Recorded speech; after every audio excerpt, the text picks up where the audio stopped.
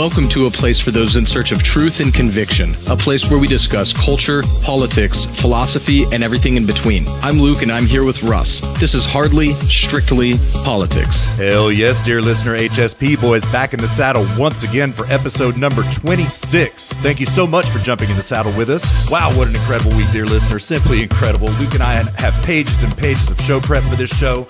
We are most definitely going to run long today, dear listeners, so let me gallop through this intro. 2 separate continents, 2 separate countries, 2 separate adult beverages, 2 separate pills, 1 white, 1 black, 2 separate Lucky 13s, adding up to 1 combined 26, 2 separate paths leading to the same inevitable conclusion. Today's trail is long, dear listener. We got to make it 26 miles before sundown, so strap in with us for a very long ride and get company.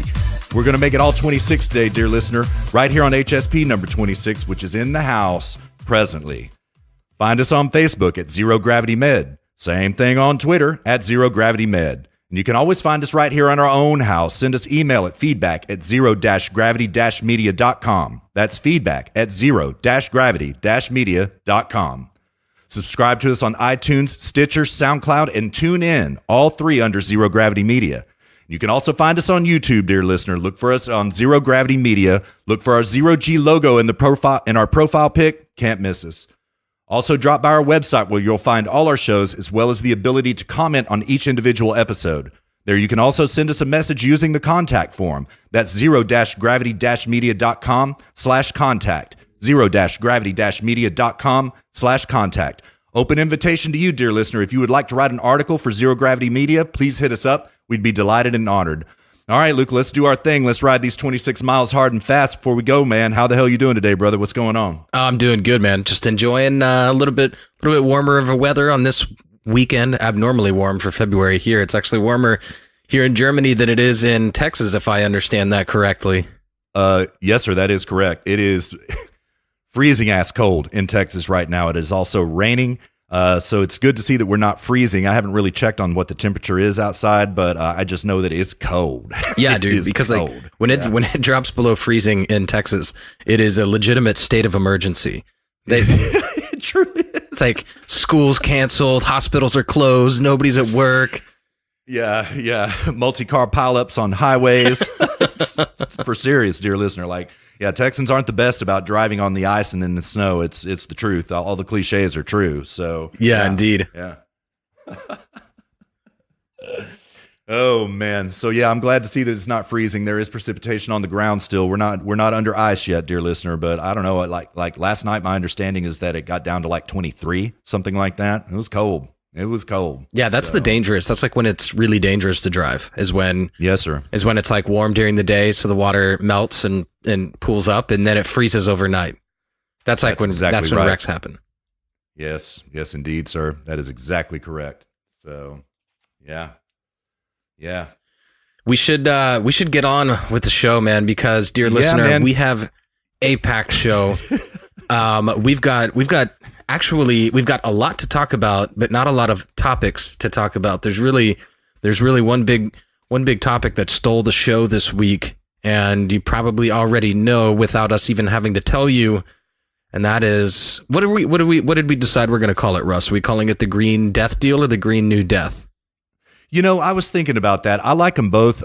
Dear listener, why don't you hit us back and let us know your thoughts? Okay, Green Death Deal or Green New Death? Let us know what you like better, and then we're going to meme that into reality. Whatever gets the most votes, we'll go that way. Yeah. So yeah. But so that's the big topic this week, dear listener, and you better be glad that this hasn't happened already in the past, because you would really be feeling that 23-degree overnight temperature without the use of fossil fuels. That is the truth. And with that, Russ, if you want, I can just cover my bots. You can hit your bots, and then we can jump into it. How about that? Yeah, that sounds perfect. Luke and I actually had a lot of identical bots this week, but we had some differences. So yeah, Luke, bring it. Let us know what's on your mind, man. Yeah. So I had a small article about Venezuela that seems to. So basically, a bunch of the European countries decided to recognize him as president as well, Guaido, and there's nothing much else to say. I mean, it seems to just be geopolitical posturing. There's no real update here. So, dear listener, we'll get back at you next week if anything changes. Otherwise, I think for now, Venezuela will probably stay in bots. Unless we decide at some point to do some sort of deep dive on Venezuela, which might be interesting, but we'll probably only do that if we don't really have anything else that's interesting to talk about that week, or if we have something open in the show prep, a slot that needs to be filled, and the likelihood of that happening is almost zero. So we'll see if we'll see if we ever hit that. I've also got in my bottom of the stack, I've got Stands with a Beer apologizes for calling herself Native American. And no surprises there.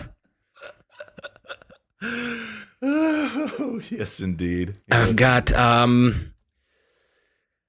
there was some sort of goings on with Reid Hoffman, who apparently had an alleged role in a false flag operation, putting DNC in the hot seat, but I don't really see the DNC being in the hot seat. I see them being all over the media for the Green New Deal. So obviously this wasn't that big of a deal. It's a Daily Caller article, and that will stay in bottom of the stack this week. Then, that's it. That's literally it for my bottom of the stack. All right, man. Very well procured. I've got Yellow Vests. Dear listener, it happened again this weekend, and it was even more violent than any week we had seen before. I saw a video on RT of a journalist getting his hand blown off. Now, it was kind of not really reported correctly. The fact of the matter is that he picked up a flashbang grenade and tried to throw it back at cops. So now we get down to the question, why are the cops using flashbang grenades against protesters? Even if it is violence, these are weapons of death and destruction. Flashbang grenades are very dangerous, dear listener. Yes, they are meant to stun, but they will kill you in a hurry or blow your hand off, is what happened to this photographer today. So, dear listener, this is starting to look really, really, really bad. It's starting to look like there is no peaceful solution here. I want to contrast this as well to Venezuela. Why is it that we're hearing so much about Venezuela, but we hear nothing in the mainstream media about the Yellow Vests? I mean, Tucker hits it every now and then. Sean Hannity might hit it every now and then, but you're not going to hear it on MSNBC at all. You're not going to hear about it on CNN at all. Why is this, right? Well, I would respectfully suggest that probably what the agenda is that the left and the blob wants us to get into war in Venezuela, and there's really no hay to be made in terms of war in France. That's just a guess. But nonetheless, I find the contrasting coverages of these two horrible situations really fascinating. Yeah, I think there's maybe something else at work here as well. I think that's probably part of it, Russ, but I think that maybe there's something else at work, which is that perhaps it's the reason that they are protesting, which is this diesel tax. It's sort of illuminates the fact that these environmentalist policies, which we will get to later, dear listener, in short order, actually, in this first segment, the Green New Deal is actually going to span the end of segment 1 and beginning of segment 2. So we'll get to this in due course. But to talk about the Yellow Vest protests is to admit the profound degree of harm that people immediately feel when they enact these environmentalist, anti-human life, environmentalist regulations and restrictions on fuel use and energy use. It doesn't take much for people to take to the streets. In this case, it was about a 10% fuel tax on diesel. And that's all it took. And that is abysmally small compared to what the left is proposing in the Green Death deal, Green New Death. So to talk about the Yellow Vest protests is to admit that these are very, very harmful policies. That's so well said. Yeah, so well said, man. Yeah, can't let that get out. Can't let, information about, protesting gas taxes get out. Can't let that. We got to slide in this new Green New Death, you know what I mean? And that's very well argued. I hadn't even thought of that. Very well said. So, yeah. Yeah, I suspect you're probably right. And, there you go. That's the lapdog leftist mainstream media for you, dear listener, on full display. You know, what is more interesting, though, is that, yes, France is a petri dish of what will happen if something like the Green New Deal passes. We're going to cover that in depth in just a little bit, dear listener. Oh, man, we're going to have to do that in 2 segments, as a matter of fact. There's so much to cover. We had to split it up into 2 segments, dear listener, because there's just too much to be said about it. So, that's top of the stack stuff. We're still on bots right now, so let me roll through these quickly. We got the Covington lawsuit. Nick Sandman, the smirking kid with the MAGA hat, is suing a lot of people. The list is really kind of long of people who are targeted in the lawsuit. We're talking about Stands with a Beer, Elizabeth Warren, Maggie Haberman, David Brooks, TMZ, CNN, the New York Times, just to name a few. I mean, the list goes on and on and on. Yeah. Alyssa Milano. And they isolated people in various industries, which I thought was interesting. It was, a handful of politicians. It was a handful of media people. It was a handful of people from Hollywood. I think even like entertainers, like musicians, if I'm not mistaken. I could be wrong on that last one, but it was interesting how they took a handful from each of these industries. I don't know. I mean, there's nothing really much to say about that other than it's just interesting that who they chose, who they're going after. Yeah. I thought the same thing, Luke. I was really fascinated by that list, and I was really fascinated by the lawyer's statement about we want to make them pay. We want to punish them, right? He's not saying, oh, well, we're just standing up for my client. My client was liable. He's like, no, this stops right now around this country, and we are going to punish you. That's fantastic. Now, that's it. It is fantastic, dude. Thank God for a rational court system. Once again, dear listener, like we said a couple of episodes back, thank God we still have recourse. Yes, it is fantastic. And, to be fair, dear listener, I think that this is a long road to hoe in terms of a lawsuit. I think the chances of winning this lawsuit in every single instance are pretty slim. But, it's about the fact that the lawsuit exists. Make these people, hold them accountable for their actions. Make them defend themselves, like what happened to Nick Sandman. You know what I mean? Yep. He had to defend himself. Yeah, not only that, but I mean, even if they don't win the lawsuit, this is still the legal fees are going to pile up on this. That's absolutely correct. So these people are still going to have to go hire lawyers. They're still going to have to go and pay for all this stuff, even if they win. Yes. And this Sandman kid, like these kids, this was a private school for people who are higher ups in companies and corporations. So there's probably a lot of money flowing into their legal fees, and this is probably not that big of a deal for them. Yeah. Yeah, that's I would say that's entirely correct. They are a well-to-do family. And, one other thing that I would point out, dear listener, the attorney, I can't remember the attorney's name. Well, it doesn't matter. That's right on the tip of my tongue. I'll remember it in a minute, dear listener, and I'll bring it back up when I finally remember it 10 minutes from now. McMurtry, I believe is what his name is. Yeah, it is McMurtry. Okay. So he produced a video that is kind of an edit of all of the camera angles that were employed on the steps of the Lincoln Memorial that day from every different perspective, and it laid out the narrative from point A to point B to point C, and it is actually a really good watch. I mean, I would take the time, the 15 minutes. It's a little bit long, but the video needs to be 15 minutes in order to cover it adequately. It's all over YouTube. I would spend the 15 minutes sometime this week and take a look at it. It's actually quite moving, when you look at the whole story and like what this kid was really doing and how these Covington kids just got attacked every which way, 7 ways to Sunday. It really, you want them to be defended. You want them to win this lawsuit. So watch the video. I highly recommend it. It's a good watch. So did you watch it, Luke? Have you seen it? No, yet? I haven't seen it, but I was just sitting here thinking we should put that on the website when we post the show. That's a great idea. Yeah, I'll track it down. I've got it somewhere. I might even have it in this. Yeah, I do. I've got the article or the video link, so I'll send it to you. So anyways, moving on, other bots, Jussie Smollett, dear listener. Okay, what did we say? We said, okay, let's back off this. Let's withhold judgment until all the facts come in. Well, some facts are coming in.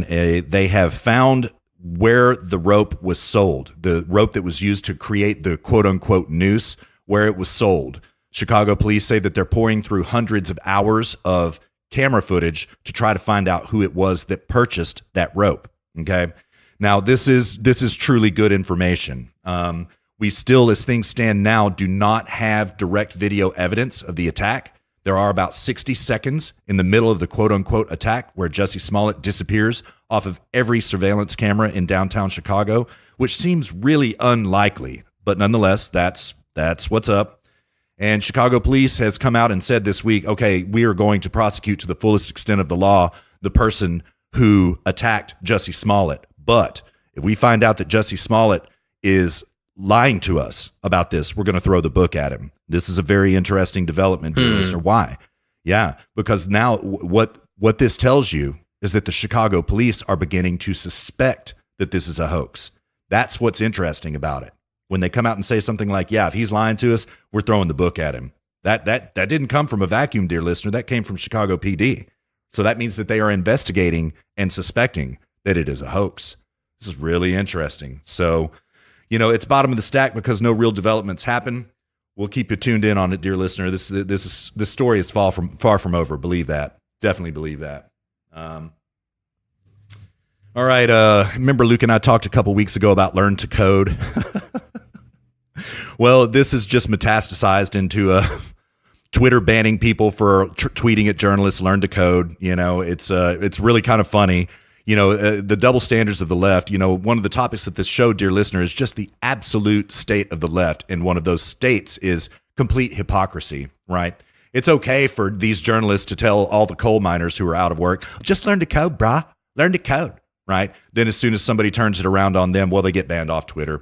The hypocrisy is really just amazing.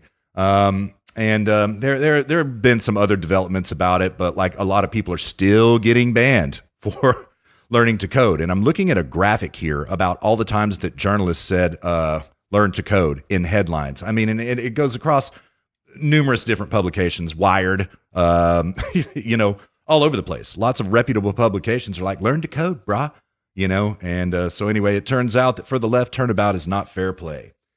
Got some updates on there are things going on this week, dear listener. 1,500-ish migrants were bussed up all the way from central Mexico up to the border right outside of Del Rio, Texas, or Eagle Pass, Texas. I'm sorry. They are there at a facility that is being paid for by Mexico. There have been some skirmishes, and there have been some people trying to bum rush the border because there is absolutely no border wall there. There is no protection whatsoever. So set your watch to it, dear listener. What is going on is these 1,500 are waiting to grow in number till more of get up to join them off the Texas border, and they are going to bum rush the border, and this is going to be a very bad situation. Next, bots. There is a lot of stuff going on with voter fraud, dear listener. Lots and lots. We talked about Texas a couple weeks ago. Now Pennsylvania has found 19,000 people voted illegally, and Virginia also has found that people are voting illegally. Illegal aliens are voting in these elections, right? They are purging these voters off of their voter rolls. And it is just goes to show you, dear listener, Russia didn't hack our election. Democrats hacked our election through illegal voting. That's what's going on. Yeah, illegal immigration itself is election hacking. That's right. That's exactly right. That is exactly right. Yes, sir. So, yeah. So don't blame Russia. Blame the Democrats. Got a story here called Lolita Epstein. Turns out that Jeffrey Epstein is being investigated, he's not being investigated. He's the pedophile, dear listener. He ran Lolita Express, that plane where he took guests frequent times down to his, what he called Orgy Island, where it's suspected that there was rampant pedophilia going on this island. We know that Bill Clinton was aboard that plane numerous times, Kevin Spacey aboard numerous times, Hillary aboard numerous times. Lots of people aboard numerous times. Trump himself was on that plane one time, but I think that it was only a domestic flight. I don't think he actually went to the island. Don't quote me on that. Well, he was handed a pretty lenient sentence of 13 months in prison. This was under Bob Mueller's watch, as he was in charge of the FBI at this point in time. There are investigations going on right now into Mueller and the entire FBI back in 2007 when this verdict was rendered about whether or not they cut him off easily and there was fraud committed. This investigation could get really interesting really quick. All right, other bottom of the stack. Karl Marx's grave was vandalized this week.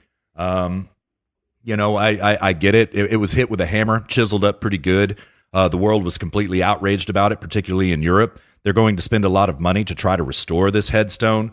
But, what do you expect? You tear down Confederate statues, turnabout kind of is fair play. Now, dear listener, Luke and I do not condone any vandalism of any property, even Karl Marx's grave. I might go urinate on it or something like that. But I'm kidding, dear listener. I wouldn't do that. But nonetheless, it's despicable behavior. But what do you think's going to happen? Got a piece here called Smearing Tulsi. Tulsi Gabbard has been getting a lot of heat lately as being accused of Russia, just like Donald Trump. It's because the Democrats don't like her. She doesn't fit with the blob agenda of the war party and the Democrat war party. And she speaks out about things like Syria and all this kind of stuff. So they're trying to dirty her up really good before she ever gets to the primaries. And they have been successful to some extent. But they got called out really hard by Glenn Greenwald, one of my favorite journalists, my favorite journalist of all time. He actually happens to be left-wing, but I love him to death because he always calls the balls and strikes and calls it like it is and never tells a lie.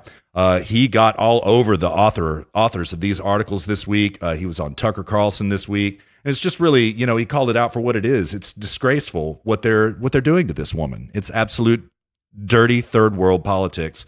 She has as much right to vote as everybody else. And Luke, quite frankly, I think she's a good candidate, man. I think, better than, what the left is, better than Spartacus, for example, for sure. You know what I mean? She, is smart, and she kind of like has this, she's arguing for a positive in the same way that Donald Trump did, in the same way that AOC is. She's arguing for a positive. So she should be allowed to run and not be accused of being a Russia plant, which is exactly what they're doing. And they're going to keep trying to do it, dear listener. They even went so far as to say, I can't remember the journalist's name. He's a famous one, but he said, Russia has a crush on Tulsi Gabbard. Disgusting, man. I mean, it really, it's okay for you leftists. Really, you can have the double standards for yourselves. But boy, if somebody on the right wing said something like, Russia has a crush on Hillary, man, you would be called to you'd be called to the ground in a hurry. So yeah, but I mean, I've looked into Tulsi Gabbard, and I'm not impressed with her. I know wasn't there like some people on the right who were kind of going on about like, oh, this is our girl or something like this, or was that, were they doing that ironically? No, they were. There were lots of people on, particularly like 4chan, kind of more of the I would call libertarian type people saying that, and it may have been a psyop to dilute support from Trump on 4chan, but there were a lot of people saying that, and not really just on 4chan. It was all over the place. It was somewhat ubiquitous. Yeah, I mean, I got interested, so I went and read about her, and I was like, what is everybody like on and about here? Yeah. I mean, she's just like the rest of them, just like the rest of the leftists. She kind of is. There are things I like about her, things I don't like about her. I don't like the way she always attacks the president. I'm kind of over it. But again, that's still just like the rest of the leftists, though. You know what I mean? Yeah, it is true. True. It's true. But unlike the leftists, she wants us out of all the wars in Syria, Lebanon, Libya, everywhere. All these places where we're at war. Yeah, Yemen.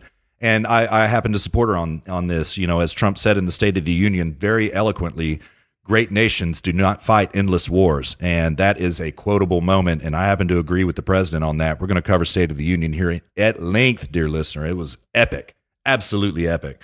That's all I got for bots, Luke. You got anything else on your bots, or did you think of something else while I was going through mine? No, that's about it. I just looked up Tulsi Gabbard. Yeah, she is for Medicare for all. She's basically, yes.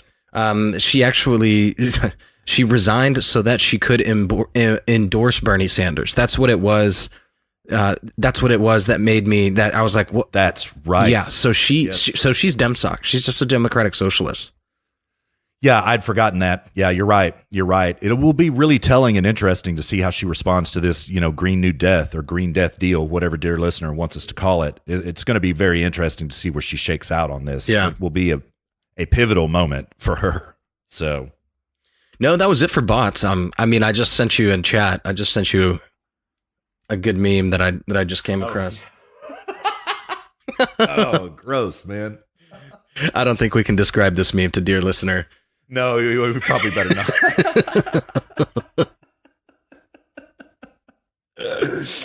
Oh, gross, man. Gross. But funny. It's funny. Yeah, dear listener, sometime you'll have to join us on the Discord server and we'll pass some of this stuff around. Maybe not memes this edgy, but yeah. But some of them. Yeah, dear listener, Luke and I can go ahead, man. I said, but some of them, yeah, we can. What were you going to say? Yeah, some of them. Well, I was just going to tell dear listener that Luke and I chat back and forth on the Discord all the time while we're recording and, just laughing about stuff. sending stuff. I actually, we have a combined show prep. Luke has his own show prep, and I have my own show prep. Well, Luke puts, memes or funny things into his show prep, and I do the same thing. And so as we go through our show prep, we just kind of put this in the chat and we save it for the show so we can send these things to each other. It's quite fun. It's quite fun. Yeah. So, yeah. Yep. So, man, speaking of fun, this Virginia disaster, dude, what do you think about this, man? Yeah, I haven't paid too much attention to it. This has just been sort of like nitty gritty.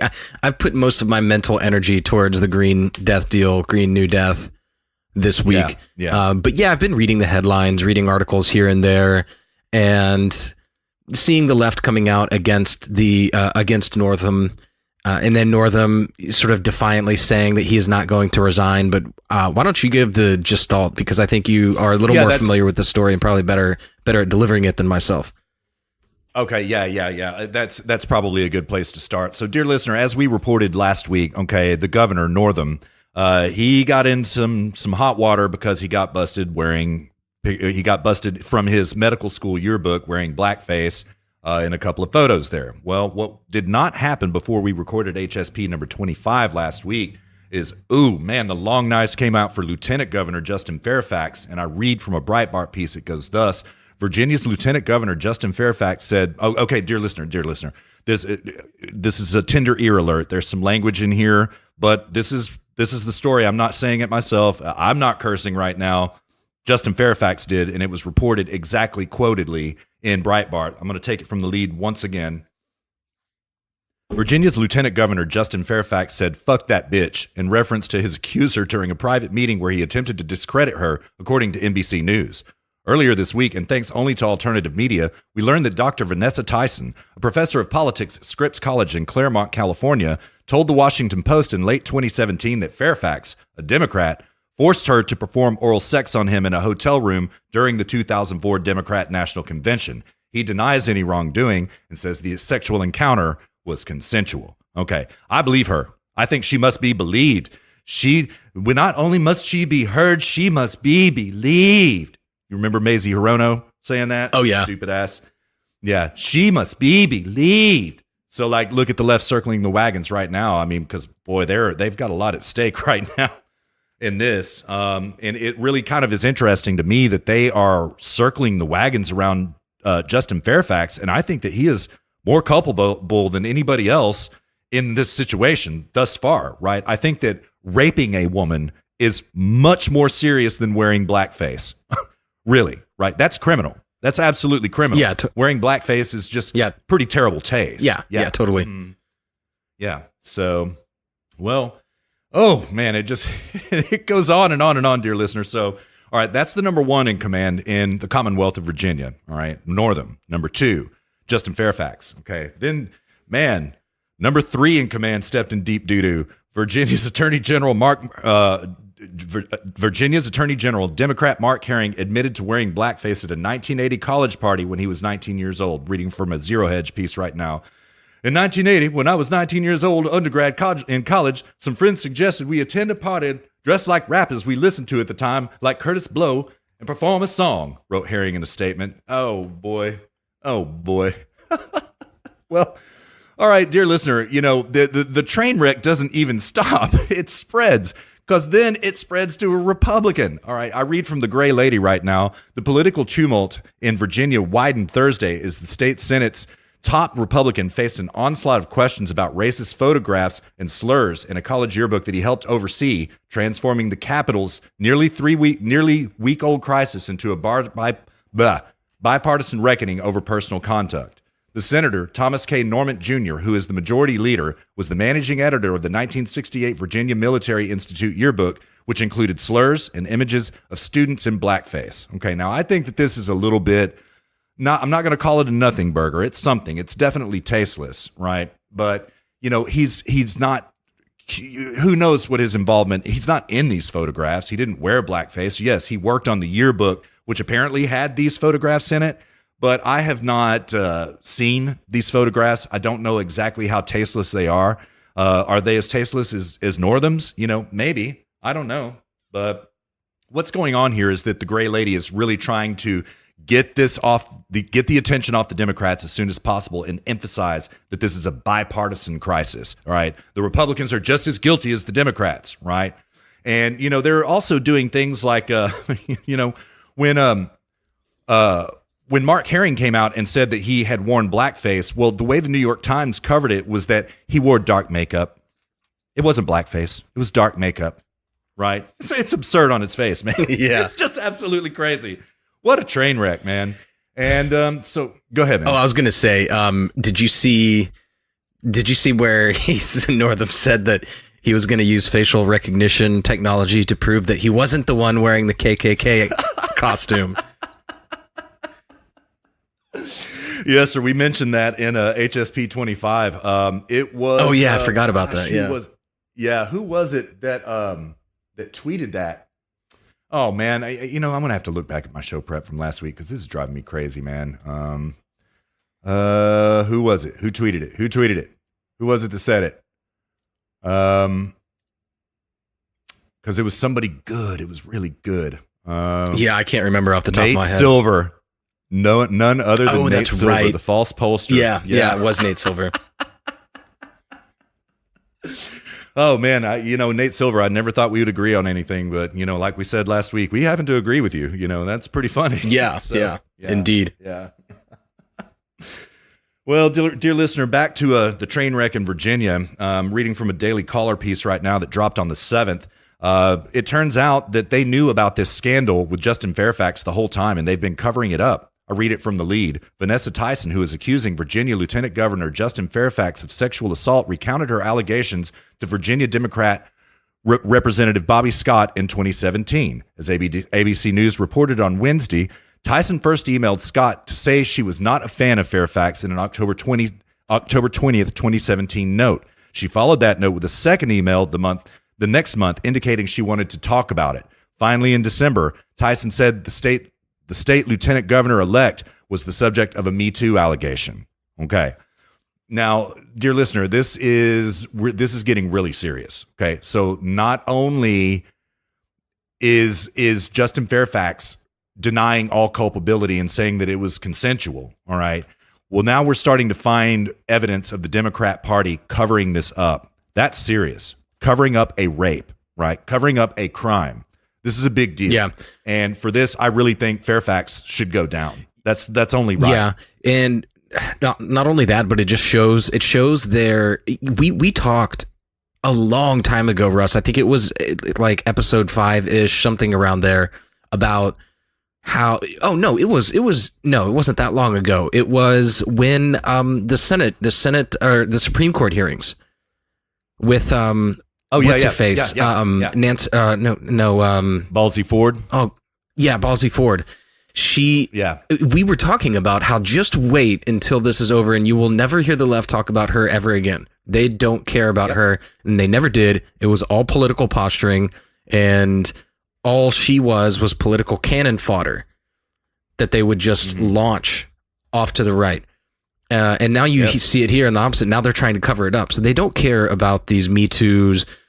They don't care about the Me Too movement. They don't care about women. They don't care about rape. They don't care about any of that. They care about whether or not serves their political interest. That's right, man. That's right. And so we are.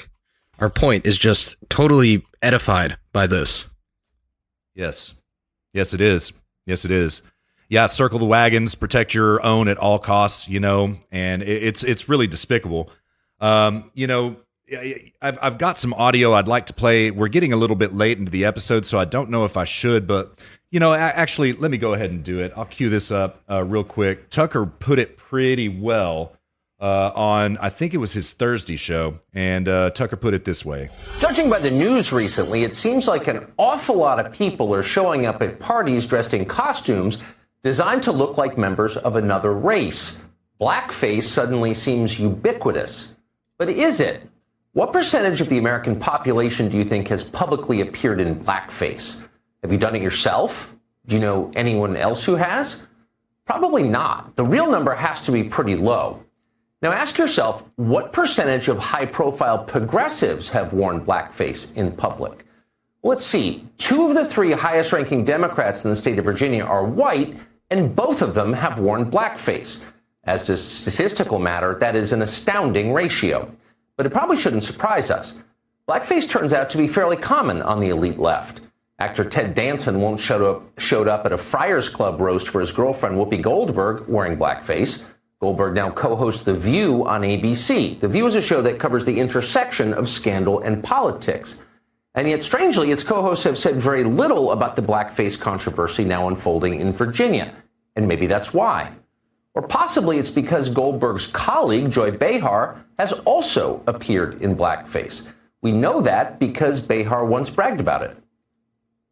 Is that you, Joy? Oh, you know this picture. Joy, is that you? That is me. My word. What year is this? Circa I what? was 29. It was a Halloween party. I went as a beautiful African woman. Oh, yes, you ain't black. But that's my hair. That's my hair. That is me. Did you have tanning lotion on, A Joy? little, I had makeup that was a little bit darker than my skin. All right. So anyway, Tucker goes on about it. He makes some pretty good hay of it, dear listener, but it really is just what it is on its face. Exactly that. It's double standards from the left. It's ridiculous. Yeah. It's absolutely ridiculous. So, absolute implosion of the left. But I mean, he makes a point, and he goes on to list numerous other people that have worn blackface, dear listener. Sarah Silverman, Jimmy Kimmel. I mean, many, many, many people on the left do this, and they're allowed to get away with it, right? People on the right, you do that. I mean, Bill and Hillary, I can't believe Tucker didn't mention this one. There's that photo you remember in the Great Meme War, Yep. Luke. Yeah, of Bill and Hillary in blackface. You know what I mean? Yeah. Cool in the gang. It's all good. If they do it, you do that on the right, man, you're gonna pay some consequences, dear listener. Indeed. So yeah. So but anyways, so, this is pretty much just what it is, dear listener. This is the state of the left. I mean, what's going to happen? I think they're going to get away with it. I think that nobody is going to resign. I really expected that Northam would have to resign by this point, but he's just going to sit there and let people make fun of him and ride out the storm, and hopefully everybody will forget. He'll get a break in the media. They'll go, back to Russia, and he's just going to try to ride his political fortunes this way. So I imagine that's what's going to happen, Luke. I mean, what do you think? I think they're just going to get away with it. They always do. Yeah, totally. Yeah. I don't see anything. I see absolutely nothing coming from this. Yeah, it's frustrating, man. It's really frustrating. So, but we will see. Time will tell. The story is far from over. I'll tell you that, dear listener. That is one thing we can guarantee. That's going to go on and on and on and on. But what I find really interesting about what's happening with this, dear listener, is that the left always never lets a crisis go to waste. Never. And they are doing something very clever right now, and that is this, okay? Even Tucker himself has bought into the frame of the left here, and I don't mean that critically, Tucker. I'm not getting on you about this. But he's talking about this in terms of blackface, right? All of these people in Virginia that wear blackface, all these people in Hollywood that wear blackface, okay? Well, this is what the left wants people on the right to talk about, and this is why. Because Governor Northam, on Wednesday, before the whole blackface scandal broke out, really stepped in it on this abortion issue, talking about the murder of a child outside of the womb, and this did not poll well for Democrats whatsoever, right? It went very badly. It backfired on them. So they're doing anything to kick up more dust right now to keep from talking about how badly they stepped in it on this abortion issue, right? Now, I want to give the president a lot of credit. I got a little bit more audio to play. This is from the State of the Union address. And the reason I want to play this is because the president did correctly frame what this issue is truly about. It goes thus. There could be no greater contrast to the beautiful image of a mother holding her infant child than the chilling displays our nation saw in recent days. Lawmakers in New York cheered with delight upon the passage of legislation that would allow a baby to be ripped from the mother's womb moments from birth. These are living, feeling, beautiful babies who will never get the chance to share their love and their dreams with the world. And he goes on about it, dear listener, but we'll just go ahead and leave it there. I appreciate that very much, Mr. President. Thank you for framing this political issue as it truly should be framed, right? We must hold the left accountable, dear listener, hold them to their own standards and make them pay for their standards. We're going to get to a lot of that when we get to this green new death here in a little bit. So that's about all I've got on Virginia, Luke. Other than this, I think it is interesting, dear listener, because it's really black pilling about things like the left is going to get away with it and blah, blah, blah, blah. Yes, it's black pilling. Okay.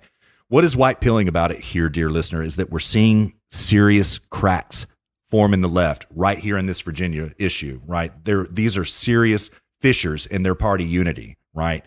We'll see how this develops. It's far from over, but the ruptures I predict in the Democrat Party are going to be permanent after this, and plenty of other things we're going to get to, dear listeners. Yeah. It's kind of glorious to behold. Yeah, I mean, I agree. I think that we'll see some fissures in the Democratic Party, but I think it will correspond more to the ideological fissures and not the scandal fissures. I couldn't agree more. Yes, sir. Yes, that's the big Mama Jama right there, Yeah. dude. Yes. Yes, that's the big one. So, yes, sir.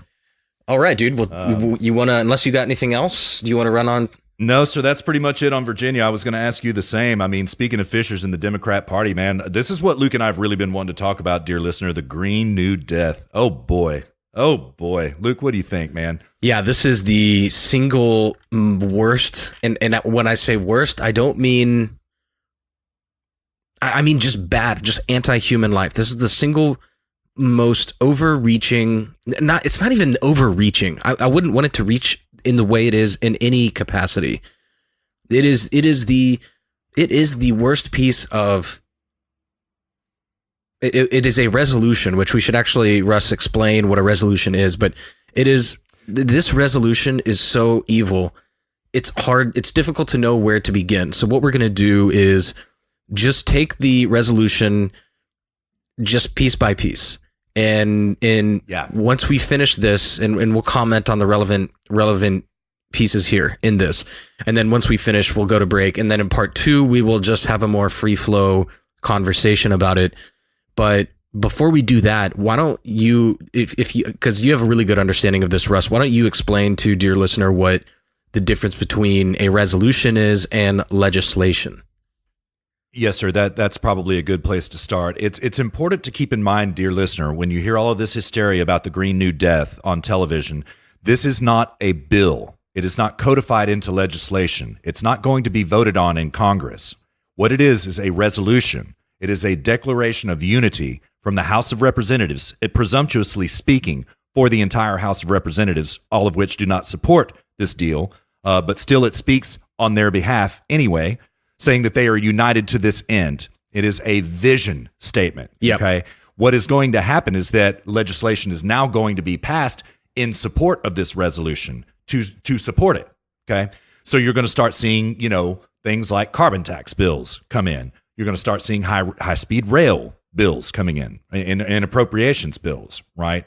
So this is kind of a guiding light, a shining star, the direction to which the left is walking right now. But it is not a bill. It's important to keep in mind. And this is very well done by the Democrats, if I may say, Luke, because were it a bill, there's no way that this is passing the Senate whatsoever. Yeah.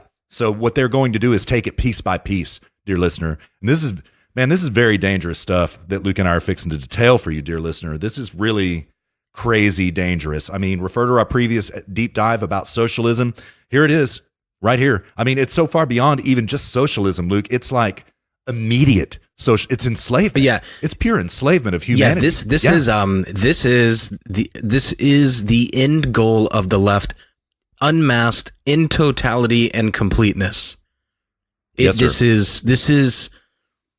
This isn't even democratic socialism. This is full on environmental totalitarianism, with inside of it packaged straight up socialism, just pure socialism. Yes.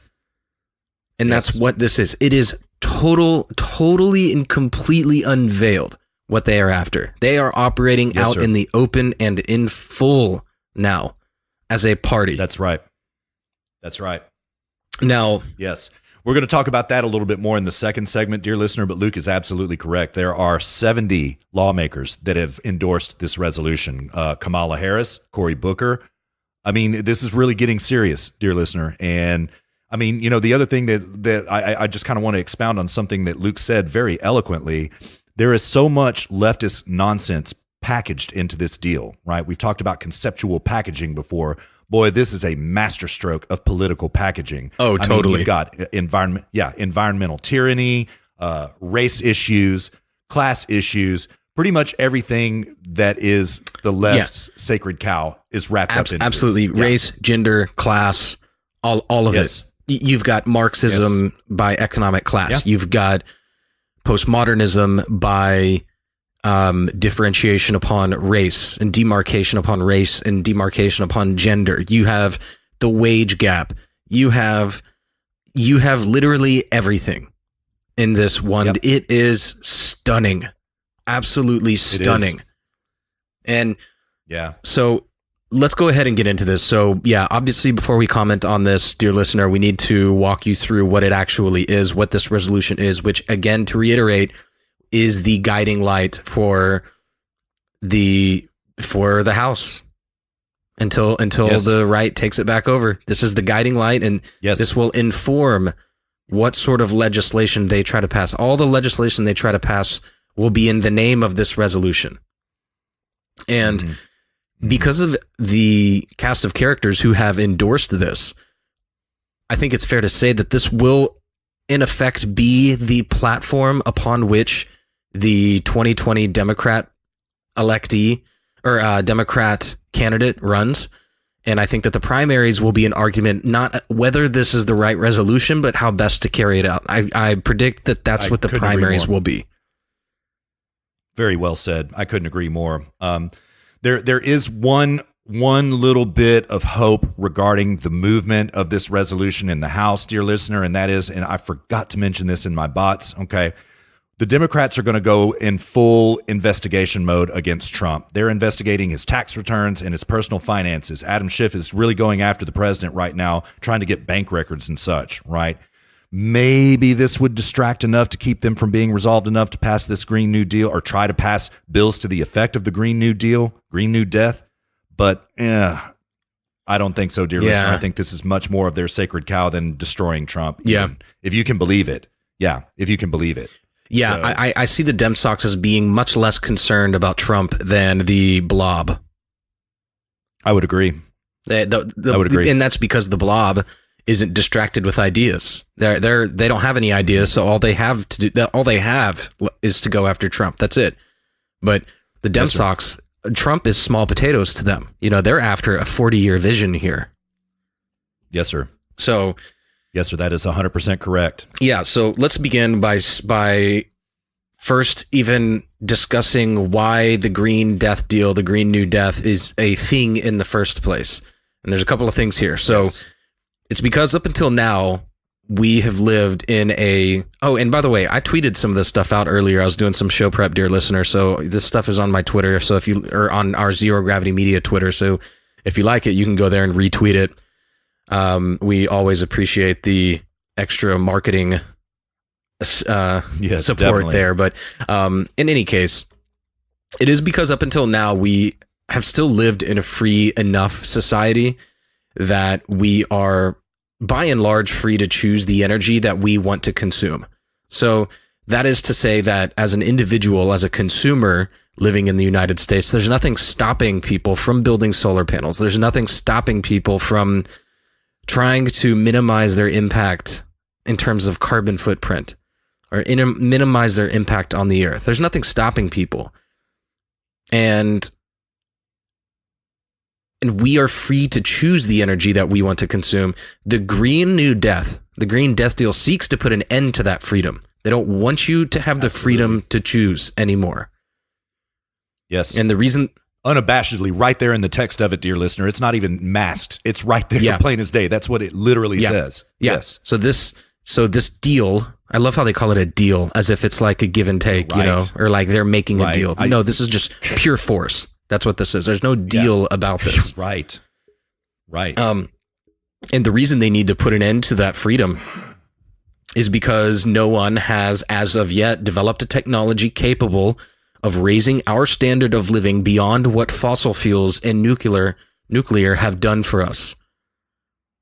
There's just nothing out there. Mm-hmm. If there were, we'd be using that.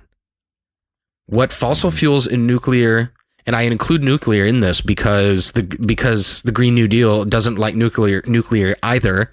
They wouldn't allow nuclear, and that's because they think that nuclear waste is a problem. It's not. We know how to deal with it. That's just not a problem at all. Much of France's energy comes from nuclear, actually, and it also is entirely CO2 free. So, I mean, the fact that they are against nuclear is really telling that this is not about CO2. This is about minimizing impact as such. So it is not anti-CO2 in the atmosphere. It is anti-human life. They just do not think that we should be impacting the earth in the way that we are as human beings. So, getting back to my point. So, in other words, renewables are an objectively inferior technology. By renewables, I mean solar and wind. They are an objectively inferior technology, as is demonstrated by our freedom to choose. And that means freedom, that implies freedom to choose amidst a free society.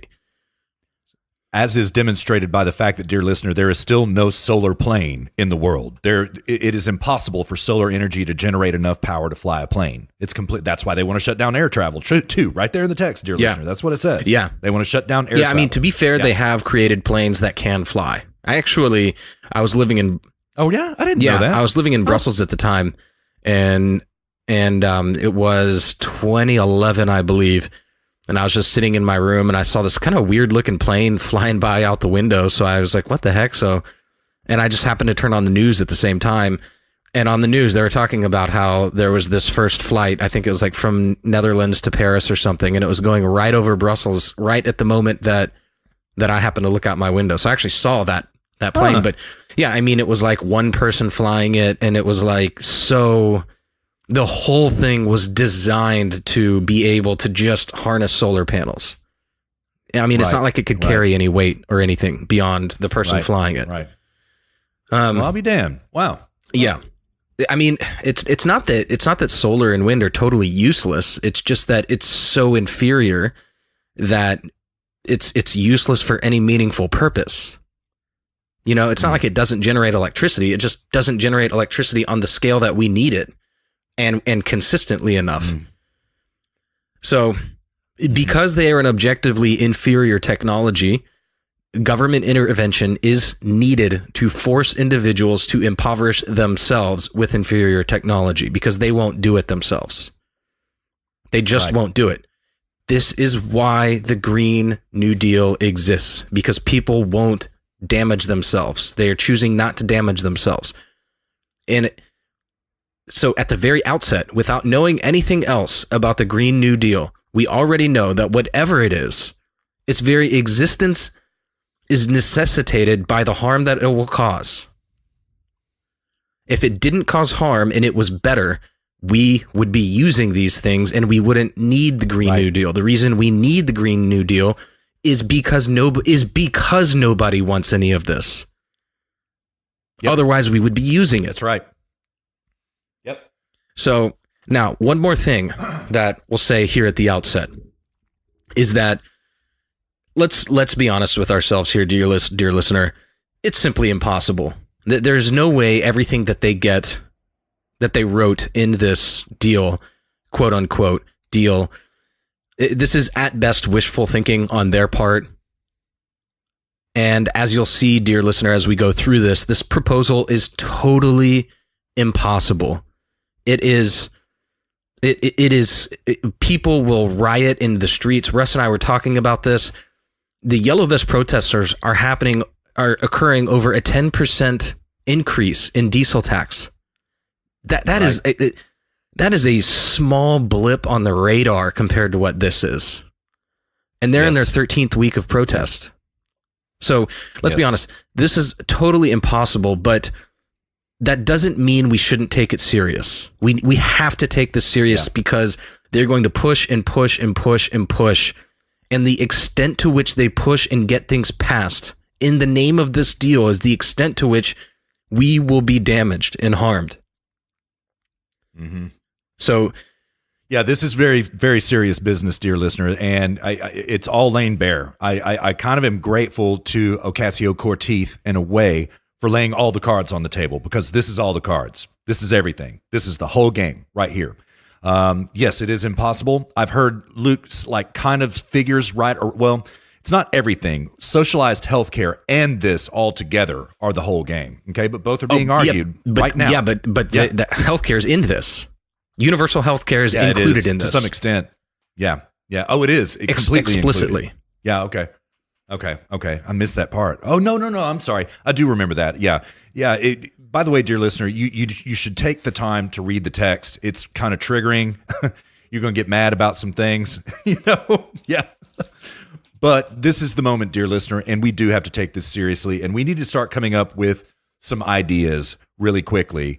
Ridiculing it is fine because it's ridiculous, right? I've heard, Luke, conservative estimates about how much this is going to cost. Take a guess, bro. You got a guess? I would say, I think I heard 40 trillion, if I'm not mistaken, but I think that's not even close. I think it's way more than that. Yeah, 80 trill. Starting at 80 trill is what we're talking about. Yeah, 4 times the national debt right now just to do this stupid resolution, right? Oh, man. So, yes, it's impossible, right? But, dear listener, you're going to be talking about this till the day you die. Yeah. I'm sorry to put it so crudely, but you're going to be talking about this for the rest of your life. You're going to be fighting this, and we need to start getting ready for this fight because they just brought it to us in a pretty serious way. Now, the week is going great, dear listener. We had a fantastic week this week. Everything is great. There are white pills about this Green New Deal. We're going to get to that a little bit in segment 2. But, dear listener, do not underestimate the force of the ideas of this resolution. This is serious business. Then really quickly, I want to qualify what we mean when we say it's impossible. A failed argument of the right is when they talk about it's not economically possible. That is a failure of an argument. Because that is to say, yes, morally speaking, because remember, to Ocasio-Cortez, to her, this is all a moral battle that they are waging here. Right. This is in the realm of morality. So when you say it's not economically feasible, what you're doing is buying into the frame, and you're saying, no, I agree with it. It's just, I don't think we can afford it. How are we going to pay for it? Exactly right. If that is your arguing point, you just lost. You just lost the argument. And you can see Ocasio-Cortez just dealing with this. It's like she's swatting these arguments off like they're just annoying little flies, because she goes, and as she should, she just goes, well, I don't know how we're going to pay for it. How did we pay for the war in Iraq? How do we pay for the military? How do we pay for all these other things that we spend trillions of dollars on? Well, to be fair, she did say simple. We're going to tax the rich and print the currency. Well, but I mean that's the same. That's in the same category, and I have heard her cite this too. Yeah, but she ends it always by saying, how do we pay for these things? We pay for lots of things that are really expensive. We pay for it by taxing the rich and printing the currency, and that's it. Yeah. So and indebting ourselves and taking on debt, increasing taxes, and inflating the currency. Which is like the perfect storm for economic collapse. Absolutely it is. That's what this is about, really, Luke. It's about bringing the United States to its knees. Explicitly. Yeah, and on top of that, the only thing that can help fight against those things, taking on debt, increasing taxes, and inflating your currency, the only way you can fight against that is by propping up the economy through loosening regulations so that businesses are this is for example how Europe, these darling child democratic socialist countries, this is how they pay for. I mean, they have a hard time paying for it. Sweden couldn't. They collapsed in the 90s, but Denmark, the way they pay for a lot of it is they are at least very practical in their understanding that, okay, if we're going to have all this stuff, then we need to loosen regulations and we need to allow the private sector to flourish. This bill is a proposition to completely destroy the private sector. So you could not write a better script for an economic collapse than this. This is absolutely correct. Yes. So, and before we drift too far, Luke, there's one thing that I kind of want to edify something that Luke said, dear listener, because it's very important. These people are so fervent about this. They truly are. They truly believe this nonsense, and to them, this is a moral imperative, right? And if you are not for this, you are the problem. Yeah. You are evil. You are a legitimately bad person. You're a bad human being if you disagree with this. Right. We are going to have to flip the morality of this back on them, dear listener. That is the only way we're going to win this argument, and that is to call it for what it is, which is pure evil. So start thinking in your heads when you argue this, how do I win the moral argument, right? Rush has been saying the same thing that Luke just said. He was like, I think that saying that we can't afford it anymore, I don't think that that argument works anymore. He's right? We're going to have to take the moral high ground on this issue for the rest of our lives. So anytime you have this conversation with somebody, you get into a debate, you're talking to your families at the Christmas table or whatever, somebody starts spewing this nonsense in favor of the Green New Deal, beat them at the moral argument. It is absolutely imperative. This is it, dear listener. This is the line in the sand. And we have to win the moral argument. And you can't, when you say the moral argument, and you can't just say because this is evil. You have to assert some sort of positive. The way you win a moral argument is you say to them, so you believe that 340 million people should be forced to do something without concern for whether or not they want to do it.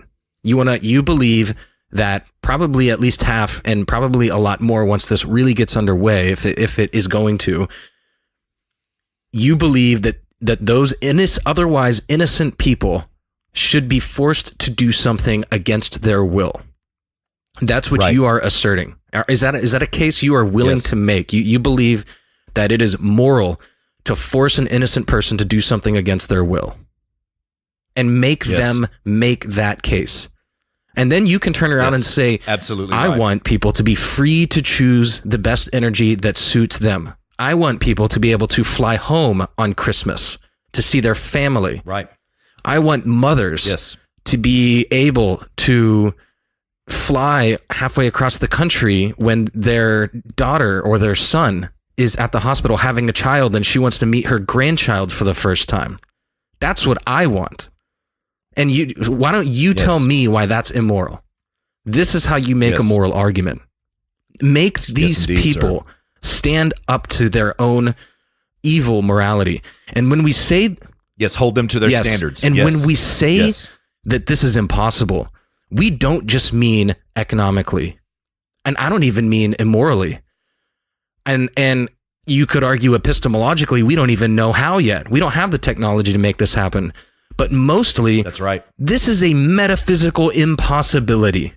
This country will collapse, and there is absolutely no metaphysically possible way in which this can be carried out, because the country will collapse and become destroyed before this can be carried out in full. It is a metaphysical impossibility. The question here is, how far down this path of destruction are we going to allow ourselves to go before we turn around? That is the only question here. Yes. Dear listener, very well said, brother. I couldn't agree more. Dear listener, I would also think, just in terms of argumentation, like Luke and I are just kind of throwing things out there. Luke just gave you a good one, right? Form it to yourself, make it your own words, and make these arguments this way. I think another credible argument morally that we could throw out there right now is, you shut down the U.S. like this within 10 years. This is what they want, dear listener. We want to spend $80 trillion in 10 years to end all fossil fuel consumption right now, to end cow farts. It literally says that in the Green New Deal. Stop cow farts right now, okay? In 10 years, right? You take the United States down like this, think of all the countries to whom we give aid. You take the United States down like that, you make it impossible for us to burn fossil fuels anymore. Africa's dead in 2 weeks. I can promise you that, and I can prove it. You want Africa to die? We support them, dear listener. As rich as Africa truly is in terms of resources, we still feed them. We give them medicine. How does that medicine and how does that food get over there? By fossil fuels, right? You stop this, they are dead. Think of all the other disaster relief that we support. Anytime there's a disaster in the world, like Haiti, for example, who's there first? The United States is, right? That all comes to an end, dear listener. We not only will we not be able to afford it, we won't have the means to get aid to anybody anywhere in the world. There will be no means to do it. So I would think in terms of making arguments like this as well. We are a benevolent country. We help people out. This Green New Death assures that we can't do that anymore. Quite literally. Quite literally. Yeah. And so really, do you want the whole world to come down with us? You want to take the United States down so bad you want to take the whole world down with us? Start making arguments like this. Start thinking like this. So yeah, maybe we'll get into some more of that in segment 2, but let's jump into this, the actual text. So this, what I have in front of me, you can find on, oh gosh, I didn't put the link in my show prep and I should have, but it's on. It's somewhat ubiquitous. Yeah, you can find the text just about anywhere, dear listener. It's out there. It's on Scribd. Or is it Scribd or Scribe? It's Scribed, but no, but this Scribed, is on like the official government website. I have like the actual draft, the draft proposal.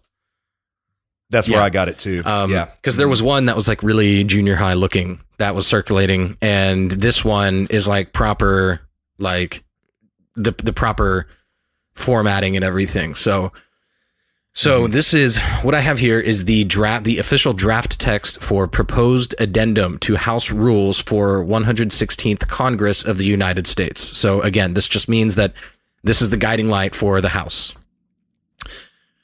For the 116th Congress. So what they are proposing is to establish a select committee for a Green New Deal. And the select committee shall be composed, I'm quoting here, shall be composed of 15 members appointed by the Speaker, of whom 6 may be appointed on the recommendation of the minority leader. The Speaker shall designate 1 member of the select committee as its chair. A vacancy in the membership of the select committee shall be filled in the same manner of the original appointment. Okay. So moving on. This is now in the jurisdiction functions section, legislative jurisdiction. I'm not going to read all of this. In fact, I'm going to read a little bit, and then I'm just going to jump straight down to what this deal, quote unquote, actually is. So the select committee shall have the authority to develop a detailed national industrial economic mobilization plan, hereafter in this section referred to as the quote plan for a new deal, end quote, or the quote plan for the transition of the United States economy to become greenhouse gas emissions neutral and to significantly draw down greenhouse gases from the atmosphere and oceans to promote economic and environmental justice and equality. So the reason I started out with that was just to point out that this is just sweeping. It's everything. It's every aspect. It touches every aspect of your life. It touches every sector. Energy is Alex Epstein calls it the food of food. It is the industry that powers all other industries. So when you're talking about energy, you are necessarily talking about everything. And they go in to talk about National Industrial Economic Mobilization Plan. So this is a complete mobilization of all that you know if you are a United States citizen. Moving on. Yes. So this is the scope of the plan. This is section 6, the scope of the plan for a Green New Deal and the draft legislation. So this, they have a target window of 10 years. And so we'll start listing them off. Here we go, Russ. So number 1. Yeah. There's a few I'm not going to read, but these first 7, there's the plan for a Green New Deal shall be developed and with a 10-year blah, blah, blah. And then there's that's section A, which this is really much more about energy specifically. And then there's another section B, which is really where the fun begins. This is where they get into poverty and race and class and all this other stuff. So we'll start with section A. Number 1, dramatically expand existing renewable power sources and deploy new production capacity with the goal of meeting 100% of national power demand through renewable resources. So, impossible. Again, impossible. That can't happen. Think about what that would require. That would require all of our factories switching over and getting their energy demand through renewable resources. Like, newsflash, the machines in those factories use oil to even operate. You have to oil them just to even operate them. And moreover, most of the materials that most of the factories are making are themselves oil-based products. So it's a non-starter. You don't even need the factories anymore because what they're producing is oil-based products. So basically, destroy the manufacturing industry. Wipe it largely out of existence until people start developing other things, and who knows how long that'll take. Did you have anything on that one, Russ? No. I think we kind of need to zoom through some of the bigger parts of the Green New Deal, though. I mean, it's too long for us to read in its entirety, dear listener, and it's kind of really somewhat tedious in its text, to be perfectly honest. Yeah, we're not going to do the frequently asked questions. I've only got I've got a few of these that I want to hit, Russ, but. Yeah, I've got a couple I want to hit too. I bet that we probably have a lot of overlapping ones too.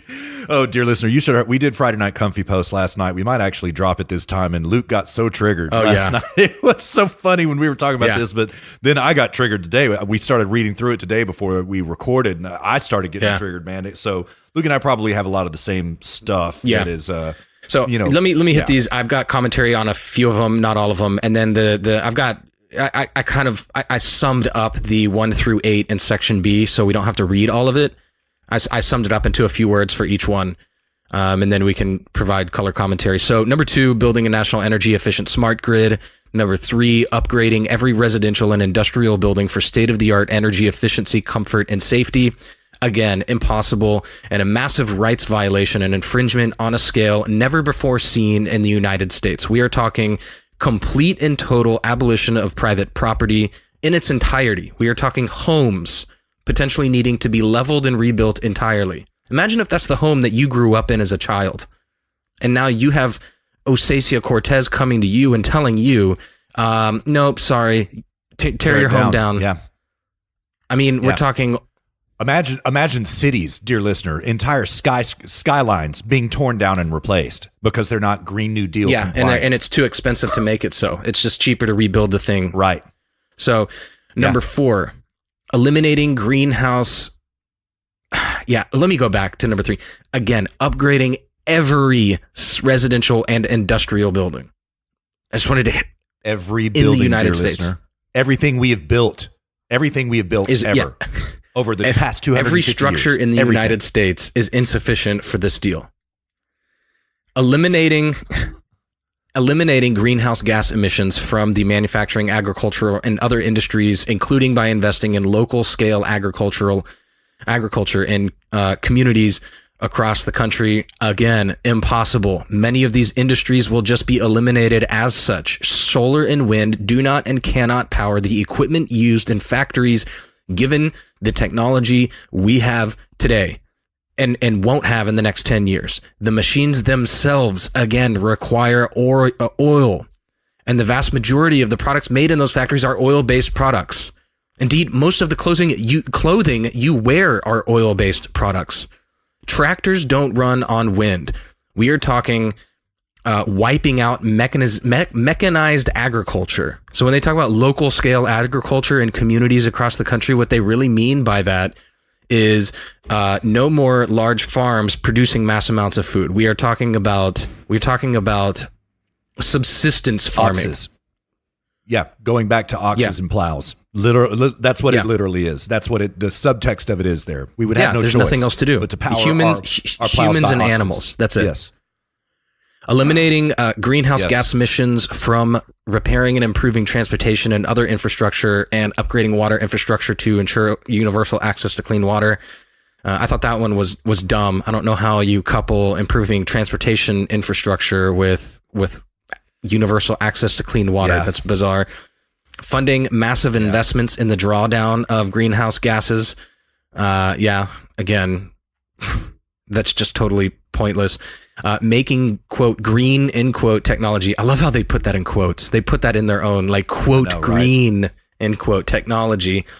Making green technology industry experience products and services a major export of the United States with the aim of becoming the undisputed international leader in helping other countries transition to completely greenhouse gas neutral economies and bringing about a global New Deal. So where's the moral imperative here to give it to them for free? Here's what's really happening here. Americans are going to have their wealth taken from them by force to fund all of this, and then businesses are going to export it. Now, Russ, I don't smell corruption in that money flow at all. Oh no, absolutely not. These people are virtuous. They're moral. They're winning this moral argument. Of course, they would never do that. No. Of course. All right. Well, give us everything. Just trust us. Yeah. Trust us. All right. Now, moving on to section B, dear listener, this is where the fun really begins. If that wasn't enough for you, this is really what I want to do. Yeah, this is what I really. I mean, if attacking your ability to consume energy and the entirety of all of your private property wasn't enough, let's double down and go after your way of life as well, and you as a human being. Yeah.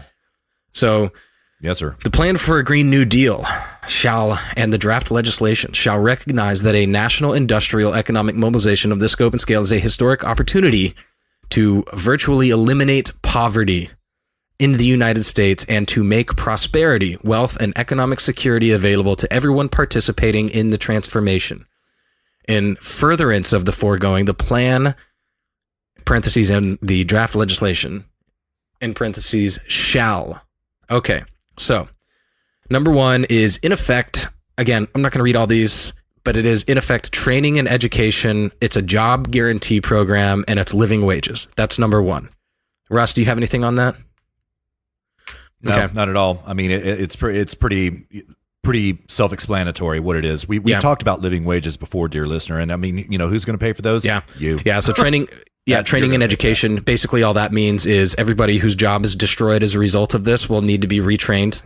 The there's more than 2 million individuals working in the very virtuous and moral fossil fuels industry who they're not going to have a job anymore, so they'll need to be trained because they're all going to have to find new jobs. Their skill set will be rendered not useful as a result of this. Absolutely useless. So. Yeah.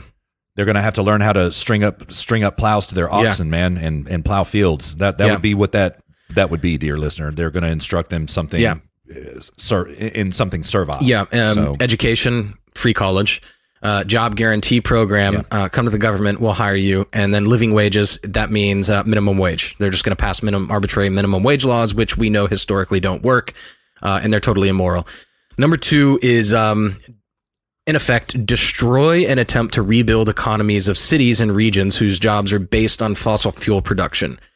So this will include nullifying the job training and skill set that these individuals have built, again, who work in the oil industry. And guess what? These people might actually like their jobs. Ocasio-Cortez, who are you to destroy their job? Who are you to tell them that they shouldn't be able to go to their job tomorrow? Maybe they like their job. Maybe they have friends there. Maybe it's a way of life for them. Maybe it's their community. You are out to destroy that entirely.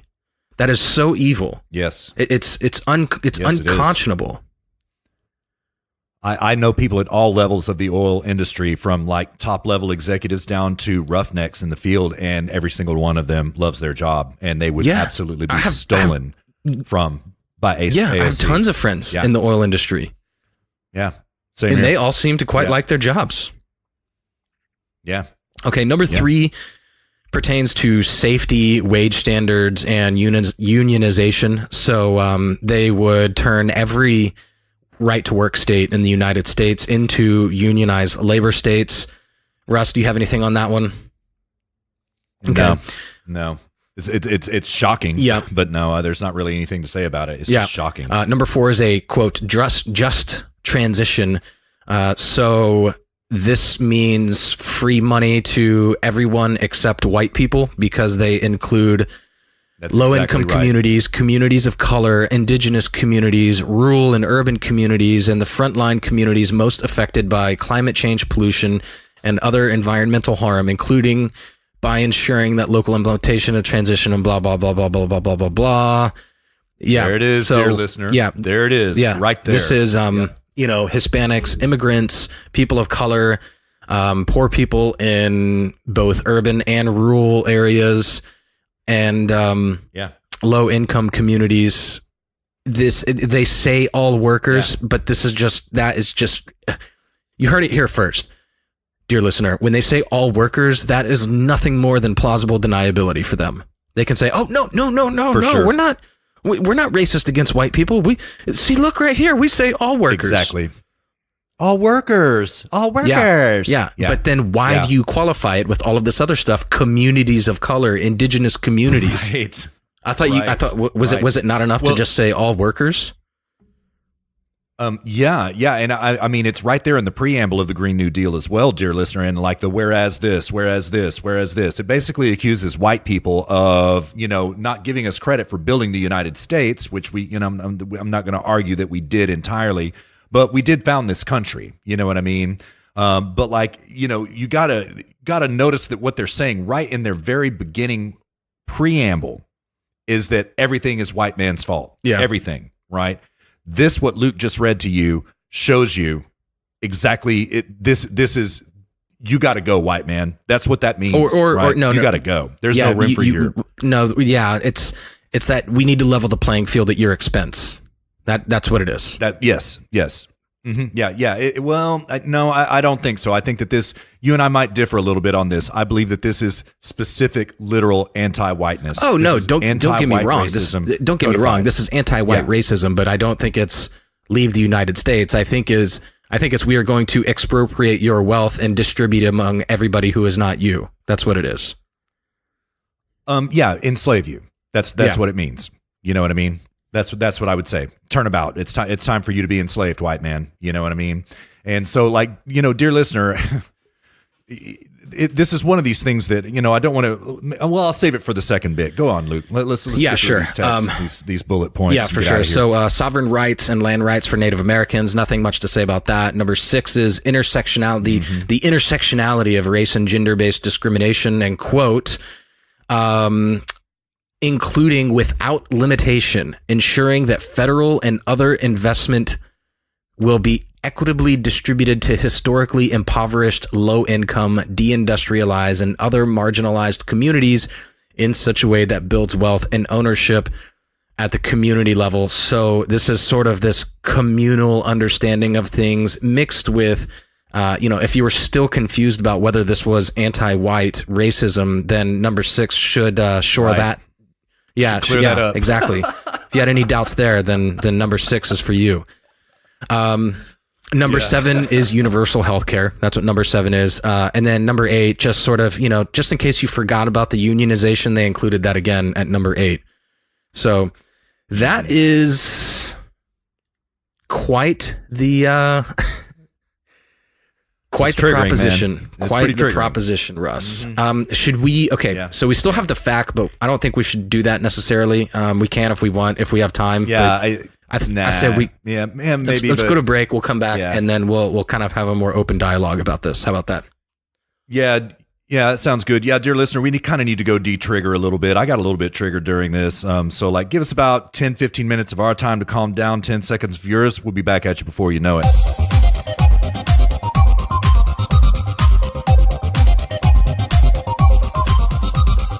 All right, dear listener, welcome back to HSP 26. Luke and Russ in the house. 26. Bringing the heat to you. 26. Bringing the heat to you on Green Death Deal, Green New Death. We are taking this apart piece by piece. Now, we aren't jumping into all of the little environmental arguments. Is climate change human caused? If so, to what extent? The real question nobody's asking is it worth it? I would like to leave that to others to address. I can't think of a better resource on that than a guy who founded the Center for Industrial Progress, Alex Epstein. He's got YouTube videos. He has a podcast. If you're looking for that kind of an understanding of climate change and climate science, I would highly recommend you go listen to his stuff. So we won't address that too much here. But yeah, I second that, by the way. Alex Epstein is absolutely brilliant. He's a soldier on this more than anybody else. And he's got a book called The Moral Case for Fossil Fuels. Can't recommend that enough as well. Now, we covered at the end of segment 1, we covered what the bill actually is. So now we're going to just kind of jump into just a handful of ideas that Russ and I have collected. I'm going to pass it off to you, Russ. So what do you got? Okay. I have actually quite a few, and some of them I'm going to save for the end because, dear listener, the point that we emphasized in the first segment when we covered about this, when we covered the Green Death deal, is that this is very black pilling, and this is very serious, and this is also for all the marbles. All the cards are on the table right now, and they are in perpetuity. This argument is not going to be going anywhere for any of our lifetimes. Yeah, the rest of our lives, we're going to be talking about if this. These arguments go away, if these not arguments, but if these goals go away, it means the left itself went away. You can't have one without the other. Yeah, that's right. That's right. At this point, so yeah, that's absolutely correct. But in the political landscape, dear listener, there are some things to be kind of white-pilled about, okay? And this is one thing that Luke and I also referred to in segment 1, and I want to talk about a little bit about right now, is we are really seeing some fissures develop on the left about this issue, about the Green Death deal, okay?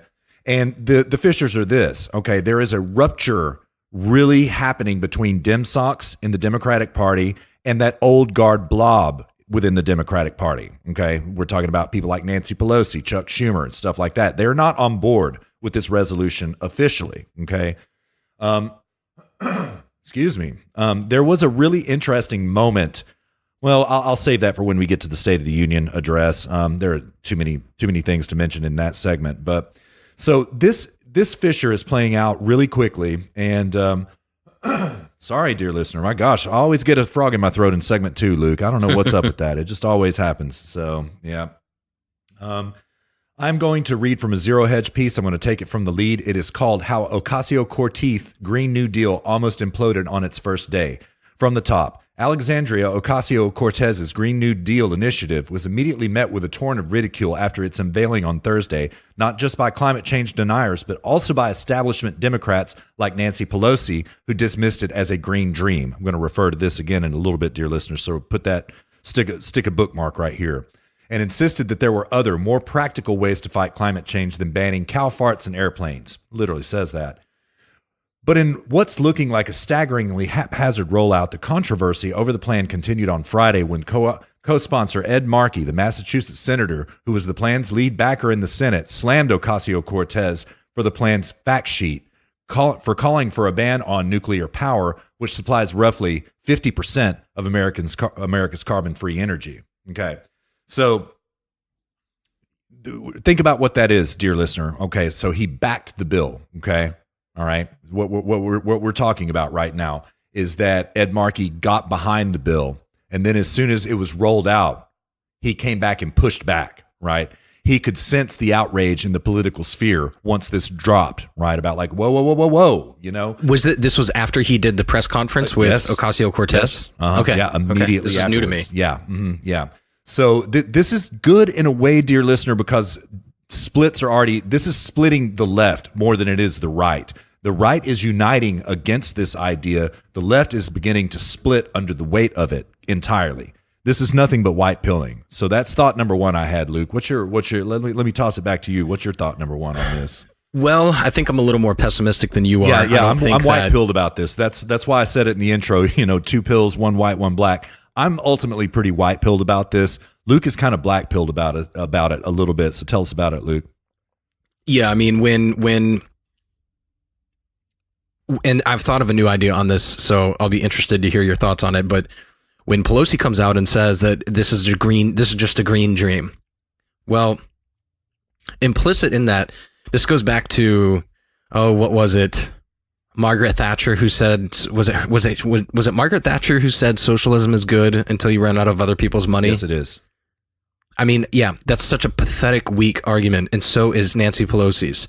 It's an implicit agreement. They're just in total agreement with the goal, with the idea of it. Is that the idea of it's great? No, I'm on board. The idea is great. I just think that it's a little unrealistic, or it's a step too far in Nancy Pelosi's case. Mm-hmm. In Margaret Thatcher's case, it was, we can't afford it. How are we going to pay for it? Mm-hmm. She had no problem with taking other people's money. I mean, that's the principled issue here. Is it right to take other people's money? Her main problem was that, well, we're going to run out of it at some point. Yeah. and Nancy Pelosi's making the same mistake here. Well, it's just a green dream. And we talked about this on Friday Night Comfy Post last night, Russ, is that, what's Ocasio-Cortez's response to that? Yeah, it is a green dream. I accept that argument. Yep, she sure did. She literally said that. Yeah.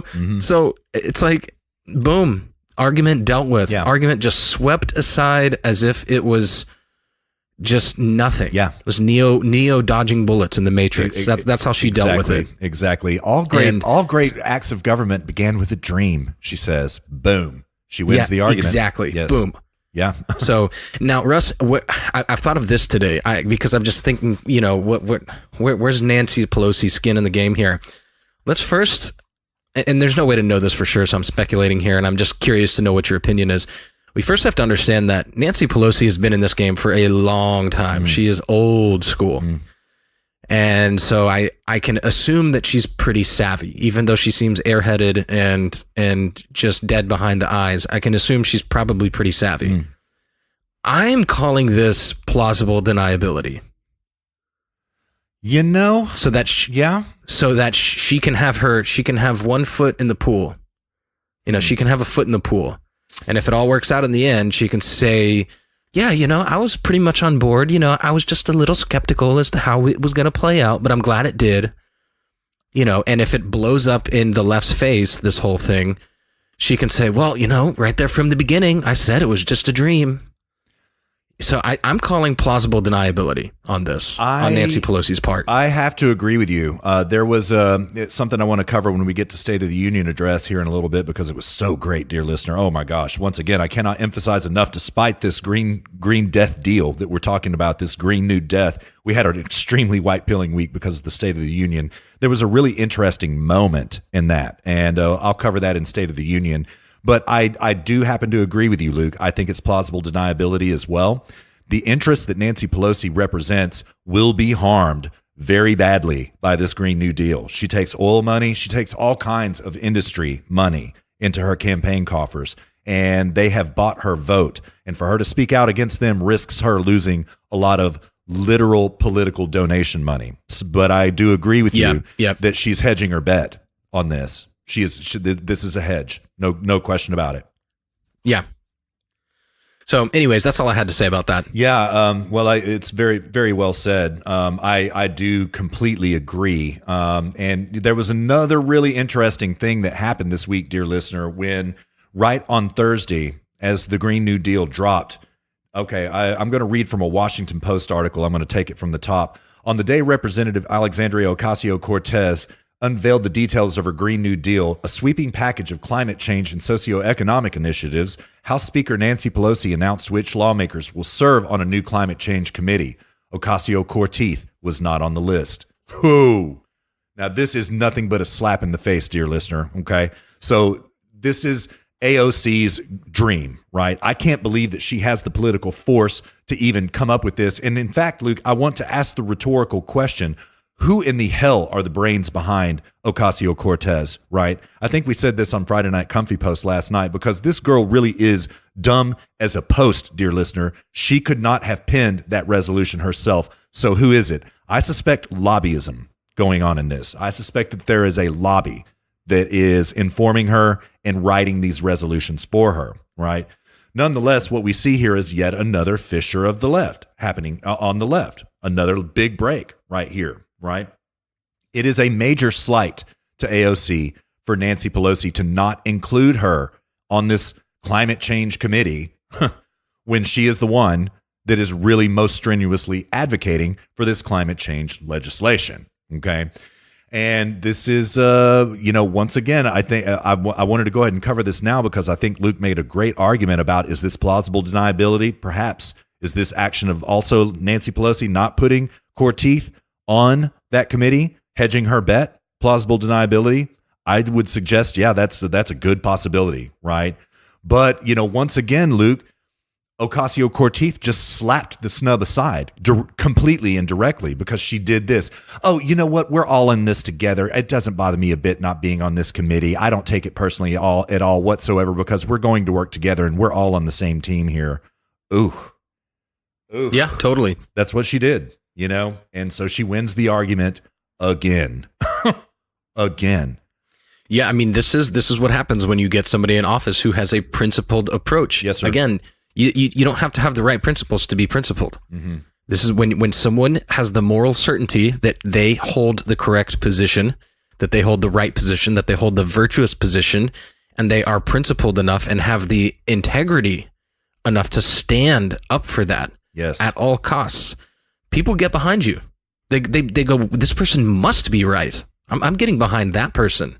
I don't want to get behind somebody that's kind of, I'm kind of for that. No, they want to be behind somebody who is all in. That's inspirational, and that's what Ocasio-Cortez is bringing to the table here. Yes, sir. Yes, sir. And this is why people are getting behind her. That's correct. Unfortunately, very correct.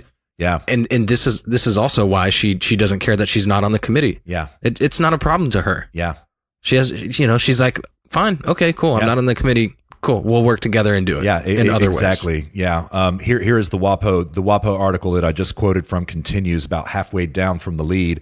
Was Ocasio-Cortez slighted, put in her place by the speaker, or did she want to work on the defining issue outside of the confines of the committee?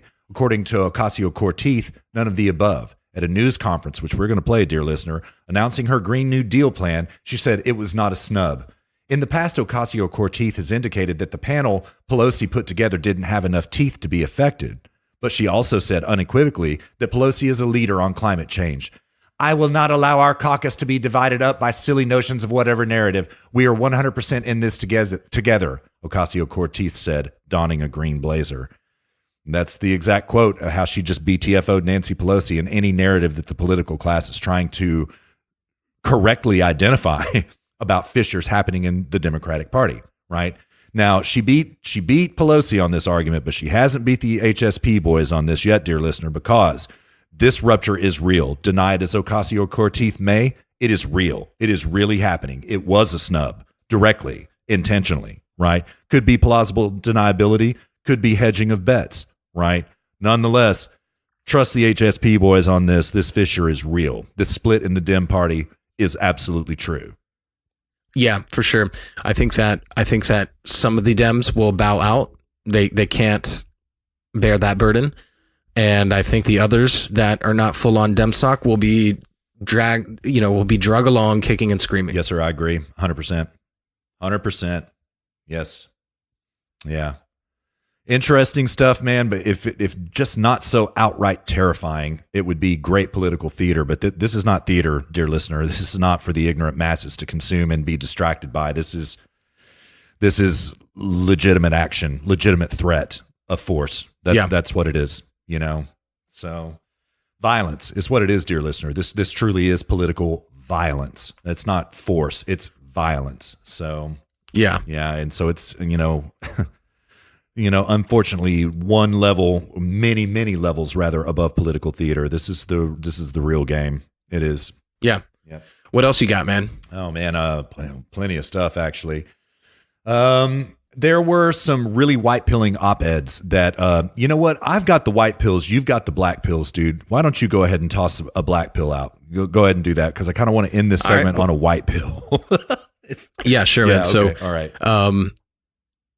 Yeah, and we've got a funny video for you that you can't see, but it's good enough to hear. Yeah. So, The Onion, yes, was way ahead of their time.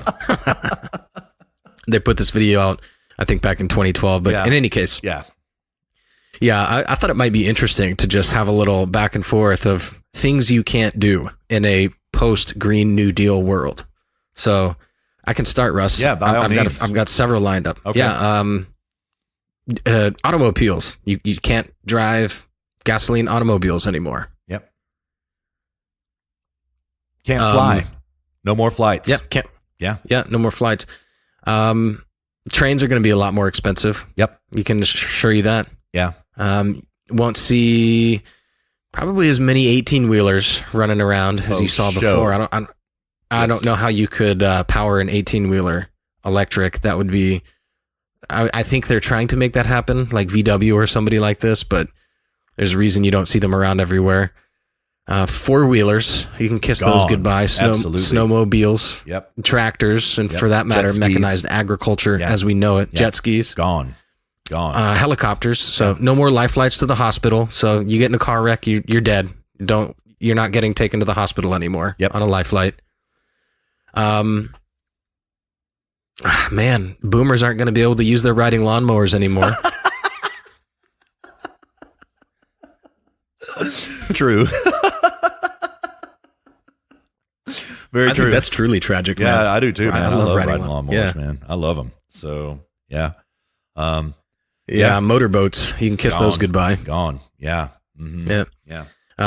Ski resorts will become a thing of the past. For sure. That will be something that, when you're got your grandchildren on your lap, grandchildren, Grandpa, what was it like to go skiing? Yeah. Gone. Absolutely. Yeah. Yeah. In fact, the skiing industry as we know it will become a thing of the past because that entire industry is made possible through oil-based products. Yep. From the energy needed to power ski lifts to the equipment itself. Yep. Which, like before fossil fuels, there was the Donner Party who were marooned in the winter in what is now Lake Donner, right next to Lake Donner, and they were cannibalizing each other. And now, after fossil fuels, Lake Tahoe is one of the most visited recreational spots for wintertime activities now. Sir. Yes, sir. So, the camping industry, as we know it, will be a thing of the past because most camping gear, including tents, jackets, rain gear, all of that's oil-based products. Yep. So, no more of that. Yep. Yeah, I mean, basically, most everything that before fossil fuels, weekends, holidays, and recreation were basically didn't exist. You just, as a subsistence farmer, you just worked. Yep. All day, every day. It's only the productivity made possible in a fossil fuels based economy that allows you to be so productive during certain hours of the day that you can afford to take 2 days a week off. Yes, sir. That is a modern phenomenon. Weekends are. Yes, sir. Just let that sink in for a moment. Yes. And think about the fact that we are trying to now get rid of mechanized agriculture as we know it. Yes. Given our current technology and the technology that probably is not going to come out within the next 10 years. Oh, most assuredly True. not. There's no way. Yeah. There's no way. So, yeah, maybe 50 truly years. Frightening. Yeah, maybe 100 years, something like that. Yeah. But let's get even more basic. No more steaks, dear listener. Absolutely. Oh, yeah. Cows have to go. They have to go. They fart Yeah. too much. That's literally what they say. You know what I mean? They fart too much, and we don't know that we can get rid of all oil burning cars and cows that fart in 10 years. They're literally saying this, right? No more steak. No more barbecue, Texans. No more barbecue. No more barbecuing. There's no meat to barbecue, right? It's gone. Yeah, I mean, Yeah. yeah, especially Texas, we're a beef state. Yeah, man. Yeah, that's right. That's right. In fact, okay, no more charcoal. That's a fossil fuel. Can't burn charcoal. Actually, is it a fossil fuel? I take that back. It may not be. No, I think it's wood It's that's wood, been yeah, cooked, that's been burned in a kiln. yeah. But the lighter fluid that goes to ignite charcoal, okay, that's a fossil fuel. Gone. You know what I mean? Oh man, what else? Fishing line. That's a plastic-based, oil-based product. Gone. Can't fish anymore. I mean, you're going to have to fish with like a shoestring and bait tied on the end of it, like you're trying to catch crawdads or something like that. Yeah. Yeah. I mean, not that it matters because you don't have a boat from which to fish anyway. You know what I mean? Yeah, exactly. Yeah. Mm-hmm. Yeah, or at least not a motorized one. Shotgun shells. Gone.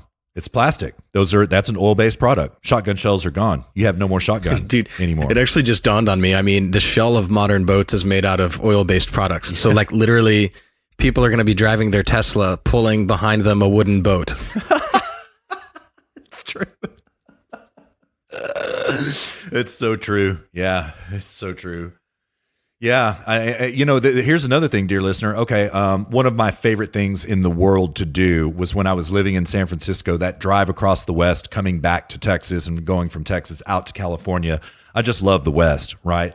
But forget about it, right? I mean, yeah, you can do it, in terms of, we're just going to put charging stations everywhere. Don't worry about it. But the range on these cars right now, to this day, with our best battery technology, which could explode and kill you and burn you alive right there in your Tesla, is about 250 miles. That's kind of pushing it, right? Then it takes 6 hours to charge that battery again. So all of a sudden, your 31-hour drive from Northern California to Texas and back and forth, that becomes days. And you can't fly, right? There's no way to fly. Planes are gone, right? I guess you could jump on the high-speed rail that they want to litter the world with, build high-speed rail everywhere, which I don't oppose high-speed rail. In Japan, it works very well, but like, man, look at what a boondoggle California has turned their high-speed rail project into. Oh, dude, even Germany, it's a nightmare. The high-speed rail in Germany is absolutely atrocious. Yeah, I believe it, man. Yeah. Really, Japan is the only successful test case I know of high-speed rail, or not test case, but use case of high-speed rail. It actually is pretty effective there. I can't think of any other place, really. And dear listener, one of these things that these people, because we're not going to have planes anymore, one of these the things that these people are literally advocating is building trains across the ocean. Are you kidding me? You've got to be kidding me. I mean, because you can't have a ship. It uses either nuclear fuel or fossil fuel to get across the ocean. Can't use that anymore. So you got to build a high-speed rail from the bottom of the ocean over the water. Dear listener, oh my gosh. What happens when the train crashes? All right. I mean, obviously you could make the argument, well, planes crash over the ocean all the time. Yes, it's terrible. Planes crash just like trains would crash. But there's a different aspect to this, dear listener. When a train crashes, it always destroys the rail on which it crashed. So that's going to have to be repaired out in the middle of the ocean. You're going to have to repair that rail. It's absurd. It's absolutely absurd. The thing is like, we're talking about all these things like oil-based products. I never actually saw anything in the Green New Deal explicitly saying they don't even want oil-based products, because I mean, that is just, you're just wiping modern civilization off the map if that's what you're after. So I don't think that they actually went as far. I think they're mostly worried about emissions, but you give them that, and they're going to be they're going to be jumping onto the keep it in the ground movement, because you have to remember there's a keep it in the ground movement too in all of this. Yes. So as soon as they get this, it's going to be okay. Well, since we've already done this, why don't we innovate around all this other stuff and just keep oil in the ground and just destroy it entirely anyway? So, I mean, don't think that they're not coming for the very things that all of this stuff is manufactured, like oil-based products, at some point, even if it's not now. For sure. I want to clarify that we're not conflating the Green New Deal with the keep it in the ground movement, because I think those are still separate. I didn't see anything in the Green New Deal. I didn't either. But they implicate a lot in this, right? They're talking about mobilization of industries and communities that are oil-based, that are fossil fuel-based communities. Right. They're talking about retraining them. Why? Well, I guess that's because you don't want them to be doing that kind of work anymore. Right. Which is keep it in the ground. So even if they're not explicitly saying that, they're implicitly saying it. But just before we get any dear listener feedback, yes, we understand. We're not conflating. We know they're not explicitly saying we are against oil-based products as such. Yes, and that's a very fair point. And yeah, it is not in the text of the Green New Deal. Excuse me, dear listener, it is not there. To be fair, it is not. Yes, it is more wrapped up in terms of emissions and healthy environment and all this kind of stuff. But what Luke also made the fine point that it is implicitly in there. Keep in mind, dear listener, that this is a vision. Okay, and implicit is in that vision is anti-oil everything. Right. The implication is certainly there. Read it for yourself. Does it specifically say oil-based products? No, that's true. But the vision is there, is contained therein. No question about it. Yeah. Oh, man. What else you got, man? Actually, I can go over a couple of things. Let's see. It was really funny. I was actually, this is more just kind of random, but I was reading the other day about, I don't even know how I got onto reading about this, but I was reading about like mass extinction events on Earth, and about 439 million years ago, 86% of life on Earth was completely wiped out, just out of existence. Yeah, I've read that. I read an article about that too in Science Journal. Yeah, I think that might have been it. I got it on World Atlas. Okay, and so there were like two major events, but basically what happened is that because of like volcanic activity, the carbon dioxide from it would like went into the atmosphere, right, and then it warmed the Earth up, melted glaciers, and then what happened was there was such a boon of tree growth, yes, that it sucked all the carbon dioxide out of the atmosphere so much that it actually plunged it into an ice age. That's right. And then killed everything on Earth. That's right. Yeah, I mean, it's true. So like, you know, dear listener, when you're hearing all of this and you're just sitting here thinking like, oh yeah, but what if but you know, what if this is the big pie in the sky, you know, the big what if, which is like, but what if they're right? You know? Yeah. Now they're consistently wrong, and they have been for decades. Paul Ehrlich and Bill McKibben was quoted as saying like, you know, if by 20, I don't remember the year, but it was something like if by 2010 we are not off fossil fuels, then we burn up. I mean, these people going, and in fact, actually, I was really disappointed, Russ. There was a website who cataloged all these newspaper articles going back to the late 1800s, and they would catalog them like by year, and they would do green for them talking about climate change, red for them talking about global warming, and blue for them talking about, I think this is what it was, the color codes, but it doesn't matter. I remember seeing blue that. for Yeah. Glover Cool. Yeah. It was a website called lowerwolfjaw.com. Yeah, that's right. Yeah. God. Yeah. And I checked the other day and I couldn't find it. And yeah, I mean, they've been doing this for 100 years. This game, they you know, for about 5 or 10 years, it's global warming, and then they're all wrong. And then, you know, the next 5 or 10 years, it's global cooling. And then the next 5 or 10 years, it's climate change. And then the next, and so this has been going on for 100 years. So these people have been consistently wrong for 100 years. Climate science models can't predict climate. They've been wrong. They're consistently wrong. We do know some things about the impact of CO2 on the atmosphere. For example, it has a logarithmic effect. Yes. So the more CO2 that goes into the atmosphere, the less of an effect it has. And we also know that like weed, when you grow weed, the way they grow really potent weed is by injecting CO2 into the root system. Yes. So like we have a natural phenomenon on Earth that deals with CO2 in the atmosphere. It's called plant life. Plants. So yeah. So like, I mean, if you really, you know, if plants could talk, they'd all be whispering to each other like, yeah, drive those cars, CO2, you know? Yeah. So it's like, come on, man. Like, what's up? Like, you're not pro plants. I'm pro plants, you know? Yeah. So it's just like, dear listener, like even if human beings are, here's what all this really boils down to. Let's frame this for you. You know, you have to have a standard of good. My standard of good is it good for me personally? But you could also expand this to, as Alex Epstein says, human flourishing, right? And if that is your standard of good, well, then you have to ask in this narrow context, are we adding CO2 to the atmosphere? And if we are, how much? And is that worth it? So like, think about your life and the extent to that, think about your life and how much climate is impacting your life. And I would say, modern civilization is worth it. Yeah. You know, worth a little bit of change, even if we're causing it. Yeah. And and even that's questionable.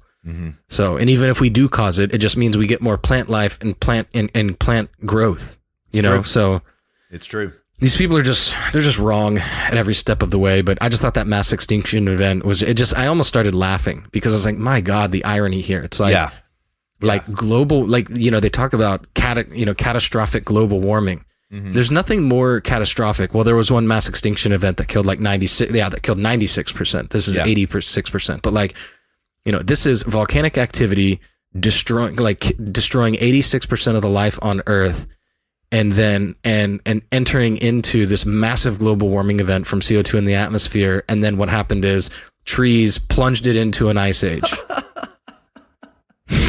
So, I mean, just because you put CO2 in the atmosphere doesn't mean like, oh, we have permanently and always destroyed our planet. Right. No. Right. No. Yeah. The planet is always changing, and it always has changed. In fact, we're living in a very, very relatively stable time. But guess what? Like, we need to be ready for that to change. If we do this mobilization and then we're all on solar and wind, guess what? When the volcanoes start going off and we do have massive CO2 in the atmosphere, we'll be totally unprepared to deal with that as a species. Yeah, we're dead. We're dead right then and there. Under fossil fuels, we're prepared for just about anything, seemingly, save for an asteroid just wiping the planet out. Yeah, yeah. But yeah, I mean, without oil-based products and our ability to deal with a rapidly changing climate, I mean, we're all toast in that sort of an event. Yeah, absolutely, man. That's a great point. And, you know, also another thing that I want to kind of interject here that I also find really, really ironic. You know, leftists, they hate the United States. They hate this earth. They hate all of the people on it. And so when you hear all of this LARPing about when I finally get off the planet and I go live on Mars and escape this terrible world, you know, they want to go to Mars and create their leftist utopia up there because Earth sucks so bad, right? They always talked about it in terms of, okay, well, how would we create permanent life on Mars? Well, guess what they would do, dear listener? They would flood the atmosphere with CO2 so that it could hold in oxygen and heat. Yeah, that's what Elon Musk said on the Joe Rogan show. Yeah, exactly right. He sure did, right? And so, you know, the leftists, it's okay to go, you know, flood Mars with CO2, you know, just if it gets me off this cruel, cruel world, then it's worth it. You know what I mean? And it's just really ironic, you know. Good for Mars, bad for Earth, you know? Yeah, I know, but there was actually some articles that already came out about Mars. They were like, you know, Mars will never be the same again because we landed a little robot on there and is driving around, you know, so we have now forever impacted Mars. So this is the end game for the environmentalists. Yes. That this is the end game. It's impact, human impact. It as such is evil. Yes.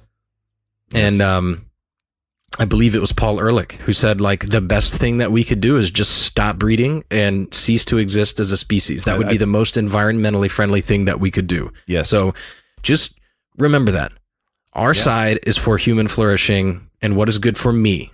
And whatever that means, even if it means, okay, like we're putting too much CO2 in the atmosphere and we need to develop new technology. Cool. Well, let freedom take care of that. Let choice take care of that. Yes, sir. That's what our side is about. Their side is we are a blight on the planet and we need to do everything that we can to impact it. You know, it's almost like the concept of original sin. It's like just because you are alive, you exist in a constant state of original sin. It's like that applied to environmentalism. That's right. That's right. And to the nation itself. The nation itself was born of original sin, right? And that's what white privilege is all about. The argument of white privilege is all about original sin. This wide sweeping climate bill seeks justice for white privilege because of this original sin, because they hate the United States. They hate America. That's just it. They just hate it. Yeah. Yeah. Yeah.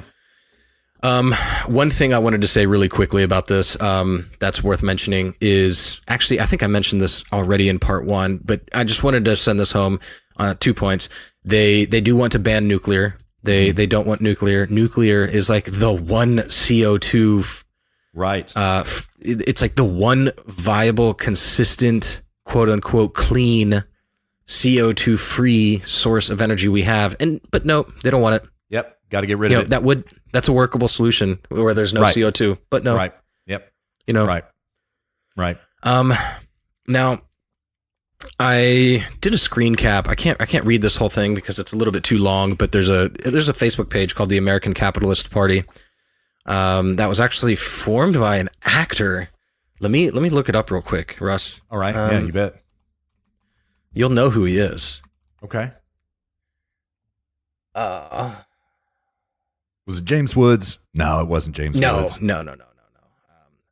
It's not.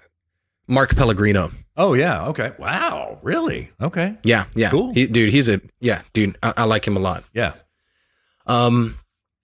So let me try and read this. Okay, so the FAQ of the self-described Democratic Socialist AOC's Green New Deal indicates that the program will contain a provision guaranteeing, quote, economic security to all who are unable or unwilling to work, end quote. Yes, you read that correctly. She ostensibly wants to guarantee economic security to people who don't work, not because they can't, but because they don't want to. Yep. This was literally on her website, verbatim, in a frequently asked questions post regarding the policy. Yes. It has since been taken down for obvious reasons, but you can view the archived webpage through the link below. Yeah. Yeah, and then he goes on to talking more about this, but yeah, I mean, so they took it down, but yeah, I mean, unable or unwilling. This is just pure socialism. I wouldn't necessarily call it communism, but you get the idea, dear listener. There's no need to go on about it. Mm-hmm. But I felt it prudent to include that in this little section here. Yeah, for sure. And that's it for me. That's all my topics. All right. Well, a couple of great op-eds dropped this week, dear listener. Tammy the Bruce had a great op-ed on Fox News. It's definitely worth a read. I love Tammy the Bruce so much. Former leftist, by the way, and the left got too far left for her, so now she's kind of a MAGA gal. You know what I mean? I love Tammy the Bruce. So anyway, but the really defining op-ed that came out about this was written by Kimberly Strassel on the Wall Street Journal. And Wall Street Journal, I just want to congratulate you. You picked up a new subscriber this week because of this op-ed. Always let Miss Strassel, never edit her. Let her say whatever she wants. I'm going to take the piece from the lead. AOC, as she's better known, today exists largely in front of the cameras. In a few months, she's gone from an unknown New York bartender to the Democratic Socialist darling of the left and its media hordes. Her megaphone is so loud that she rivals Speaker Nancy Pelosi as the face of the Democratic Party. Republicans don't know whether to applaud or laugh. Most do both. For them, what's not to love? She set off a fratricidal war on the left with her chief of staff, Saikat Chakrabarti, this week slamming the, quote, radical conservatives among the Democrats, holding the party, quote, hostage. She's made friends with Jeremy Corbyn, leader of Britain's Labour Party, who's been accused of anti-Semitism.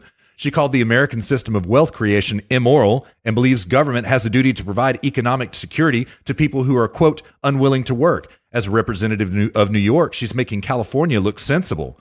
On Thursday, Ms. Ocasio-Cortez unveiled her vaunted Green New Deal, complete with the details of how Democrats plan to reach climate nirvana in a mere 10 years.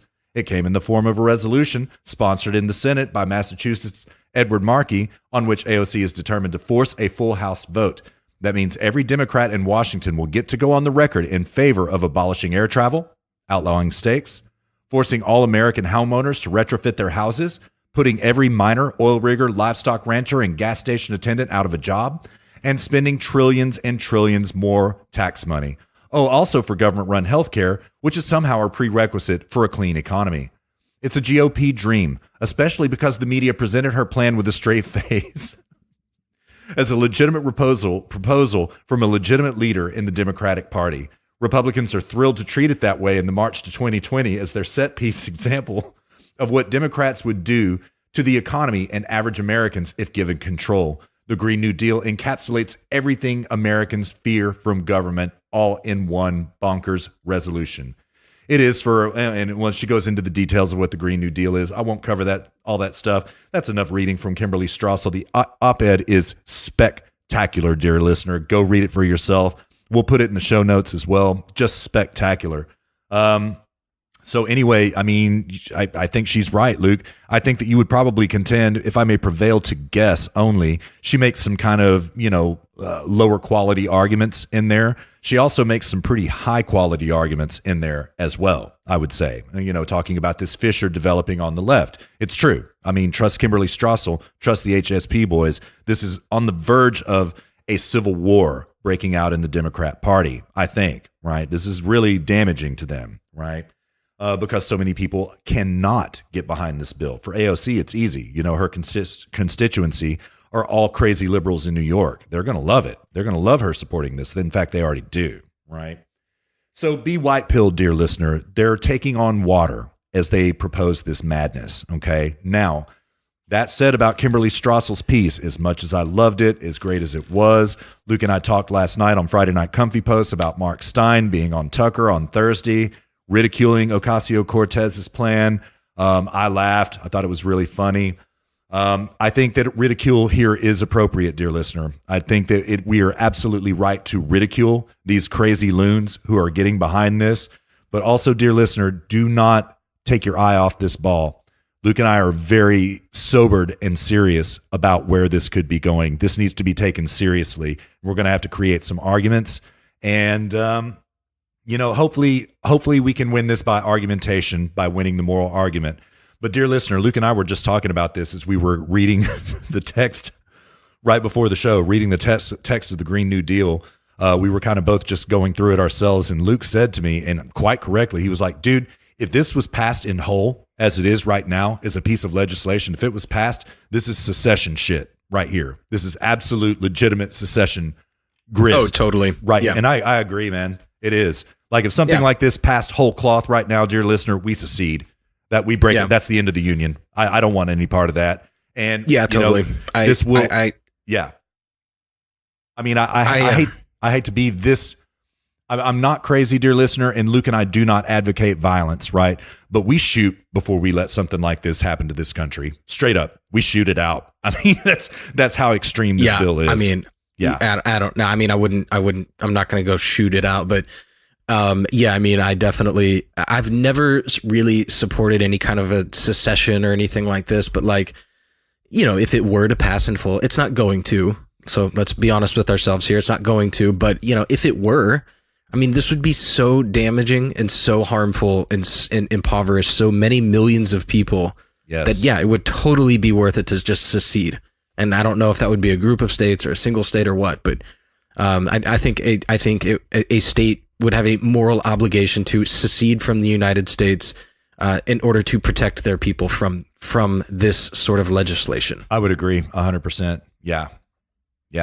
I would agree 100%. So it's that chilling, dear listener. And listen, we do not advocate secession. We love the United States of America as it is right now. We love every state in this union, even the crazy ones like California and New York. We love them too, right? California is a great state, despite being socialist utopia. It's a great state. It's a beautiful, remarkable place. We love the United States as is. We are unionists. We seek to protect the union. But dear listener, this is anti-union right here, anti-United States of America. Legislation, well, not legislation, but resolution right there in print for you to behold for yourself. Scary stuff, man. Scary stuff. Yeah, indeed. Mm-hmm. But I mean, it's kind of a non-starter, that topic, because this is not going to get passed in full. But I mean, going back to Russ's commentary about this deserves ridicule and things like this. And I don't necessarily disagree with that, but you do need to have your eye on the ball. You do need to take this seriously. They're taking it very seriously. Yes, I wish the right would take it as seriously as the left is taking it. Yes, sir. I wish and what we need to understand is that if the right is going to really fight this in a meaningful way, it's not enough just to have arguments. It's not enough just to say, oh, it's not feasible. They need to present a vision, their own vision, yes. A vision of energy liberty, where people are, the energy industry is liberated from things like this. Yes. Where individuals such as yourself can actually choose what you would like to use for your family, for your values. So they need a vision, and that vision needs to be focused on the liberation of the energy industry and the liberation of individuals such that they are now free to choose the energy they want to consume. Absolutely. That is a winning message. Yes. Because that is what brought us to where we are today in terms of our wealth and in terms of our wealth and our quality of life and the extent to which we thrive as a people. Yes, sir. That's what brought us here today. That is the winning message, and they need to present a vision. Otherwise, it's lost. It's lost. No argumentation is going to solve this problem. The right needs to get their stuff together and present a vision. They need to come up with a coherent vision. It needs to be focused on liberty because that's the winning message, because that corresponds with reality. That's why it's the winning message. And then they need to get that vision together and they need to present it. Yes. Yeah, we need to put some runs on the board, dear listener. Our leadership needs to put some runs on the board, and all of us need to put some runs on the board. And as Luke and I were discussing last night in Friday Night Comfy Post, there is nobody on the right offering an affirming vision right now other than President Donald J. Trump. Nobody else is. Yeah, we talk about this a lot, like the positive versus the negative. We don't mean that necessarily as like, oh, it's a positive thing or it's a negative thing. We mean that as like a presence versus an absence. Yes. You know, so what the left is proposing is a presence of something. And the problem with ridicule is that you are just, even though you're ridiculing something, which is very effective, you know, comedy and ridicule is very effective in taking things down, but you have to have something, because people are going to then look to you once you take it down. Then once you burn it down, they're going to look to you, say, okay, well, cool. You're the one who burned this down. So what do we do now? And if you're just standing there with your hands in your pocket and you're going, well, and you just run off, like, you have to have something to present. So, I guess that's just my point, is you have to have something to present. And and you can't just be about the absence of something. And so if you ridicule this thing out of existence, well, great, you've now done the absence thing, but you need to present something. You need to have a presence of some sort of vision. So when we say positive and negative, we're talking about absence and presence. Yes. Well said. Couldn't agree more, man. And it's ride or die right now, dear listener. We gotta do this. I mean, this is we cannot emphasize enough the enormous threat that lies before us right now. We've got to get on board. We got to support our president. We've got to move forward on his agenda. And you cucks in the Republican Party, the shortcut for you right now in the face of this threat, in the interest of the people whom you represent, in the interest of us, the shortcut for this right now is to get on board with our president now. Stop working against him. Get on board with him, right? And come up with a vision. For God's sake, everything is on the line right now. You've got to do it. You've got to do it, cucks. Yeah, indeed. Oh, man. All right, what else you got, dude? That's about it, man. We got this video clip that's just absolutely hilarious. Yeah. Now, dear listener, we're gonna play this video clip. We'll put the link, so go watch the video too. But you don't necessarily need the animations and everything. You get the gist of it and in the humor without necessarily the video itself. So the audio isolated on its own is sufficient. But this is just such a brilliant video that The Onion produced. And if you don't know who The Onion is, there's the most well-known satirical news sites. They put these articles out that are not real and they're just satire, and they're usually pretty funny. And like, dude, they have, Russ, I don't know if you've ever seen like the ones where they do movie reviews. Yes, and the one guy, his name's like something Blumenthal, and he does a review of Jaws, and it's like, what are the characters' name in Jaws? What's the main guy's name? Oh man, it's been so long since I've seen it. I can't remember. I can't remember any of them. Yeah. Well, anyways, like the main characters, that he's going on about how the shark in Jaws, the shark represents his repressed. It's metaphorical for his repressed homosexuality. And anyways, it's like really funny. They do these movie reviews, but stuff. Yeah. But so they did this one review that I doubt they realize how brilliant this really is, because it's satire, but it's totally true, because this is exactly what the Greens are after. Yes. It's totally true. Yes. So as you listen to this video, think back to what we were talking about just a little bit earlier about how the most green thing that you could do, really, truly, is to just cease to exist as a species. Kill yourself. Just kill yourself. Yeah, that's how you reduce your footprint to zero. Yeah. So as you listen to this video, just keep that in mind. It's hilarious. Oh yeah, it is absolutely. I'm going to take it from the very tippy top to quote AOC. Here it goes, dear listener.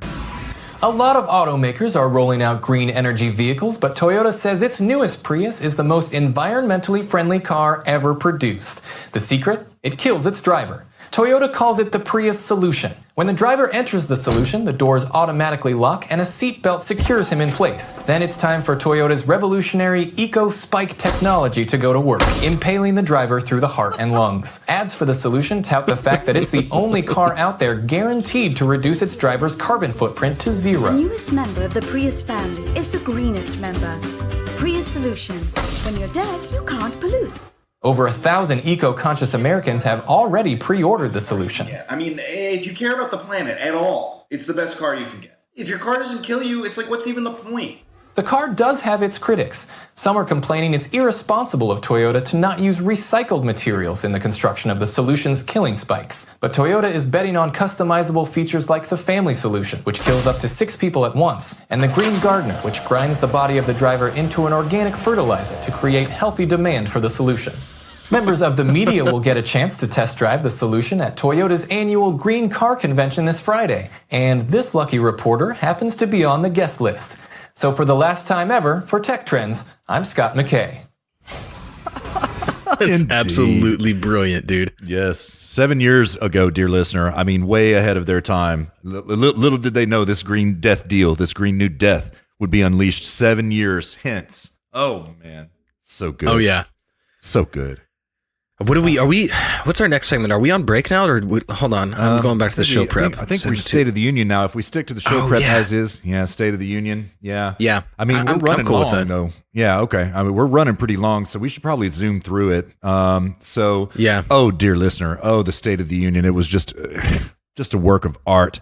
I'm absolutely certain that Stephen Miller wrote that speech. So, Mr. Miller, thank you very much. It's not really, I've not found out precisely who wrote it, but Stephen Miller tends to be the one who writes the president's speeches. Oh, man, what a barn burner. I don't even know where to start. And there's really, Luke, to be honest, not much reason for us to cover all of it because it's been spammed out 7 ways to Sunday by the mainstream news media.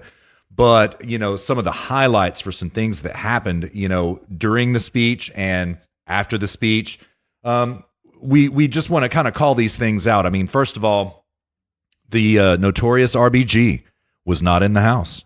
All right. As expected, she wasn't there. All right. This is very interesting, dear listener. She was supposed to go to a concert the night before. She was going to make a rally, Luke, and go to that concert about her, like the life and times of the notorious RBG, which her daughter-in-law was performing in. And she apparently couldn't make it. And then she couldn't make the State of the Union. So, dear listener, just kind of put that there and consider it for yourselves. Some of the highlights that happened. I mean, Rush did a really good job of explaining this, so I'm not going to explain it again. But, how one of the things that happened, dear listener, I mean, I'm sure everybody's seen it by now, but all of the women in Congress, not all of them, but most of them, united in a show of femininity by wearing white. Okay. My mom happened to mention that they look like a cult to her, and I couldn't agree more. They literally did look like a cult. Nancy Pelosi herself was wearing white.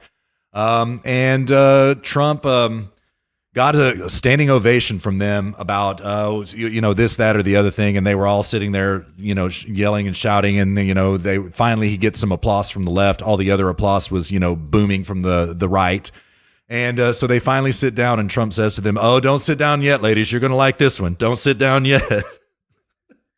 And he mentions that we have more female representation in Congress than we've ever had. And they all start flipping out, giving themselves a big round of applause because they've overcome this male patriarchy, this white male privilege. They've risen above, and now they're in Congress. And yay us, USA, USA, USA. Swear to God, dear listener, they started chanting USA like Trump's rallies. It turned into a Trump rally at this point in time, right? That is so good, dude. It is, man. And so, the left is all like, "Oh, yeah, look at them trolling Trump, blah, blah, blah. They're stealing his USA chant that his, MAGA racist, red hat wearing, freaks chant at their rally. They steal it right back from him and troll him with it." No, leftist. You can configure it any way you want to. What just happened right there is that you ladies got up and chanted USA at the State of the Union speech. Oh my God. You got trolled. You got trolled. Who got trolled here? I mean, you tell us, dear listener, who really got trolled here? The cult got trolled. Oh man. It was glorious to behold. And so anyway, you know, I've been a little bit disturbed about fact check journalism that's going on these days. I'm really sick of this fact check. Okay, when you see fact check, dear listener, okay, first of all, throw it away. Okay, just throw it away. Even if it's right-wing material, throw it away. Okay, because of this. It is never fact. It is always opinion spun in the guise of a fact check, right? Because, you know, when you're fact checking, you can say whatever nonsense opinion in this context that you want to, right? Well, so like Trump got fact checked right and left and right and left and right and left. And his fact check on this issue, I believe it came from the Gray Lady. I could be wrong about that, but I think it did. The fact check on this issue is like, oh yeah, well, those ladies are not Republicans. There's more representation of women in Congress now. That's because of Democrats. Trump wasn't talking about Republican or Democrat. Come on. Right. He was just talking about women themselves. You should be happy about this. Don't fact check him. What he said was absolutely correct. It's factual. It's a good thing that we have more woman representation in Congress than ever. That's all he was saying, right? He was asserting a positive. And you have to go fact check him and tear him down. Oh, man, Luke, it made me sick. A lot of the other fact checks really made me sick about the State of the Union, man. I mean, just absolutely made me nauseous. So, yeah, I love the facts, you know? Yeah, I know it. It's like fact shaming. You know what I mean? Yeah, right. Oh man, another gem. Stop trying to fact check us, okay? Stop trying to fact shame us, okay? Fact shame us, yeah.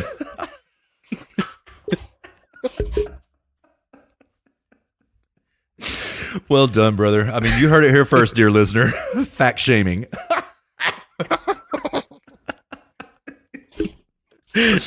Oh man, that's a keeper. That is a keeper. Well done, brother. Well done.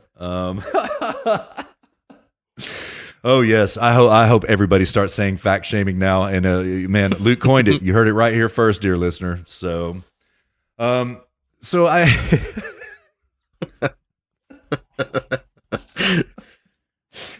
Oh man, I'm crying. I gotta shape up here, man. We're in the middle of a show. Come on, man. Don't be doing stuff like that. Come on now.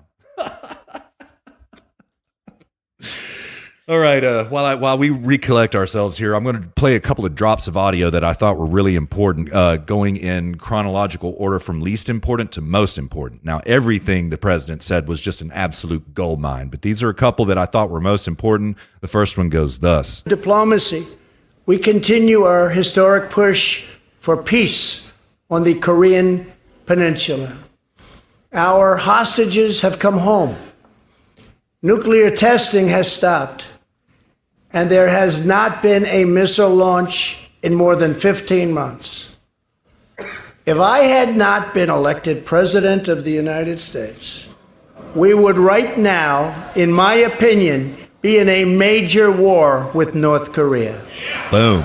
Now, you heard it right there, dear listener. Did you hear all the boos? Everybody booing? That was the Democrats. If I had not been elected President of the United States of America, and then all the Democrats boo, I mean, you should see the look on Nancy Pelosi's face during this clip too, man. She looks like she just smelled something awful, you know, which, you know, she was kind of in resting bitch face for that entire State of the Union address because Trump just absolutely took it to him in every way. And she's like, oh my God, I shouldn't, you could just see it in her eyes. Oh my God, I shouldn't have allowed him to do this State of the Union address. She was just scowling, right? Yeah, totally. Yeah. What I find really salient about this clip is that I love how Donald Trump right there stared straight into the deep state's face and said, you would have us in a war right now. And I am the great disruptor, and I am keeping us out of war right now. If you had your way, if Hillary Clinton had been elected, we would be in a major war with North Korea, right? That's a very bold statement. I mean, just everything about every single bit of the State of the Union, dear listener, was just packed with gold, whether it was Republicans cheering, whether it was Dems booing, whether it was the white cult yelling USA, USA, USA, just So much going on the whole time. It was just absolute greatness, man. It is the best thing. And man, the president knocked it out of the park. I mean, you've probably heard this also, dear listener. I mean, right after the speech, CNN and CBS did polls, snap polls to find out what the pulse of the country was. 76% of the population of the United States of America supported the president. 76%. 72% agreed with what he said about immigration. This is in both the CBS and CNN polls. Dear listener, we have not been that kind of united in this country. I can't think of any other time in my lifetime since 9/11 where everybody was in lockstep agreement about, yes, we are Americans and we need to go defend ourselves. That's the kind of numbers we're talking about right there. Yeah. Really brings into question, like when you hear all these polls, Trump is polling at 32%, and this is just great. It's worst approval ever in presidential history. But really, when 76% in a snap poll support him, when 72% support what he said about immigration, always take these polls with a grain of salt, dear listener, including this one. I mean, to be fair, right? But that is an incredible number. Yeah. There's other polling that's coming out. We're not talking about margin of error there. You know what I mean? Right, exactly. It's like even with margin of error, you're still talking good. Yeah, absolutely. You're still correct, looking good, sir. rather. Yes, sir. I'm hearing that sticky poll numbers all the way across the country with Republicans, Democrats, and everybody are hovering right around 49, 50%. Dear listener, Obama seldom ever had 49 or 50% approval rating. George Bush seldom ever had 49, 50% approval rating. Like I think after 9/11, which was George Bush's zenith in terms of political support, I think he was around 54 to 56. Please don't quote me on that. I'm kind of spitballing this. I could be wrong, but I think he had about 54, 56% support right there. And here in peacetime, well, it's not peacetime, but Trump's trying to make it peacetime. We're looking at about like 49 with a margin of error of plus or minus 3, so it could be 52, even 46, 52, somewhere in there. Good stuff, man. Good stuff. The country is coming together, and this is one thing that Luke and I were talking about on the Friday Night Comfy Post last night, which I don't want to rehash again.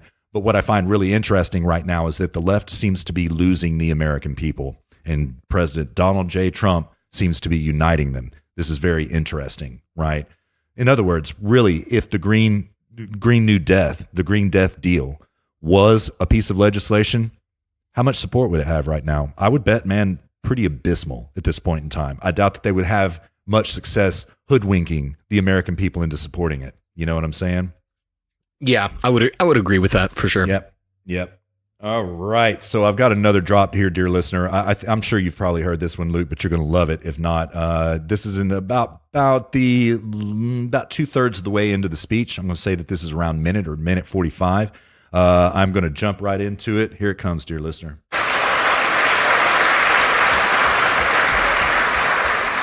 Here in the United States, we are alarmed by the new calls to adopt socialism in our country. America was founded on liberty and independence, and not government coercion, domination, and control. We are born free, and we will stay free.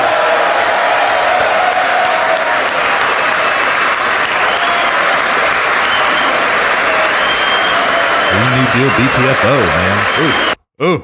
Ooh, we were born free and we will stay free. That's how it's done right there. Yeah, that is how you that is textbook clinical how to assert the positive. Yes. That is it. That is how you want to know how to do it, that's how you do it, dear listener. Man, I've got to send this to you right now, Luke. I'm going to take a screen cap here real quick. This is Uncle Bernie's face right after Trump said that. Oh, dude, I think I saw a tweet with this or something like that. It was all over 4chan and stuff like that. Yeah, man. It was hilarious, man. He looked like he had just been like he had lost his dog. You know what I mean? Like his dog just died. Like he just looked like, oh my God, how am I ever going to recover? And he gave a rebuttal after the State of the Union as well, to which I did not listen, but he gave one. And he's all red-faced, dear listeners, scowling, looking really sad because he's just like, oh, damn, I just lost everything right here. This is great. Oh, man. Dear listener, this, you know what, we're going to call the president out when he has, makes mistakes. We're going to call him out when he does good. And Mr. President, you done good this week. You were for sure. Absolutely, you knocked it out of the park, Mr. President. Thank you on our behalf. Thank you so much. You killed it. We got your back always, Mr. President. We appreciate it. We really appreciate it. And this is nothing but white pilling, dear listener. Things are going well. Enjoy this week. We're going to have some rough times coming up ahead. It's not coincidental that this, Green New Death dropped just 2 days after the State of the Union address, because the Democrats want ever so desperately to take the conversation away from the State of the Union because it was so good, dear listener. Now, there's one pet theory that I have left about the State of the Union address, and I just want to kind of throw this out there for your consideration. It is a theory. It is a theory only, okay? So, it is somewhat traditional for the White House to not leak, but to drop parts of the State of the Union address to the news media from the text of the speech itself before the speech is actually delivered. Okay, well, some things started leaking out, before the speech was given about, it sounds like Trump is going to have another summit with Kim Jong-un, which is true, so that leaked out, and Trump announced it in the State of the Union, but I heard it on Fox News before it ever came out in the State of the Union address, right? Well, so, the speech was already written. Once again, thank you, Mr. Miller, very much. You patriot. Good, sir. Thank you, sir. The text is the text of the speech is put into a packet, dear listener, and it's put into an envelope, really fancy stuff, and it's left up at the podium. Okay, so when the president comes into the House chamber, he walks up to the podium and he delivers a copy of the speech to the president of the Senate, who is Mike Pence, standing behind him on his right, and to the Speaker of the House, resting bitch face Nancy Pelosi, sitting up behind him to his left. Okay, so he delivers the copies of these speeches, right? And then he proceeds to give the address, right? And dear listener, just a pet theory. A lot of people were talking about, Nancy Pelosi flipping through the pages, which she was feverishly. She took the speech out and she was just whipping through these pages, right? In the beginning, she was kind of reading. Wondering what that was when she was flipping through those pages. Yeah, boy. I think they leaked a false copy of the speech in advance to try to throw off Stacey Abrams' rebuttal of the State of the Union address. I think they dropped out false information because Pelosi, she's sitting there looking for the copy of the speech like, wait, where is this in this copy of the text that I have? That's what it looks like to me, right? And there were a lot of people making fun of her that she was looking through the menu for what she was going to have for dinner afterwards. That's pretty funny stuff. I think that she was looking for the text of what Trump was saying right then, and she was realizing that what Trump was saying did not match up to the printed copy of the speech she was holding in her hand. Just a theory. Can't prove it. We'll never prove this one, dear listener. That's never going to, the truth of that will never be known. But inquiring minds would like to know. Shoot us an email at the contact form, zero-gravity-media.com/contact. Let us know your thoughts if this interests you. Do you have, I have an article here from USA Today talking about the rebuttal speech. Oh, yeah? Listen to this. Senator Bernie Sanders finds himself in another controversy involving race and gender over his rebuttal Tuesday night to President Donald Trump's State of the Union address. On Twitter and other social media, as well as some publications, Sanders came under fire for a move seen as competing with Stacey Abrams, the former Georgia gubernatorial candidate who was chosen by Democrats to respond to the president's speech. The Root, an Afrocentric progressive online magazine, ran a headline reading, quote, "Hey, Bernie Sanders, can you STFU after the SOTU and let Stacey Abrams shine?" End quote. Ooh. Ooh. Oh, God, man. Dude. The absolute state of the left, dear listener. Here it is. They are going to eat themselves. Yeah. Oh, man. Well, I did watch Stacey Abrams' rebuttal, and it was pathetic. Absolutely pathetic. I didn't watch it, dude. Yeah, it was just vapid. It's no point in even playing any drops from it, going through it. It was absolute nonsense, anecdotal, just, BS. That's all it was. It was absolutely pathetic, right? And I'm going to tell you something else, dear listener, okay? You have the crowd there behind her, kind of sat awkwardly on like these bleachers, kind of trying to raise people up row by row to make it look like there are a lot of people there, Now, I happen to know what I'm talking about with this, dear listener, because I happen to do this for a living. Okay. It hit 4chan almost immediately that like, okay, Stacey Abrams was green screened. There was nobody behind her. She was standing in front of a green screen. There's nobody applauding her there. There's nobody in the room with her there. She's not delivering an address to a live group of people. She's only delivering this address to a camera. Dear listener, I happen to think this is correct. And how do I know this? Because she had green spill in her hair. Now, what spill is when you have poor lighting in front of a green screen, that green tends to occupy finer textures of what you're trying to copy in the image in front of the green screen. And the most dangerous culprit in front of a green screen is hair. Well, she had green spill all over her hair. This tells me that what happened is that they failed to light her from the back enough so to separate her from the green screen. I happen to believe that this is true. I think it was completely phony, false, the whole thing. I believe that she was green screened. And why do I say this? Because once again, I know what I'm talking about, and I saw it with my very own eyes. I saw green screen artifacts, and that's what it was. That's it, you know. And not only was it a green screen, it was a very poorly executed green screen. Okay, like what do I mean by this? Okay, the background that she was green screened in front of, right, which is the crowd. The focus was way too soft for the focal length of the camera that they were using, right? That kind of blur does not match the focal length of what is in focus, which is Stacey Abrams. Those two things do not compute. It was a very poorly designed composite.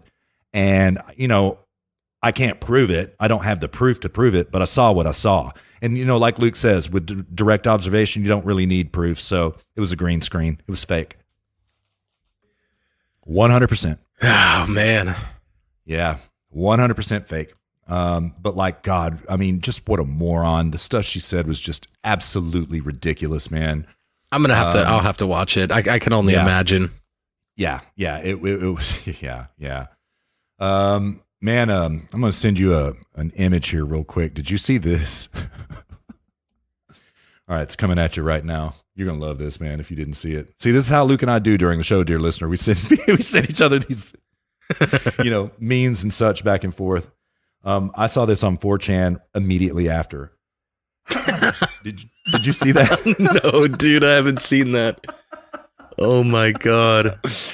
So, dear listener, what we're describing, what we're looking at right now is the white cult, as my mom called them, which they were. I went out and watched the State of the Union with my parents. We all stood up and gave a standing ovation to our president when he finished up the speech.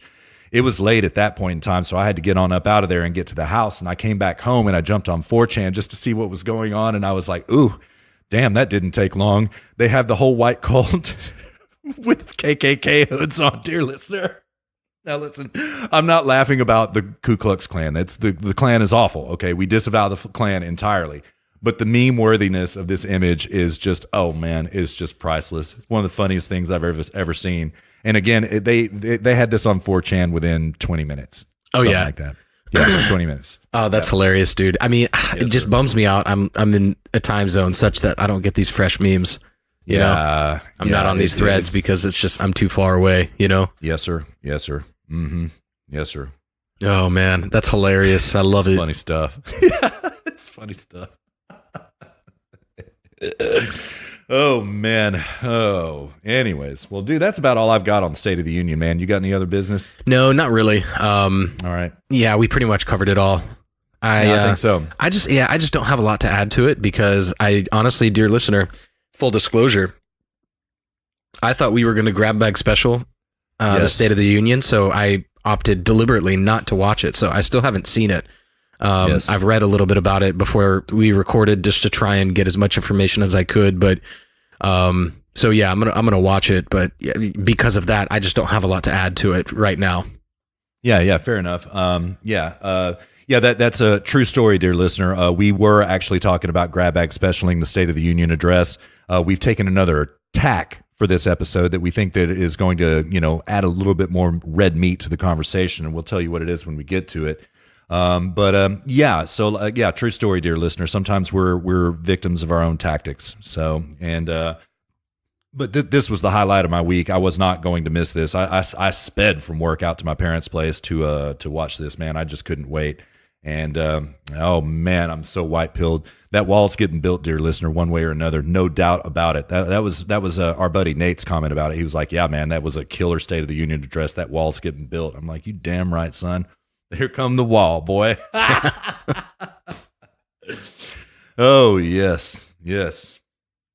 All right, man. Well, let's ride to break. What do you say? Well, actually, since we barely have any updates or corrections, let's knock that out really quick. Oh, okay, fair enough. Yeah. So updates. So, dear listener, I did not realize, but TuneIn is up and running. So you can find us on TuneIn. I think I have to do some things like embed the player. I'm not quite sure. I need to look into it, but we are on TuneIn. For those of you who, I know at least one dear listener who listens to Rush on TuneIn, so she was very, very happy that now we're on TuneIn as well. So we're on the same platform as her other favorite program. And corrections, Russ? I don't think we have any. Zero. Pushing that body temperature up. Yeah, I think we're back above 99 now. Yeah, I think so, man. I mean, because we covered a lot of content last week, and yeah, man, corrections are absolutely none. Absolutely none. So what are we at, 99.0? Yeah, I'd say 99. Yeah, right. 98.9, 99, somewhere in there. Yeah. Well, we'll be generous. We'll call it 98.9. Okay. Yeah, that's cool. We don't want to be unjustly correct. Yes. So. Yeah, we don't want to be incorrect about our correct. Yes, exactly. Yeah. All right. Well, let's jump to break. Dear listener, when we get back from break, we will quickly hit some feedback and go to Grab Bag Special. Sounds perfect, man. All right, dear listener, we hope you're as white pill as we are. We had a great time with that segment. Give us 10 minutes or so to refresh bevs, take care of business. We'll be back at you before you know it.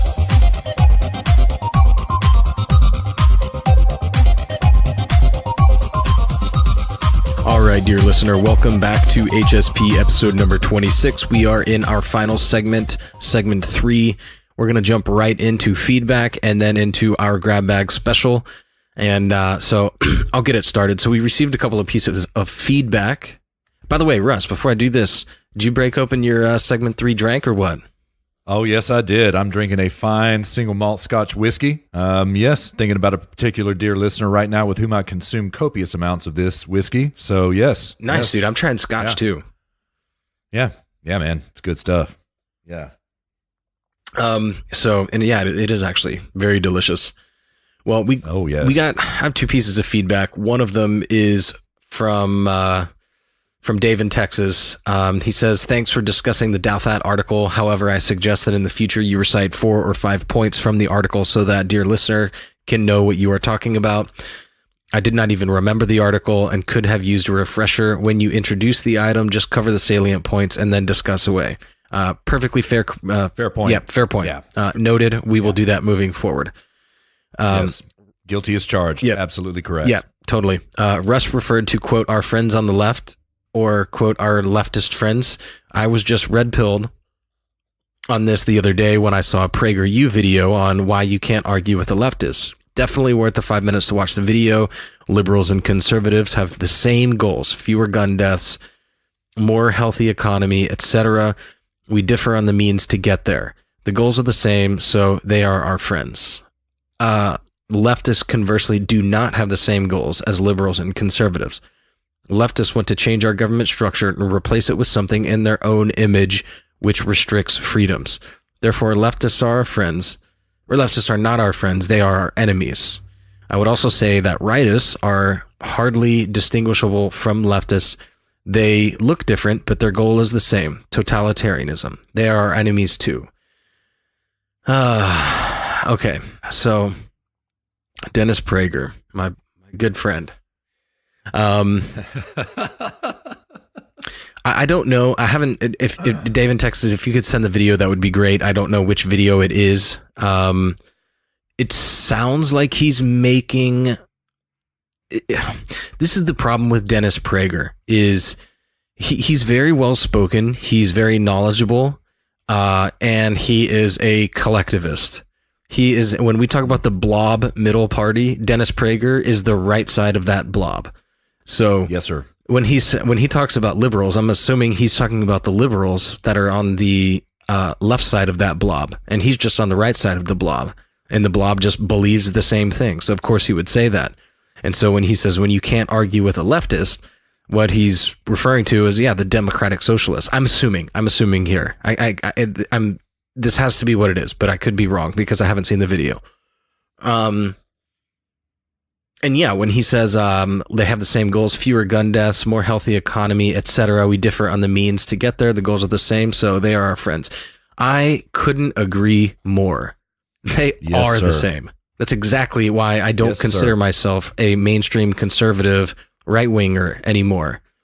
I used to, but it's precisely because they have the same goals. I don't have the same goals as the blob right wing or the blob left wing, the liberals or the conservatives. I don't have the same goals. I am a capitalist. I want capitalism. I want freedom. I want liberty. I want separation of government and economy, and I want rule of law. That's it. I want individual rights. Dennis Prager does not. So he has the same goals. And at this point, what's the purpose of even conceptually differentiating between the two? This is why the right is the party of Me Too, and it's why the right has always been losing, and we've been slowly sliding left this whole time because they have the same principles. So this is why when you have a George W. Bush or a Mitt Romney up there, and they're talking about Social Security. They're no, I agree with you. We need Medicare. We need Social Security. We need socialized medicine. I think socialized medicine may be a step too far, but it's really good. I don't disagree with you about that. I think we have a different path that we need to go. We can do your socialist goals. We can just do it better. That's like the extent of their argument. And that's the extent of this argument here. So I totally agree with Dennis Prager that they have the same goals. That's exactly why I don't like Dennis Prager and why I consider myself a capitalist and not a conservative. A conservative as they exist today. The closest I could consider myself to being a conservative would be a more Rush Limbaugh style of conservative. But even then, I would certainly have disagreements with him, I'm sure, at some point.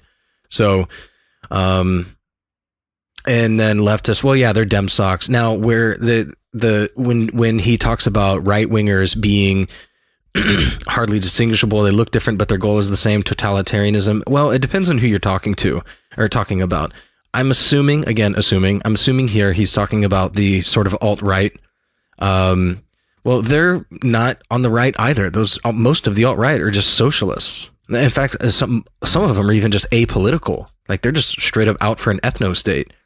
And they don't really care if it's capitalism or socialism or mixed economy or whatever, that it's just as long as it's white, then it'll work, whatever it is. So a lot of them are actually apolitical, but if they are political, they're usually some variant of socialist. They're all former libertarians. Libertarianism failed them because libertarianism lacks a philosophy. So they progressed into something different, and that's alt-right.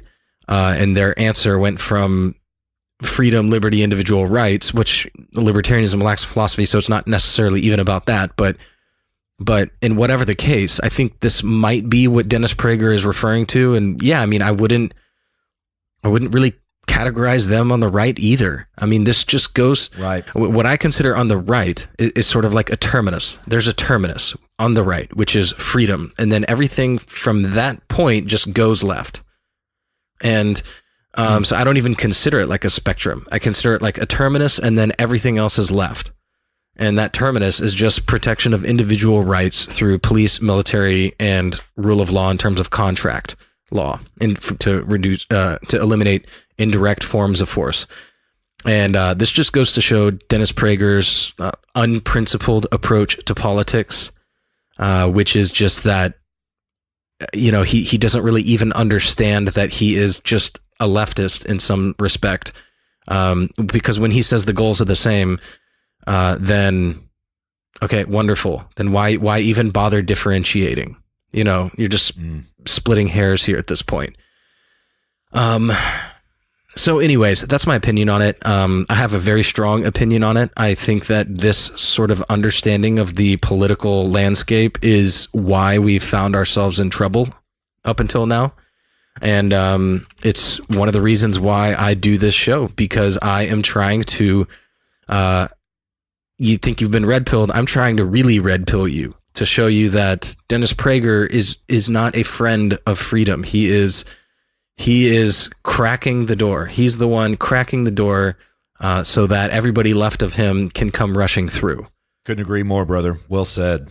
Very well said. Very well argued. Yeah.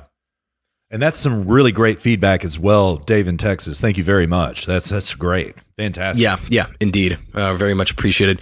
We received another piece of feedback. Unless, Russ, I'm sorry, did you have anything on that? No, sir. No, I could not add one more thing if I tried. I couldn't agree with you more about every last bit of what you just said. Perfectly said. And I 100% agree. Thank you. So then we received one more piece of feedback. This one was a little more outright, just straight up negative. I would venture to say that this is the first piece of feedback we've received that is just straight up negative, and we knew it'd come at some point. But this dear listener tells us that we sounded unprepared during the Roger Stone segment of the last show, and that specifically they were shocked. Our lack of knowledge on Roger Stone was shocking. So a couple of I've got 4 points here. So one is the Roger Stone thing happened like literally a day or two before we recorded the show. So the day before. Yeah. Yes. Yeah. And, just due to our recording schedule, we can't shift things around here. So we've got pretty tight schedules. So it's very difficult to show prep on something that happened 24 hours prior. Well, I guess 36 hours in this case. And sorry that we didn't have time to go back and research the political history of Roger Stone in its entirety and explicate that for you in chronological order. Which leads me to the second piece of feedback. I mean, Roger Stone is not really a front and center character in the political landscape. He's more of a background guy, and indeed, and always has been. And that's, he is supposed to be behind the scenes. So he's not really somebody that's in the media news cycle and that you would just know a lot about just by watching the news and following politics. But I will take this feedback and I will say that I thought a lot about it, and I will do two things in response to this. One is, if I'm not prepared to speak on it, I'm not going to throw it into my show prep, just because it's important and just happened. I would rather just put that in bots, acknowledge it, say, sorry, didn't have time to prep, and I'll move on. The other thing is, I'm just going to try to avoid things that I just don't have a lot to say on. We aren't just reporting the news here. We are trying to provide valuable commentary and philosophical understandings of political topics, talk about history, economics, and really give our opinions on things. And so I'm going to leave things in bots if they are just sort of, this happened and there's not really much else to say. In those scenarios, which it seems like this Roger Stone thing might have been a little bit of that. Those sorts of things I'm just going to leave in bots as well. So that's what I took away from this. What do you have on it, Russ? Well, first of all, I think that's very graceful of yourself. I think that that's very fair. I will endeavor to do the same. What I have on it a little bit is this. Let me think about this. How exactly do I want to say it? Let me just start off by saying, dear listener, thank you very much for listening to the show. We really, truly do appreciate it. And, thank you for the feedback, even though it was rather scathing, if I may say. And, also, furthermore, dear listener, if I may continue, I think you totally missed the point of our piece about Roger Stone. And so let me set the record straight about what it was that we were arguing about last week, okay? Let me run you through a little linguistic exercise here, dear listener, one which I learned from our buddy Robert, and now let me define some terms precisely going forward also, so we don't have a semantic argument going forward, okay? When I say this, in this next little bit I'm going to break down, when I say this, I'm referring specifically to the Mueller team's raid via the FBI of Roger Stone's home on January 25th at approximately 5 a.m. And maybe 6 a.m. There are conflicting tales. We don't know exactly. But I'm going to go with 5 a.m. because that's what I heard directly from Roger Stone himself. And I believe him. I have no reason to doubt him. So when I say this, that is what I'm talking about. The raid. Okay? Now, to refresh the conversation a little bit, dear listener, these are the HSP boys' first 5 contentions about the Roger Stone raid, which we detailed in episode number 25, and I'm going to read it thus. Contention number 1, this is not about Roger Stone. Contention number 2, this is not about Roger Stone. Contention number 3, this is not about Roger Stone. Contention number 4, this is not about Roger Stone. Contention number 5, this is not about Roger Stone. Refer to these first 5 contentions throughout this little refutation, dear listener. Please refer back to it. I want to make sure that you really get what we're talking about this time. Why? Why is this relevant? Because if this is not about Roger Stone at all, why does it matter what we do or don't know about Roger Stone? Because it's not about Roger Stone. I freely admit, dear listener, I don't know everything about Roger Stone. I don't know what he did for the Nixon campaign. I don't know what he did for the Dole campaign. I'll also admit that I've not read Stone's rules. I do own a copy of it. It's in my stack. It's kind of bottom of the stack right now because I've got some other things to read that are more important to me. I do own a copy. I'll get to it someday. Your feedback considered, dear listener, we actually do know quite a bit about Roger Stone. Okay, so for you to call us ignorant about Roger Stone is a little bit insulting. So I don't mean to counter insult you. I want to handle the argument in terms of what it is that we were talking about. Now, we know quite a bit about Roger Stone. We probably don't know as much as you. That was why we asked you for further detail about your feedback so that you could maybe teach us something, but you didn't reply. Okay? Now, let me gather my thoughts here for a little bit. How is it topical that what we know or don't know about Roger Stone, even topical to the case that we were laying out? Well, dear listener, I hate to be repetitive, but it simply is this. It is not topical. That's not what we were talking about. We were not talking about Roger Stone. We were talking about something else, right? So everything that you said about in your feedback, it's completely off topic. Why? Because this is not about Roger Stone. Yeah, this is about something different. I think it's almost like, as you're saying this, Russ, it's causing me to think like, it's almost as if this is exactly what the Mueller campaign and the left in general wants us to be doing, which is going, let's dissect his background. Let everything Roger Stone. Exactly. They want us talking about everything Roger Stone. What we did is just went straight to the point and saying, this isn't even about him.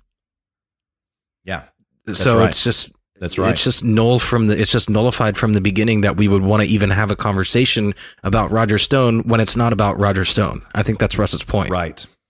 Yes, that is exactly what my point is. Yes, that's exactly it. And man, I couldn't agree more about this is what the Mueller investigation intends, for us to get lost in the weeds about Roger Stone when this is not about Roger Stone. So therefore, contention number 6, dear listener, so what is this about? Refer to the episode again, dear listener, episode number 25. Listen to the bit again. What did we say that this is about? This is about Donald Trump. This is about the Mueller team trying to maintain the Russia hysteria and hang it around the neck of the president. Again, this is not about Roger Stone. This is about Donald Trump. This is about him being the DOJ's and DNC's goon squad and trying to overthrow a duly elected president. That is what the argument is, dear listener. Contention number 7. Furthermore, this is not only about Donald J. Trump, this is also about WikiLeaks.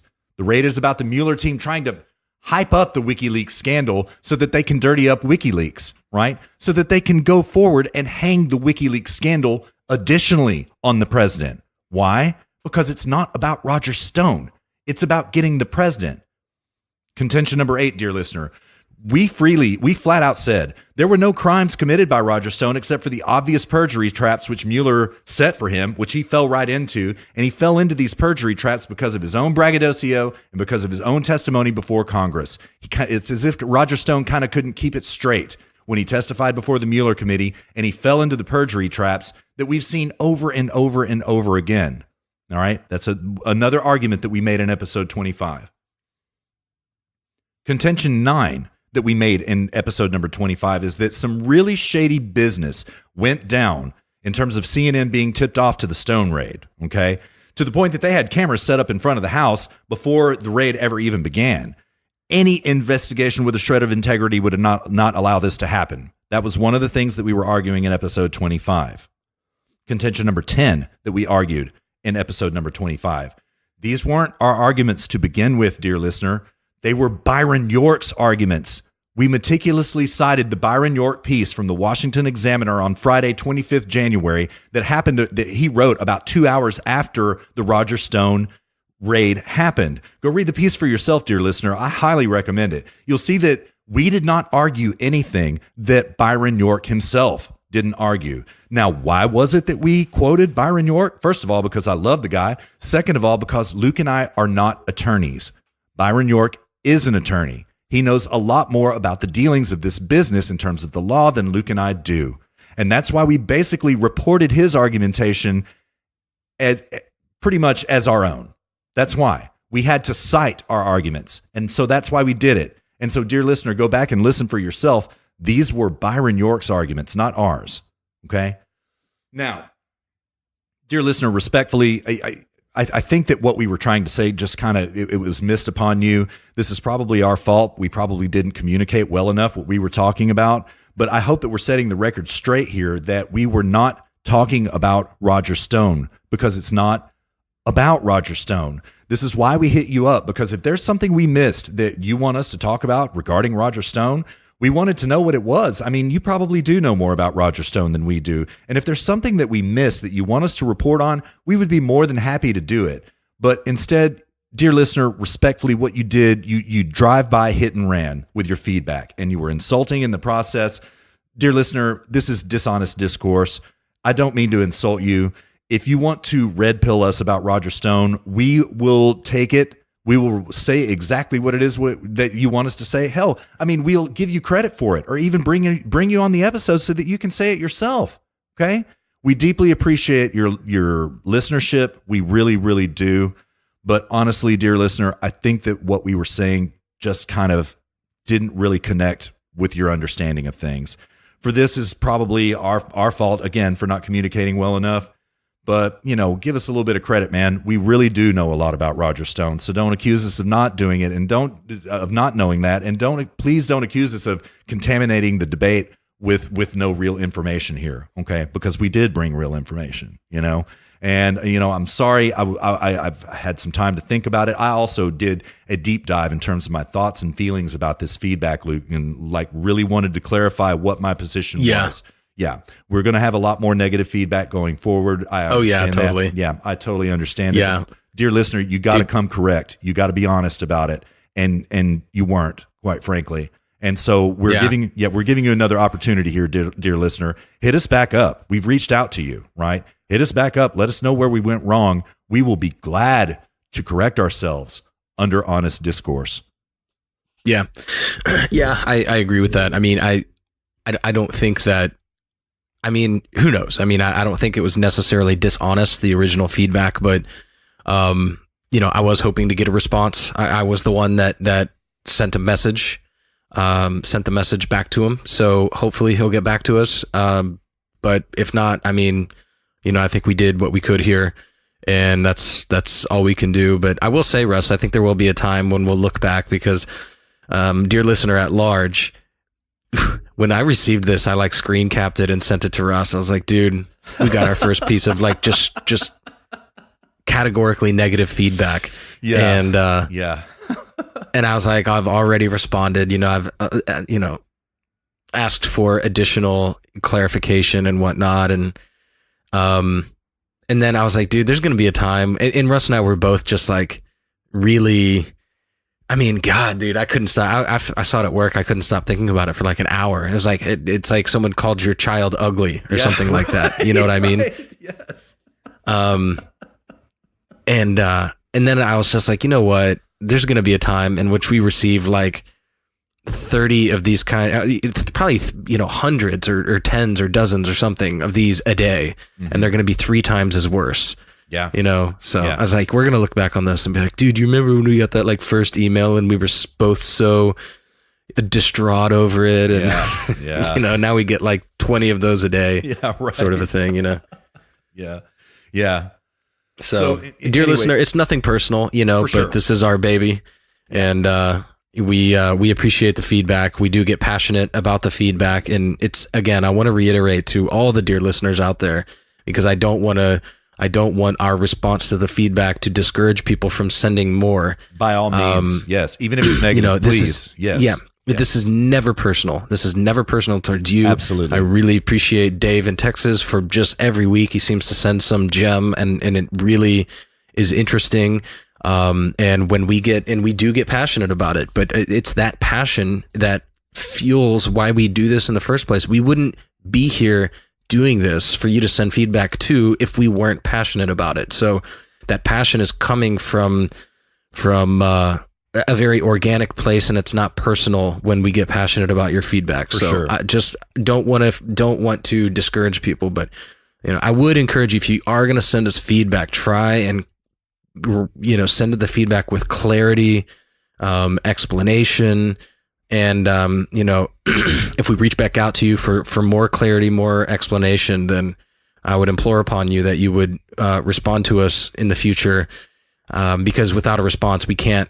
It's difficult for us to respond, and we're left with doing a feedback like this, which is sort of operating on some sort of an assumption of a complaint, as opposed to the surface level complaint. Right. That's exactly it. We can only reestablish our case at this point in time of what we were talking about in that episode. We can't really. There's not really much to refute. Yeah. Mm-hmm. Right. Yeah. Because we don't have a material understanding of what the complaint is. It's just a high level not accusation. I mean, in some sense, the observation was accurate, and that caused me to reflect and think. So, in some sense there was something there, but I think there was a lot more meat to that feedback that we unfortunately don't have. So, the invitation for you to send more is still there. Absolutely. Specific dear listener, feedback dear listener. So anyways, that's it for me, man. No more feedback. What about you, Russ? I've got one last bonus for contention number 9. Now remember, contention number 9 that I just laid out for you, dear listener, in the feedback was that some shady business went down in terms of the leak to CNN. Well, it turns out that the HSP boys were 100% vindicated. I'm reading from a Gateway Pundit piece right now that dropped, I believe it was on Wednesday of this past week. Roger Stone attorneys provide evidence of Justice Department special counsel leak ahead of conservative author and activist's arrest. Just over a week after his televised arrest was carried exclusively by CNN, attorneys for the longtime Trump advisor Roger Stone have sent a letter to the House and Senate Judiciary Committees, detailing how some reporters may have received an early draft copy of the indictment. Documents obtained exclusively by the Gateway Pundit. Sorry, Gateway Pundit. I should have called you out in the very beginning. I'm reading the piece from the Gateway Pundit's lead. It's a fantastic piece. Gateway Pundit's been doing work this week, and Gateway Pundit, we really appreciate it. Thank you very much. Starting the paragraph again. Documents obtained exclusively by the Gateway Pundit show a copy of the draft indictment without the PACER filing number or official stamps of the court, with metadata on the document identifying it as being authored by AAW, who is suspected to be lead special counsel prosecutor Andrew Weissman. Ooh. Dear listener, dear listener at large, this seems to be smoking gun evidence of the fact that the Mueller probe leaked the indictment to CNN before it ever even happened. I mean, initials AAW in the metadata of the authoring document. Oh, that really does sound like Andrew Weissman. It truly does. So, we'll follow this story closely, dear listener. Sounds like a railroad job. Just to go back to our previous contention number 9. Sounds like a railroad job. So we'll stay on top of it, and we'll let you know how it develops. All right. Well, thank you for that. Yeah. Are we grab bag special now? Yeah, we grab bag special, man. Yeah. All right. It's probably kind of predictable, dear listener. Yeah, we actually ended up looking for a different grab bag special because I told Russ earlier, I was like, dude, talking about the Green New Deal, the Green Death deal, the Green New Death, it just feels like after all that, it just feels like I'm walking out of a funeral and I just need to go to a bar. It's just like, you're just kind of emotionally drained and you just don't want to see or think about it. But we looked for another video, but I don't know what it is, dear listener. Nobody's putting out good content for us to cover. So we are left with doing AOC's presser on the Green New Deal, which was Thursday. Thursday. Yeah, that's right. Yep. Yeah. So why don't we just jump right into it, Russ? I think we should play the what is the guy's name? The senator from Massachusetts, Markey. Markey, that's right. I kept wanting to say like Barkley or something, but don't think he plays basketball. Yeah. Yeah. Probably our country would be better off if he did just play basketball. Yeah, but, right, for sure. Yeah. Why don't we just hit it from the top? Let him do the intro. Okay. And we'll just go from there. All right, sounds good. And dear listener, just so you know, like this, just some background on this before we blast. This is the previously cited in HSP number 26, previously cited presser in which AOC is wearing the green blazer. This is the one, right? Yes, So, this is the big presser this week. So hopefully this is going to be a good bookend to the end of this show. Yeah. Yeah, this is coupled with the release of the resolution. Yes, sir. Which we covered exhaustively earlier. Yes, sir. Yes, sir. That is correct. All right, take it from the top. Right. Is that what we do? Yeah, let's do it. All right, here it comes. On this very important moment. I want to thank my fantastic partner on this Green New Deal resolution, Congresswoman Alexandria Ocasio-Cortez. I want to thank all of the House and Senate members who are gathered here with many others who have signed on or will be signing on to this resolution. This is an incredible moment because all of the supporters who are here today support the climate, clean energy, social justice, public health, grassroots organizations that make up the most powerful movement organizing in the United States today. Never in our history have the interest of all Americans been so united on a single issue, climate change. Okay, hold on. Stop there, Russ. From the air we... Notice how he says that everybody here today is here to support the climate. Yeah. What does that even mean, support the climate? Support the climate. I know, bro. I know. You support the climate, bro? That's what I was just about to say, dude. It's like our political landscape has been reduced to Trump supporters and climate supporters. Yeah, absolutely. You know? Absolutely. And it draws a subliminal line in the sand also here, dear listener, because like, if you don't support the climate, well, you're just an evil person, right? There's a moral argument being declared here that, they're very carefully crafted words intentionally, dear listener, intentionally. So yeah.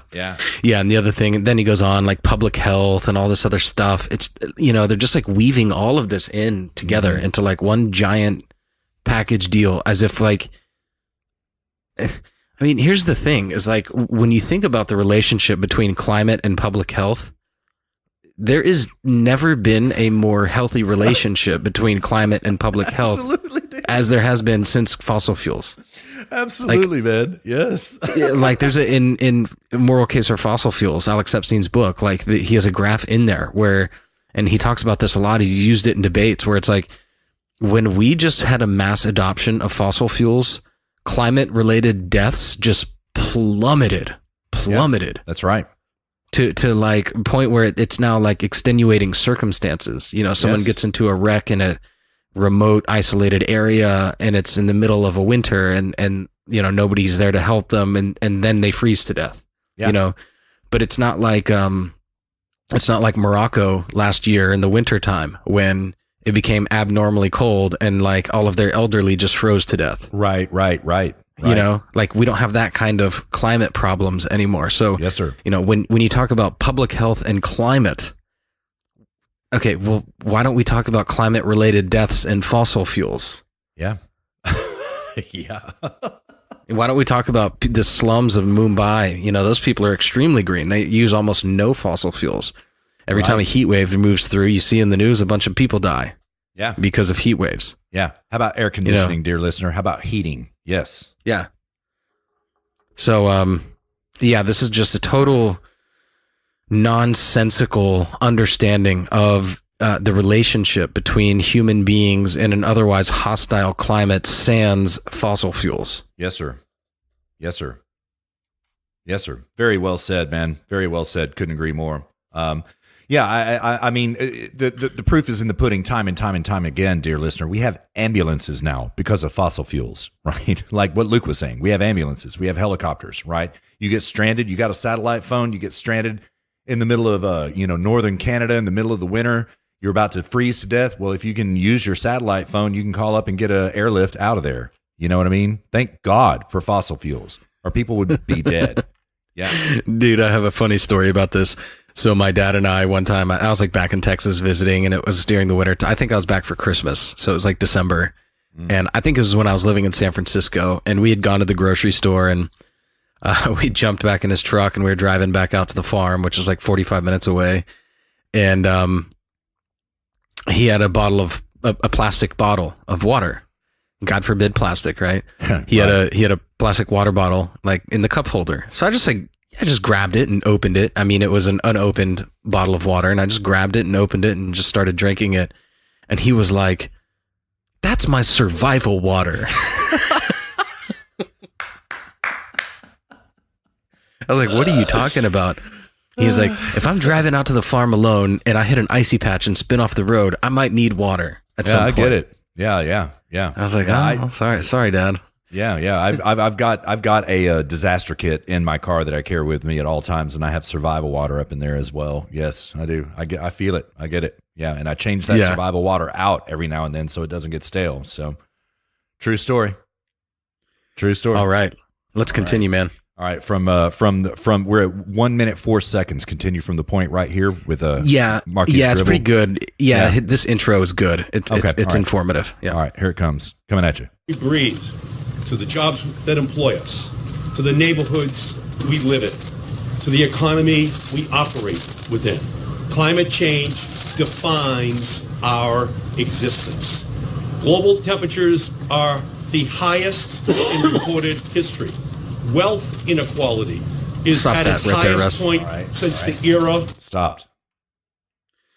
Okay. I probably should have had you stop a second or two later so I could hear this wealth inequality bit. So, when he talks about temperature is the highest it's been in recorded history, that's not a very long time.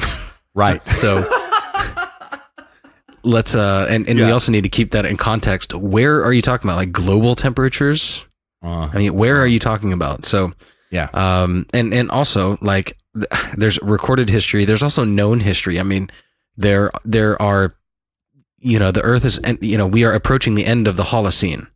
Yes. You know what I mean? So yes, like there are times that we know for sure that the earth was far warmer than it is now. Absolutely. So there's a difference here between recorded history, which is not very long. We have not been recording temperature. Years, give or take. Yeah, 150 years, give or take. Yeah, out of 4.5 billion years of this planet's existence. Yes. So when you're talking about 150 out of 4.5 billion, that's a pretty meaningless statistic.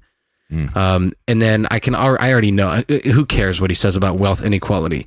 Everybody is so much wealthier today than they were 20 years ago, 50 years ago, 100 years ago. Oh, yes. This whole this whole like the way to conceptually understand this is that there's a finite pie, and you have everybody scrambling for a piece of the pie, and some just end up with more than others. This is the wealth inequality. Yes, sir. Understanding. It's a zero-sum game. Yes. Right. Yeah. Mm-hmm. And I don't even ascribe to the idea that the pie gets bigger, which is like a lot of libertarian talking points. They're like, well, it's not that. It's that the pie's getting bigger.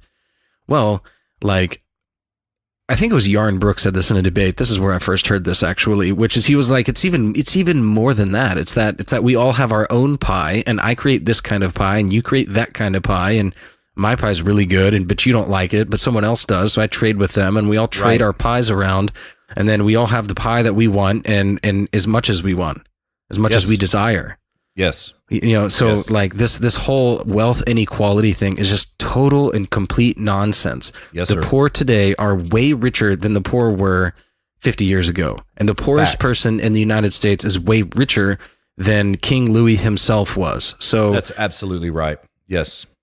This is just a total nonsensical understanding of wealth creation, the existence of wealth today, wealth inequality, and just simply economics, in terms of the fact that under capitalism, or a society in which people trade for things, that trade is a trade for mutual benefit. It is not a zero-sum game, as you said, Russ. Yes, sir. Or as you, not as you said, but as you mentioned earlier. Yes. And I just want to highlight, dear listener, I want to underscore what it is that Luke just said. This is because of fossil fuels. Fossil fuels do not contradict this prosperity in human history that we happen to live under right now enjoyably. No, they make it possible. Right. Yes, it is because of fossil fuels that we are as wealthy as we are, right? Until we can find another point of energy, and we made this point on the Friday Night Comfy Post last night, it does not exist right now. There is only one source of energy, and that is the cosmic microwave background. There is a source of infinite energy that sprung from the Big Bang, dear listener, right? If we could harvest that, okay, yes, then we don't have to use fossil fuels anymore, but we can't. And the possibility of us harvesting that energy, pretty much zero at this point in time. We're not even getting close to it. Yeah. I mean, not even getting close.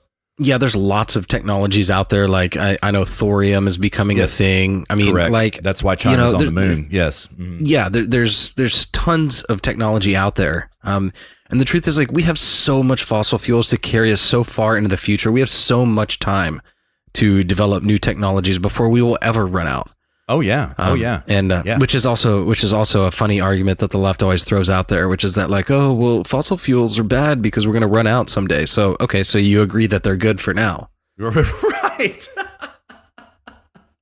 Not to mention that every time they say this, then we find another huge oil patch, and I will quote one that just happened very recently, dear listener. And then they turn around and they go, "Son of a bitch." Yeah, exactly. Yeah. Yes, sir. Damn it. Yeah. They weren't supposed to find that. Yeah. Dear listener, we just found 950 billion barrels of oil in the Permian Basin in West Texas, right? That's not fracking crude that we don't have to frack to get that. We can just drill that crude. That's right there. 950 billion barrels of oil. Okay. So, like, the leftists would flip this argument and say, okay, oh my God, then that means 950 billion barrels worth of oil, CO2 emissions gotta go into the environment. Oh my God. Okay. All right. Well, like we said earlier, this is food for the trees, dear listener. You want to rebuild the Amazonian rainforest, which has been mercilessly destroyed and cut down in the name of creating farmland. You want to rebuild that? Let's give them some CO2. Let's pump this oil out of the Permian Basin and give them some CO2. That's what you really want. Dude. First of all, that's a good point.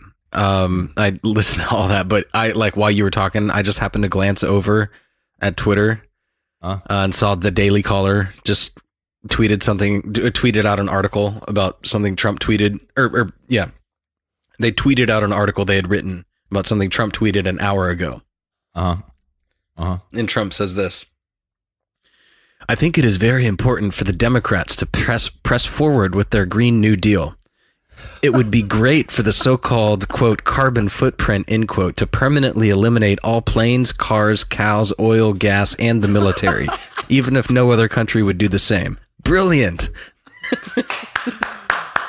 Thank you, Mr. President. Troller in chief, boy. Oh, man. It's so good. Man. I'm retweeting that.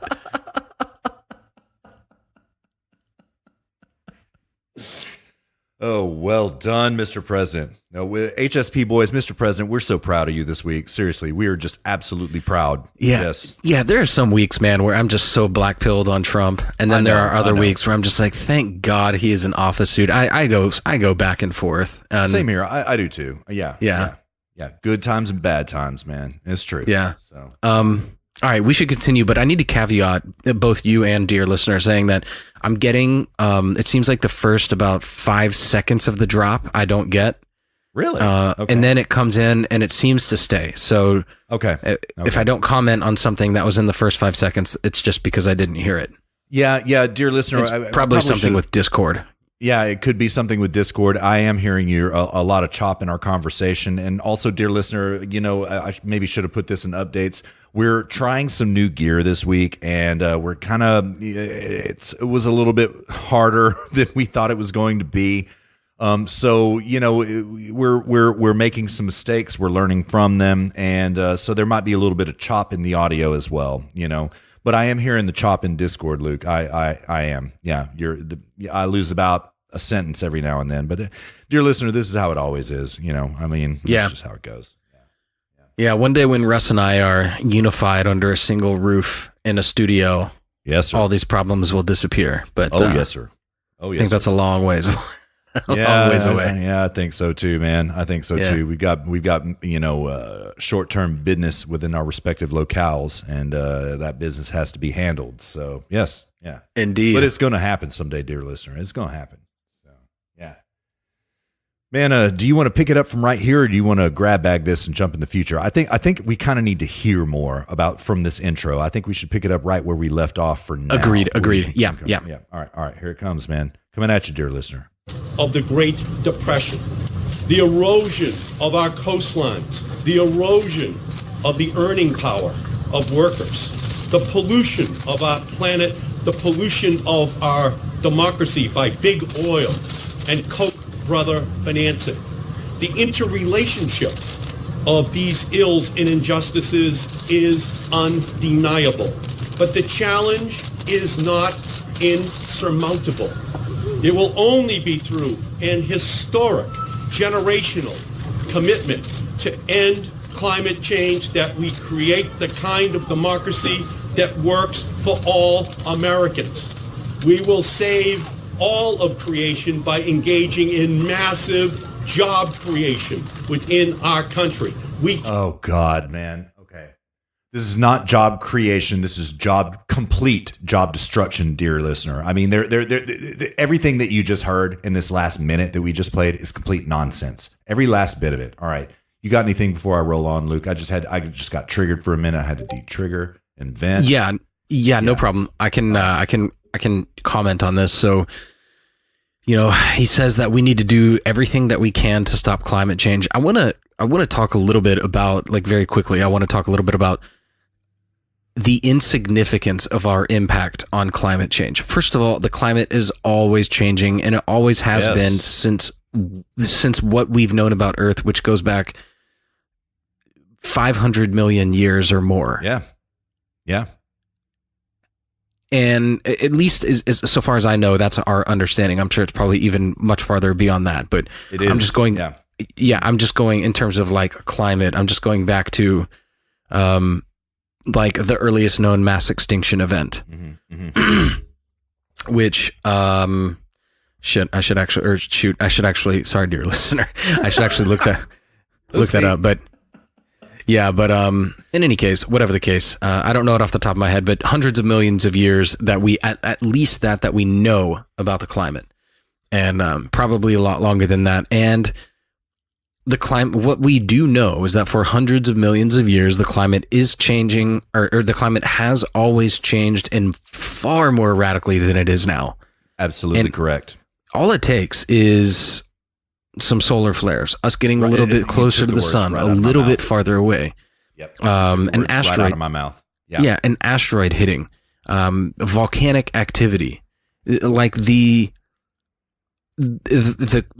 power that natural phenomena have over our climate is so disproportionately greater than the power that we have that Absolutely. It's not even worth considering our impact, in my opinion. I mean, it is, but what we do know is that our impact is so insignificant compared to other things that can happen that are natural phenomena, that it's just like, okay, great. We're living the good life. We live in a clean environment. Places where we use fossil fuels are clean. Places where we don't use fossil fuels are generally not clean. Yes. It is the places that are energy poor are the places that are dirty. It is the places that are energy rich that are the places that are very, very clean.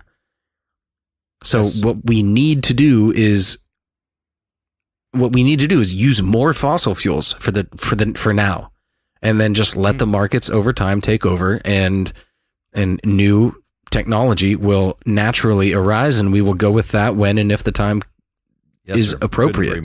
Couldn't agree more. So, yeah, I mean, when we talk about we need to fight climate change, why?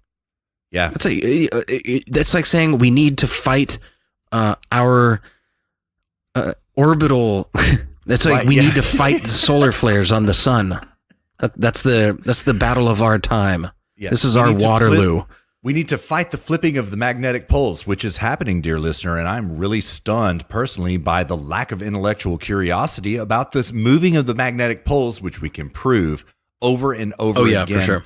Over billions of years that this has happened, right? The magnetic poles, the North and South Pole, they are moving very quickly right now, dear listener. And we know that in certain times in our geologic history, they've completely flipped. I am really stunned by the lack of intellectual curiosity about this regarding the climate. I'm really stunned. Well, that's because that is a phenomenon that doesn't have anything to do with human activity. So of course they don't care. Exactly. That's why they don't care. Because it's not something that we caused. Exactly. They only, again, we're talking about like their philosophical principle at work here is, did humans cause it? Yes. That's when it's bad. So when it's something like solar flares or flipping of magnetic poles or volcanic activity or things like this, they don't care about those things. In fact, they don't even care about our ability to react to it. Because if they did, then they'd be for fossil fuels. They care about the fact that we are impacting the planet. Notice how when Fukushima was destroyed by the tsunami, they didn't complain about the tsunami. They weren't like, "Oh, hey, you just built that nuclear plant a little bit too close to the ocean. Maybe move it, more inland next time. Build one more inland next time." No. It was, "Oh my God, nuclear energy is a hazard."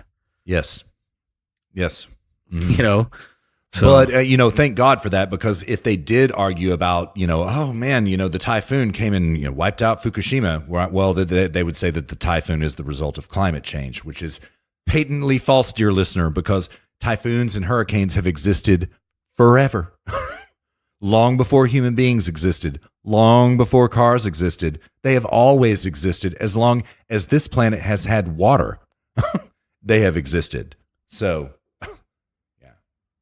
anyways. Indeed. We should pick it back up, huh? All right, here it comes, dear listener, coming at you. Can deliver a Green New Deal for America. So what are we talking about when we talk about a Green New Deal? When we talk about a Green New Deal, we are talking about jobs and justice. We are talking about the greatest blue-collar job creation program in a generation. We are talking about repairing the historic oppression of frontline and vulnerable communities which have borne the worst burdens of our fossil fuel economy. Because President Roosevelt was right when he said about his New Deal, statesmanship and vision, my friends, require relief to all at the same time. We're talking about an historic 10-year mobilization that will mitigate climate emissions, build climate resiliency. We have acted on this scale before, and we must do it again. We need massive renewable energy deployment. Is that your phone, Russ? Solar, offshore wind, storage batteries for renewable electricity. Our energy future will not be found in the dark of a mine, but in the light of the sun. Energy efficiency, smart power grids, clean and affordable public transit, clean cars and manufacturing, and working with key industries to eliminate pollution. Today, we are putting forward a set of principles, not prescriptions, that will require leveraging new financing, providing new resources, and training and using existing laws and new regulations to meet our 10-year goal. We can create high-quality jobs and enforce labor standards, guarantee rights to retirement security and health care, and conduct inclusive decision-making. There will be critics who will say this does not go far enough or that this can never get done. These, of course, are the same cynics who said auto companies would never agree to raise fuel economy standards. The same naysayers who insisted that a global climate agreement before you say anything, okay, dear listener, I just got a FaceTime call from mine and Luke's friend, who we hope to have on the show someday very much. I really cannot prove or determine whether or not it got into the audio. I'm very sorry if it did. Again, new gear. We're trying things out. Sorry about that. Luke heard it. So if Luke heard it, it probably went in the audio. I'll try to clean it up for you, dear listener. Sorry about that. All right, go on, Luke. Sorry about that. Yeah, no worries. When he talks about people said that automakers would never agree to reduce their or increase efficiency and reduce carbon. Like that's actually right. That's why they passed the CAFE laws. Right. They didn't. So they forced them to. They literally forced them. They didn't agree. So he's like saying that like, oh no, we convinced them so we could work together, and help reduce carbon emissions in cars in America. No, you are a liar. You forced them to with the CAFE standards. Yes. Factually correct. This is again, so 50 years from now, they'll be like, so what happened? Why is everybody in the United States poor? Oh, it's not that we're poor. It's just that we're environmentally friendly. And people said they would never agree to be environmentally friendly, but we worked with them to sufficiently impoverish all of ourselves to reduce our carbon footprint. Yes, sir. It's like, I don't know how these politicians sleep at night knowing, they have to know how dishonest they are. I don't know how they sleep at night. I don't either, Luke. It's an intriguing question. Because they're making money from their donors. That really is what it is. You can probably price this senator's every single word and with a dollar value based on contributions he's getting from this. From the green tech industry, from whomever. I don't know anything about his campaign donations, but politicians sell the law, dear listener. Politicians sell the law. Lobbyists write the law. Politicians sell the law. So this is a sales pitch when you get right down to it. Sales pitch, So yeah, for which he is being handsomely rewarded, I guarantee you. No wonder it's such nonsense, Yeah. But all right, dude. That's only a sophomoric explanation for how I can't explain how these people sleep at night either. They're just. It's so strange, man, because like I don't lie because every time I do I get caught, right? So I just don't lie. Generally everybody does. Yeah. Uh-huh. If you think about if you've got a buddy, right? Or let's say like you have a girlfriend. And you, I don't know, go out with your friends the night before, but you tell her that you're at home sick. And she, the next week, a week goes by or whatever. And she's like, oh, I'm glad you're feeling better. Oh yeah. I'm feeling a lot better now. Yeah. And then, no harm, no foul. Another week goes by. Yeah. And, when you're out to lunch with her and then like one of your buddies that you went out with and then his girlfriend. Right. And then but his girlfriend knows about it and you're all out eating dinner. And then she suddenly goes, oh yeah, when they went out the other night, last like 2 weeks ago, they got super wasted. And then, and then your girlfriend turns to you and she's like, what? You told me you were sick. Like, oh yeah, I was sick, and so you lie again. You're like, yeah, I was sick, but I just went out, for like a beer and then, went home and then like, the buddy and the girlfriend, they sort of like catch on, oh, he lied about it. Okay, sorry. Right. Ixnay on the going out nay, and, so you lie about that and then a couple weeks go by and then something else comes up and then something else. And it's just this constant and ongoing thing. And lying is just compound upon themselves. Yes, they do. Exactly. And you have to worry about who you told, what you told, who they talked to about it.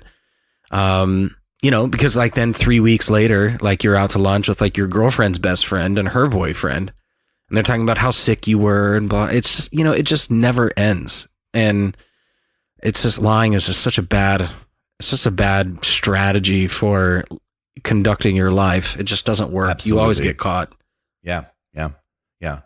Because lies do not reflect reality. They Yes, are exactly. incapable of reflecting reality. Yes. They are a liability for you. Yes, you are just writing liabilities for yourself. Yeah, that's right. And man. they are debts to reality. That's really what they are. Yes, they are. Yeah. All right, dude. I think we should try and finish this out without commenting. Okay. Finish the intro out without commenting. Yeah. You mean? Yeah. Okay. Let's All try right, it. so And let's- if we have something at the end, maybe we can remember it and say something. Okay, fair enough. All right, so that's a good call. Let's get through the intro, and then I'm going to give it 2 drops of Ocasio-Cortez. Well, 3. Let's do 3 drops, right? And let's ride on up out of here. What do you think? Let's do it. Yep. All right. Here we go. Was entirely impossible. I am continually comforted by their consistency. They have been consistently wrong. And the greatest climate denier of them all is in the White House, Donald Trump, a president who did not utter the words climate change or clean energy during his State of the Union 2 nights ago. On the most important issue facing this country, his State of the Union, Donald Trump's State of the Union was silent. Every reason Trump and the deniers and the critics offer to give up is proof positive that we should push forward even harder. So the question isn't whether all Democrats can support this resolution. It is if any Republican will support this resolution. The question should not be if we can do it. The answer should be when we will do it. 5 decades ago, President Kennedy announced the ambitious goal of sending an American safely to the moon. He didn't say how it would be done, but that we would do it. We would need a giant rocket made of new metal alloys that had not been invented yet. And it would have to be returned safely to Earth within 10 years. He urged us to be bold. I say today that it is time for us to be bold once again. We have the technology to do it. We have the moral obligation. We have the economic imperative. We just need the political will to get this done. The sun is setting on the dirty energy of the past. Today marks the dawn of a new era of climate action. When we look back today, this will be the moment that we will be able to say that the political tide has turned on the rising seas. We are reclaiming our leadership on the most important issue facing humankind. This is the new climate democracy, of the people, by the people, for the planet. I thank you all for being here today on this historic day. And now... Okay, dude, I have a lot. Oh, Lord have mercy. Lord have mercy. I have at least 4 points that I want to address on this. If you, dear listener, if you heard me rattling away in the background, that's because I was taking notes. First of all, this climate denier thing, this is just one of these idiotic terms by the left. It's just one of these empty terms like living wage, environmental racism, social justice. It's this word that doesn't really mean anything at all, and they just load it with whatever they want. If you really think about what it means to deny the climate, nobody is denying the climate. That's just absurd on its face. So anytime you hear somebody say climate denier, ask them, what does that mean? Like, what do you mean? Yeah. Your climate change? I don't deny climate change. The climate's always changing. What do you mean? Yeah. Just the Socratic method is just asking questions. Yes. Open-ended questions, not closed-ended. Like closed-ended questions are like yes, no. Open-end is like what, how. Right. Yeah. And what, how. Yeah, mainly what and how. But exactly. Yeah. Like, what is a climate simple denial? questions? Yeah, simple questions, dear listeners. Simple questions, not George Acosta style questions that like comma blah another nonsense phrase, comma another nonsense phrase, comma another nonsense phrase. Simple questions. You just ask simple questions. That's all it is. Socratic. Yeah. method. That's it. Yeah. Another point. So yeah, this climate denier thing is just total nonsense. Another point was Trump did not utter the words climate change. Well, yeah, that's because, well, nobody really cares about climate change. I actually got bored with the topic like a year ago because nobody was even talking about it anymore. And now suddenly this is just sprang from the well again. Yeah. So, nobody cares about climate change that much. I mean, some people do. A lot of people, the Greens, the left will definitely get fired up about this again. Make no mistake. But yeah, Trump didn't utter it because it's not that big of a deal, and not that many people really care that much. And the people who do care would rather still just drive their car rather than have to finance a Tesla and impoverish themselves in doing so. Yes, sir. Kennedy sending Americans to the moon. This is a danger of omitting context. Okay. Kennedy, yes, that was a challenge, but we didn't have to mobilize. Kennedy didn't reconstruct every structure in the United States so that we could send somebody to the moon. He didn't ban air travel so that we could send somebody to the moon. Right. And here's the real irony here, dear listener. It's he sent somebody to the moon burning, excuse my French, but a shitload of fossil fuels. More fossil fuels in that single. I don't even know, but I bet it's more fuel than the average person uses in the course of their lifetime was burned in the couple of minutes it took to reach space. Yeah. Yes, moments. It's true. Yeah. So, I mean, it's hilarious that he uses that as an example. And then he says, we have the technology. Well, no, we don't. If we had the technology, we'd be using it instead of fossil fuels. It's just that simple. It's if we had the technology to harness solar and wind on the scale that we do fossil fuels, well, then that's way cheaper. We wouldn't need to drill it out of the ground. So no, we don't have the technology. That's a completely false statement. We have the moral obligation. No, we don't. Again, he provided no reason for that. We have the economic imperative. This is some Kantian understanding of economics, which is a throwback to moral imperatives. So we have an economic imperative to impoverish ourselves is really what that means. Yes. And it's funny because then he ends up saying, and so we need the political will. The political will to do what? Force everybody to do something they don't want to do? That's the implicit understanding of what that statement means. Let's force everybody to do something they don't want to do. That's what that means. Right. And then his last statement, oh my God, this just just so perfectly encapsulates everything that we've been saying, which is that this is an anti-human life, untouched, unimpacted planet. When he says, of the people, by the people, not for the people, for the planet. We're not doing this for us. We're doing this for the planet. Yeah. So that was, oh God. When I heard that, I was like, oh, thank you. It's triggering. You just made it so clear. No, it's not triggering for me. Exactly. That's white pilling. You can just point to that. You can just point to that. So what is the purpose of all this? It's not for you. It's not. It's not for us. It's for the planet. Yeah. It triggers me. Go ahead. I was gonna just say last thing. I was just glad that he said that. I was like, that's great. Now we can just straight up just point to that. Say this is what this is all about. Yeah.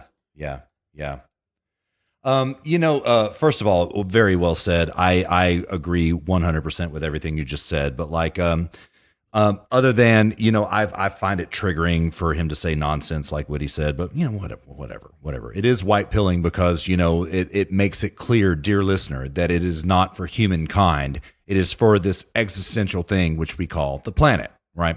Now, what they would argue further, I think, is that we must have this planet in order for human life to exist. Okay. Yeah, that's true. Right. But where I want to go with this, dear listener, is that, okay, with these bold, sweeping claims, remember Luke said, and he's absolutely correct, this is societal change. This is not a project. This is complete societal change. For something as draconian and wide-reaching and far-reaching as this, the burden of proof is upon you, sir. You must prove anthropogenic climate change before anybody should even rationally consider this proposition. Yeah, and but dear I mean, listener, go ahead. Like not only that, but anthropogenic climate change to the extent that it's not worth it. Right. Exactly so. Like it's not enough just to say we're changing it.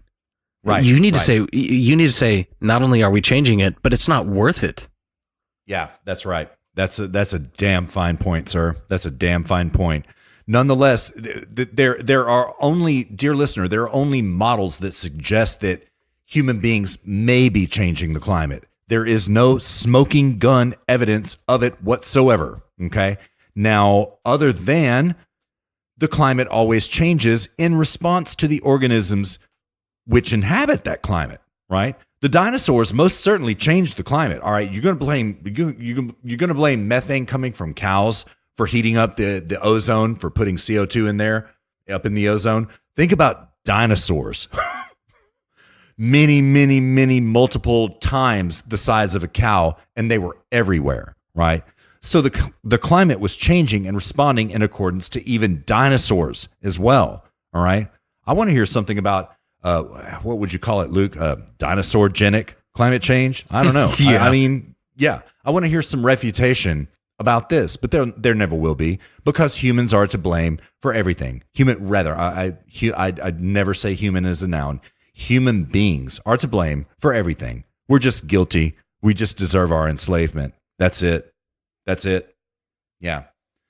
And the last point I want to make about this, man, dear listener, I grow extremely weary of these comparisons between the Green New Death and going to the moon. I grow weary of these comparisons between the Green New Death and fighting the Nazis. All right. This is such false equivalence, and it grows really tiresome very quickly. Very quickly. All right. Yeah, I understand that they're trying to be aspirational and all of this kind of stuff, right? But this is so idiotic on its face. Okay. This is not like Spartacus is the one who compared fighting Germany to, the Green New Deal. Spartacus himself, Cory Booker, said that, right? Okay. Like Rush Limbaugh said, okay, the Nazis were not fighting the earth. They were destroying human beings. That's why they had to be met in likewise form. Okay. They had to be stopped from destroying human beings. They were not destroying the climate. Okay. Second of all, going to the moon had nothing to do with our climate whatsoever, right? We went to the moon because we had to go up there and find out what was up there. It was a monumental task. We knew it. Yes, some new science had to be invented, dear listener, but what you're talking about right now is metallurgy and alloys and plastics. Not just the fossil fuels that were burned in that flight, dear listener. You had to create plastics to make the consoles within that rocket. Okay. Now, oh my God. I mean, not only did fossil fuels make both of those undertakings entirely possible, not only that. So you could probably say that they're arguing for the case of fossil fuels right now, right? The equivalence between the arguments that these people are drawing right now are false. They fall on their face. They're not even remotely equivalent. Not even remotely equivalent. This is aspirational nonsense. Aspirational nonsense. Yeah, they're like it's like they're saying that we were both aspirational.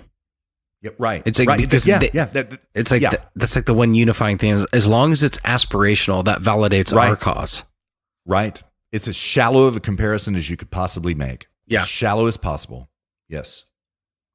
All right, dude. Do you want to wait for AOC to come in from this, or do you want to jump?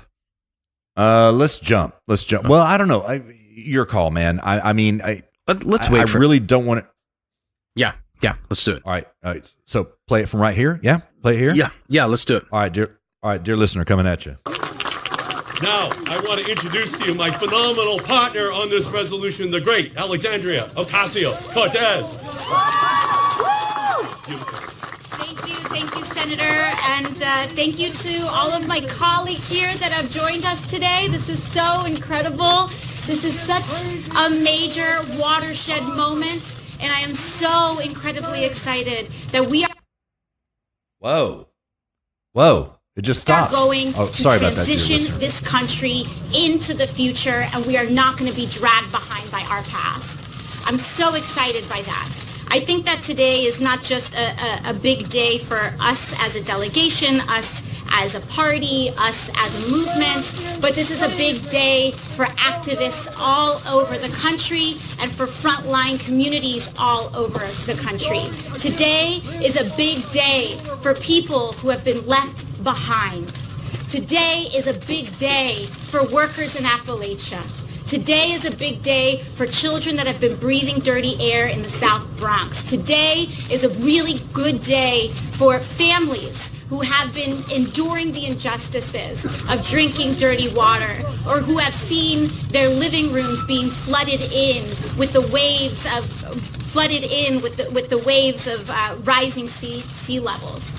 And today, I think, is a really big day for our economy, the labor movement, the social justice movement, indigenous peoples, and people all over the United States of America. Okay, a couple of things, Russ. Because today is the day that we truly embark on a comprehensive agenda Russ? of economic, social. Yes. Okay, so yeah, I'm sure the workers in Appalachia are very appreciative of Ocasio-Cortez destroying their industry. The coal industry, yes. Yeah. That's the first thing I thought too. Yep. I'm sure they're heralding her efforts here. Yes. Yes.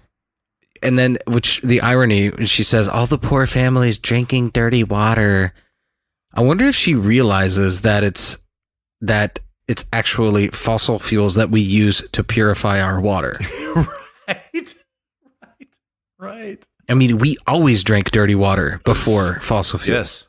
Yeah, we did. It was risky to drink water, dear listener. I mean, very risky. You could die from it, right? Because of literally oil-based products, we can now purify water, not to mention the energy used by fossil fuels to purify that water that comes out of your tap right now. Yeah. Oh, not just that. Oh shit. What is the oh god, man, my language is slipping now. Yeah. Oopsie. Yeah. It's my segment 3 drank, dear listener, coming through. Yes, It's carbon that's used to purify water, right? Absolutely. Yes, it is. There are other means, other mechanisms, but the one we use most frequently is indeed carbon. Yeah, it's carbon. Yeah. So it's carbon. So like you can thank carbon for purifying your water. Yeah. Thanks, carbon. Thank you. Yeah. Oh man. So, the only point I had about all that, I mean, first of all, I despise this woman, dear listener. Okay. I grow tired of the quip about, yeah, but she's kind of hot though, bro. She would chew your balls off with those teeth through a chain link fence. Okay. So like, stop saying nonsense like this. Okay. Stop saying this. All right. Now, next of all, listen to the cameras, dear listener. You could hear more cameras. The cameras were at higher volume than AOC herself was. This goes to my contention that AOC is completely a media meme. She has been memed into existence. I'm almost reticent to cover her here in HSP because I don't want to give her any more airtime, right?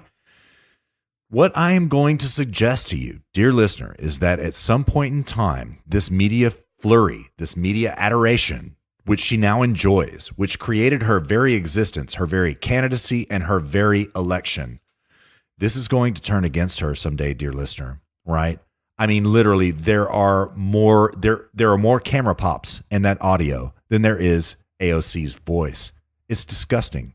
It's disgusting. So book it, dear listener. They're going to turn against her at some point in time. Rush kind of made this point as well, and the point that he made is that it's impossible to know when that will happen. Well, Rush, I respectfully, sir, I'll tell you exactly when it will happen. It will happen when she cucks on something that they want her to do. That's when they will turn on her, and she will be as destroyed as quickly and completely as she was created. I promise you, dear listener, this is coming. You know what, Russ? You know what I think that might be? What's that? Israel. Oh, yeah. You're probably right about that. I mean, yeah, dude. Yeah. Like Chuck Schumer has dual citizenship. Yeah. Right. Mm-hmm. Yeah. And she does not agree with basically the existence of Israel. Yes. So, I mean, I think she could find herself in some really hot water over that. Yeah, I would agree. Yeah. The media will go against her on that, and they will destroy her as quickly as her. Again, dear listener, this goes back to this argument that Luke and I will make over and over and over again over the years. They don't care about women. They don't care about people of color. They don't care about, LGBTQ, and they don't care about AOC. She suits their purposes right now. Yeah. And as soon as she starts speaking out against Israel, which she has already done, and I thought she kind of stepped in it, and I thought she was going to be held to account or brought back to heel. No, they kind of gave her a pass on that because she suits their purposes right now. Yeah, and she cooled her heels on it too. But Yeah, when she has. Yeah, but when give her a little bit of time, she'll start piping up about it again. Oh yes, and she'll find her right back in that hot water. Prediction, Luke. Yeah, that's a great prediction, man. I agree with you. That's what it'll be. When it happens, we don't know. The topic of her doom will be Israel. I couldn't agree more, man. Great prediction. Let's do one more and then let's call it, because this is a long show, long show. It is. And we've already so thoroughly BTFO'd the Green Death deal, for which this woman advocates in her green jacket as we watch it right now. We've it's becoming recycled content. We hate to be repetitive here at HSP, and I think we've done okay so far, Luke, about not being repetitive from what we've already said, let's do jump ahead, throw one more drop in. There are some other white men senators that get up and speak, and AOC speaks again right around 20 minutes, something like that. What should we listen to? What do you think, man? Let's do, right around 20 minutes. That's probably good. Okay. So I'm going to, she's actually up at the podium at 1915 is where I hover right now. You want to take it right there? 1915? Yeah, Does that that's work good. for you? Let's do it. All right, coming at you. Man, YouTube is speak to members of the Republican caucus. There are a few issues where they truly believe and express interest in coming together. And in addition to criminal justice reform and infrastructure, which this is in many ways an infrastructure bill as well, is the environment. And we are really starting to see that environmental and climate issues are issues that swing voters decide who they're going to cast their vote on. So I'm thrilled to say that there is interest. Congresswoman. Do you guys expect this to be offset by higher taxes?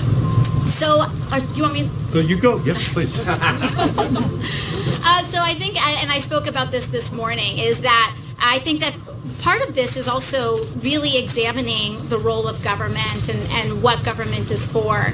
And I don't think that, I think it's important that we get away, and we also study our economic history, that government expenditure is not always just 100% offset by a tangible increase in that tax that same year. And so I think that we certainly saw that we certainly see the Republican embrace of that with the tax cut bill, which does not generate economic growth.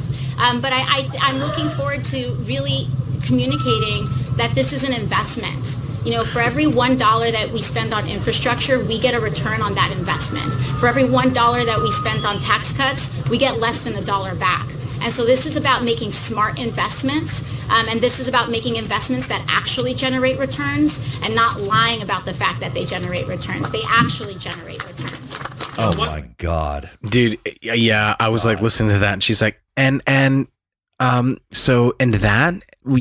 and we need to study our economic history, and you'll see that, and when you do that, Indeed, it took her so long to spit that out.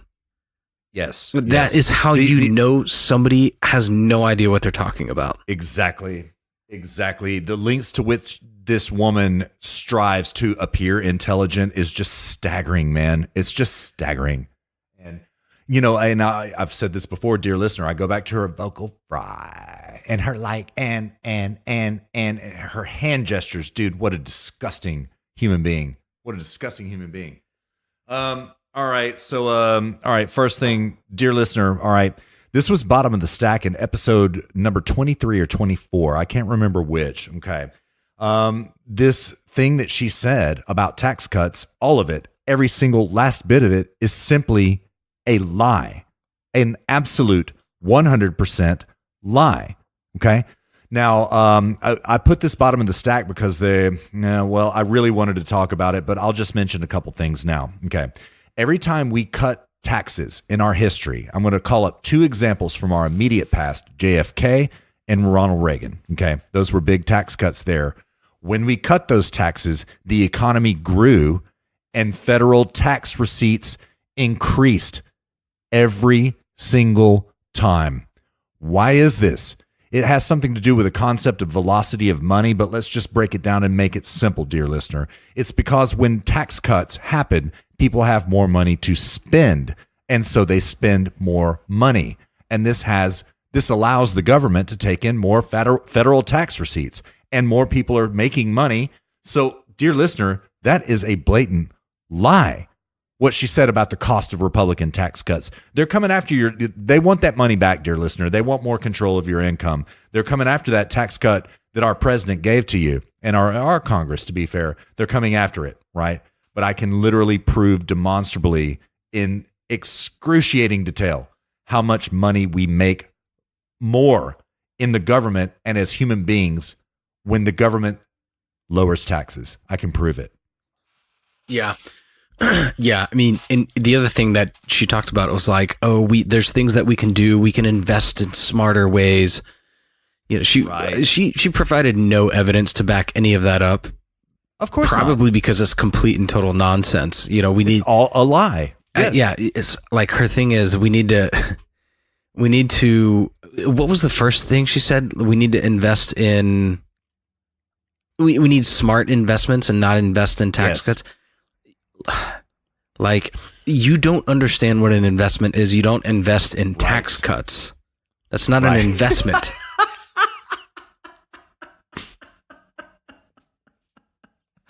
What happens because of tax cuts subsequently, dear listener, is investment. Yeah. That's what happens right there. Yeah. Oh, man. Well said. It's like an investment is you give some person or some entity money with the expectation of getting more back later. Yes, sir. That's an investment. Yes, a return on your investment. But that is that is a positive action on your part to take wealth that you have created and put it into some other area so that you can get more back later. The government doesn't create wealth; they take it from people. So I would like to see people produce nothing. Yeah, produce nothing. Yeah, they just distribute it elsewhere. That's all they do. Yeah, I would. So they have no role in investment at all in the first place. Right. Exactly correct. Oh, Russ, I would love to be on a debate stage with one of these people. It would just be. It would be so I would love easy. For you too. Yeah. I used to be a debater, dear listener, and I was actually pretty good at it, but I've grown slow on my feet, right? And so I don't necessarily want to get in debate format conversations with people, but like, dear listener, even I would take AOC down but quick, and Luke would destroy her so badly, so humiliatingly. Oh yes, I would love to see it too, Luke. Maybe someday, man. Maybe someday. I don't know. I don't know if I'm fit to be president. Well, no, true. I don't want to be president, man. Would you be president? Would you want? I mean, she does. That's another thing that we didn't talk about, dear listener. This woman wants to be president. Her moon is rising. We'll see what happens, but that is her end game, is to be president of this country. All right. But like, Luke, would you be president if you could? Would you? I would. Like I mean, I can't. It's hard to do that without any context. That's fair enough. Like, yeah. Well, I mean, yeah. It's difficult to, it's hard to supply context for that. And, I get it. Yeah. Like if there was like some situation where I was like magically transplanted into a newly elected president, yeah, absolutely, I would do it. 100%. I would do it. I would do it even if I was magically transplanted into the Republican primaries. I would do it. I would do it if I was magically transplanted into a post-apocalyptic dystopian fallen United States, I would do it. You know what? That's a damn fine point, sir. In those circumstances, yes, I would want to be president as well. Like Battlestar Galactica, like Laura Roslin having to be president. In those circumstances, yes, I would too. Other than that, I can't think of a context in which I would want that job. Yeah, I was actually just sitting here thinking, I was like, okay, so the answer is yes. Yeah. In any context. Yeah. I mean, I'm not trying to be president or something, but yeah, I mean, I know the messaging that would win, you know, and I know the messaging that needs to happen. I know the reason why the right doesn't win now.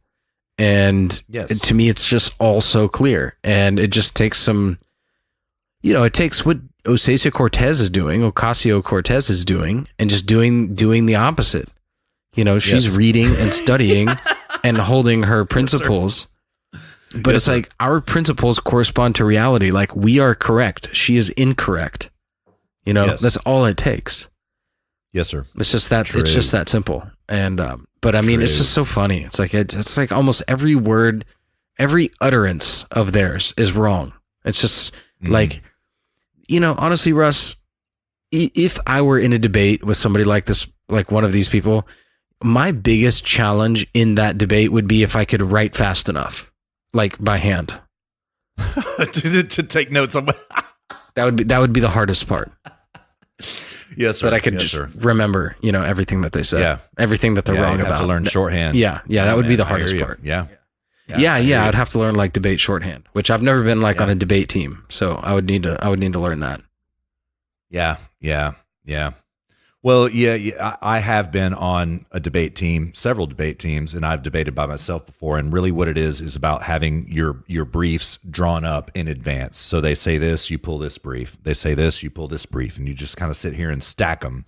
And when it's your turn to get up and argue, you argue your case, just reading from your pre-prepared briefs. That really is what debate is, you know, in terms of competitive debate, right? You know, but political debate's a little bit different. You have to kind of be quick on your feet. You know what I mean? Yeah. But I think that's where I shine. Yeah, I do too. I will. Yeah, absolutely. Absolutely. Yeah. Yeah. If it's this like, you know, super, I've watched these sorts of debates where it's just like, you're just like rattling off as much stuff as you can in like a minute and a half or something. I would not enjoy that. Yeah. I actually loved it quite a bit. I really did, you know, and, you know, times come where you have to think on your feet, particularly in cross-examination, right? You're allowed cross-examination periods in proper competitive debate, right? You had to really be on, you're not reading briefs in cross-examination, you're asking questions. So we go back to the Socrates method here, dear listener, and you just kind of have to think of clever questions to ask to, first of all, find out more information. Second of all, to make a point in the guise of asking questions. Yeah, you're framing. Fun. You're framing. Yeah, right. That's exactly it. Yes. Yep. Yeah, I think focus, maintain frame. Yeah, I think the most classic framing question from grade school was the old question that people would ask. Where they're like, "Do your parents know you're gay?" Yeah, right. God. Yeah, that's like the most, that's like, it's such a classic frame question. It's like the frame there is, you're gay. Yeah, right. Know? Exactly. Yeah. Or the one that Mr. Bongino always throws out there. How long have you beaten your wife? What? I don't beat my wife. You know, senator says he does not beat his wife. Becomes the headline. Yeah, you know? Exactly. Yeah. Mm-hmm. Yep. All right, brother. I'm feeling pretty good about this, man. What do you think? Agreed. Let's do it, man. Let's close it out. This is a long show. This might be our longest show yet. It might be, but yeah, dear listener, we told you we were going to ride long and hard today. We had to get 26 miles before sundown. We've made that 26 miles, and HSP number 26 is now in the books. Thank you for joining us, dear listener, so much. Thank you so much. Yeah, indeed. Episode 27. Till then, dear listener. Yes, indeed. Have a great week. We had a great week this week, dear listener. Enjoy it. Bask in this glory. We're going to have another great week next week. So you take care of yourselves. Take care of your people. We'll be back at you next weekend, right on target for HSP 27. All right. Peace. Bye.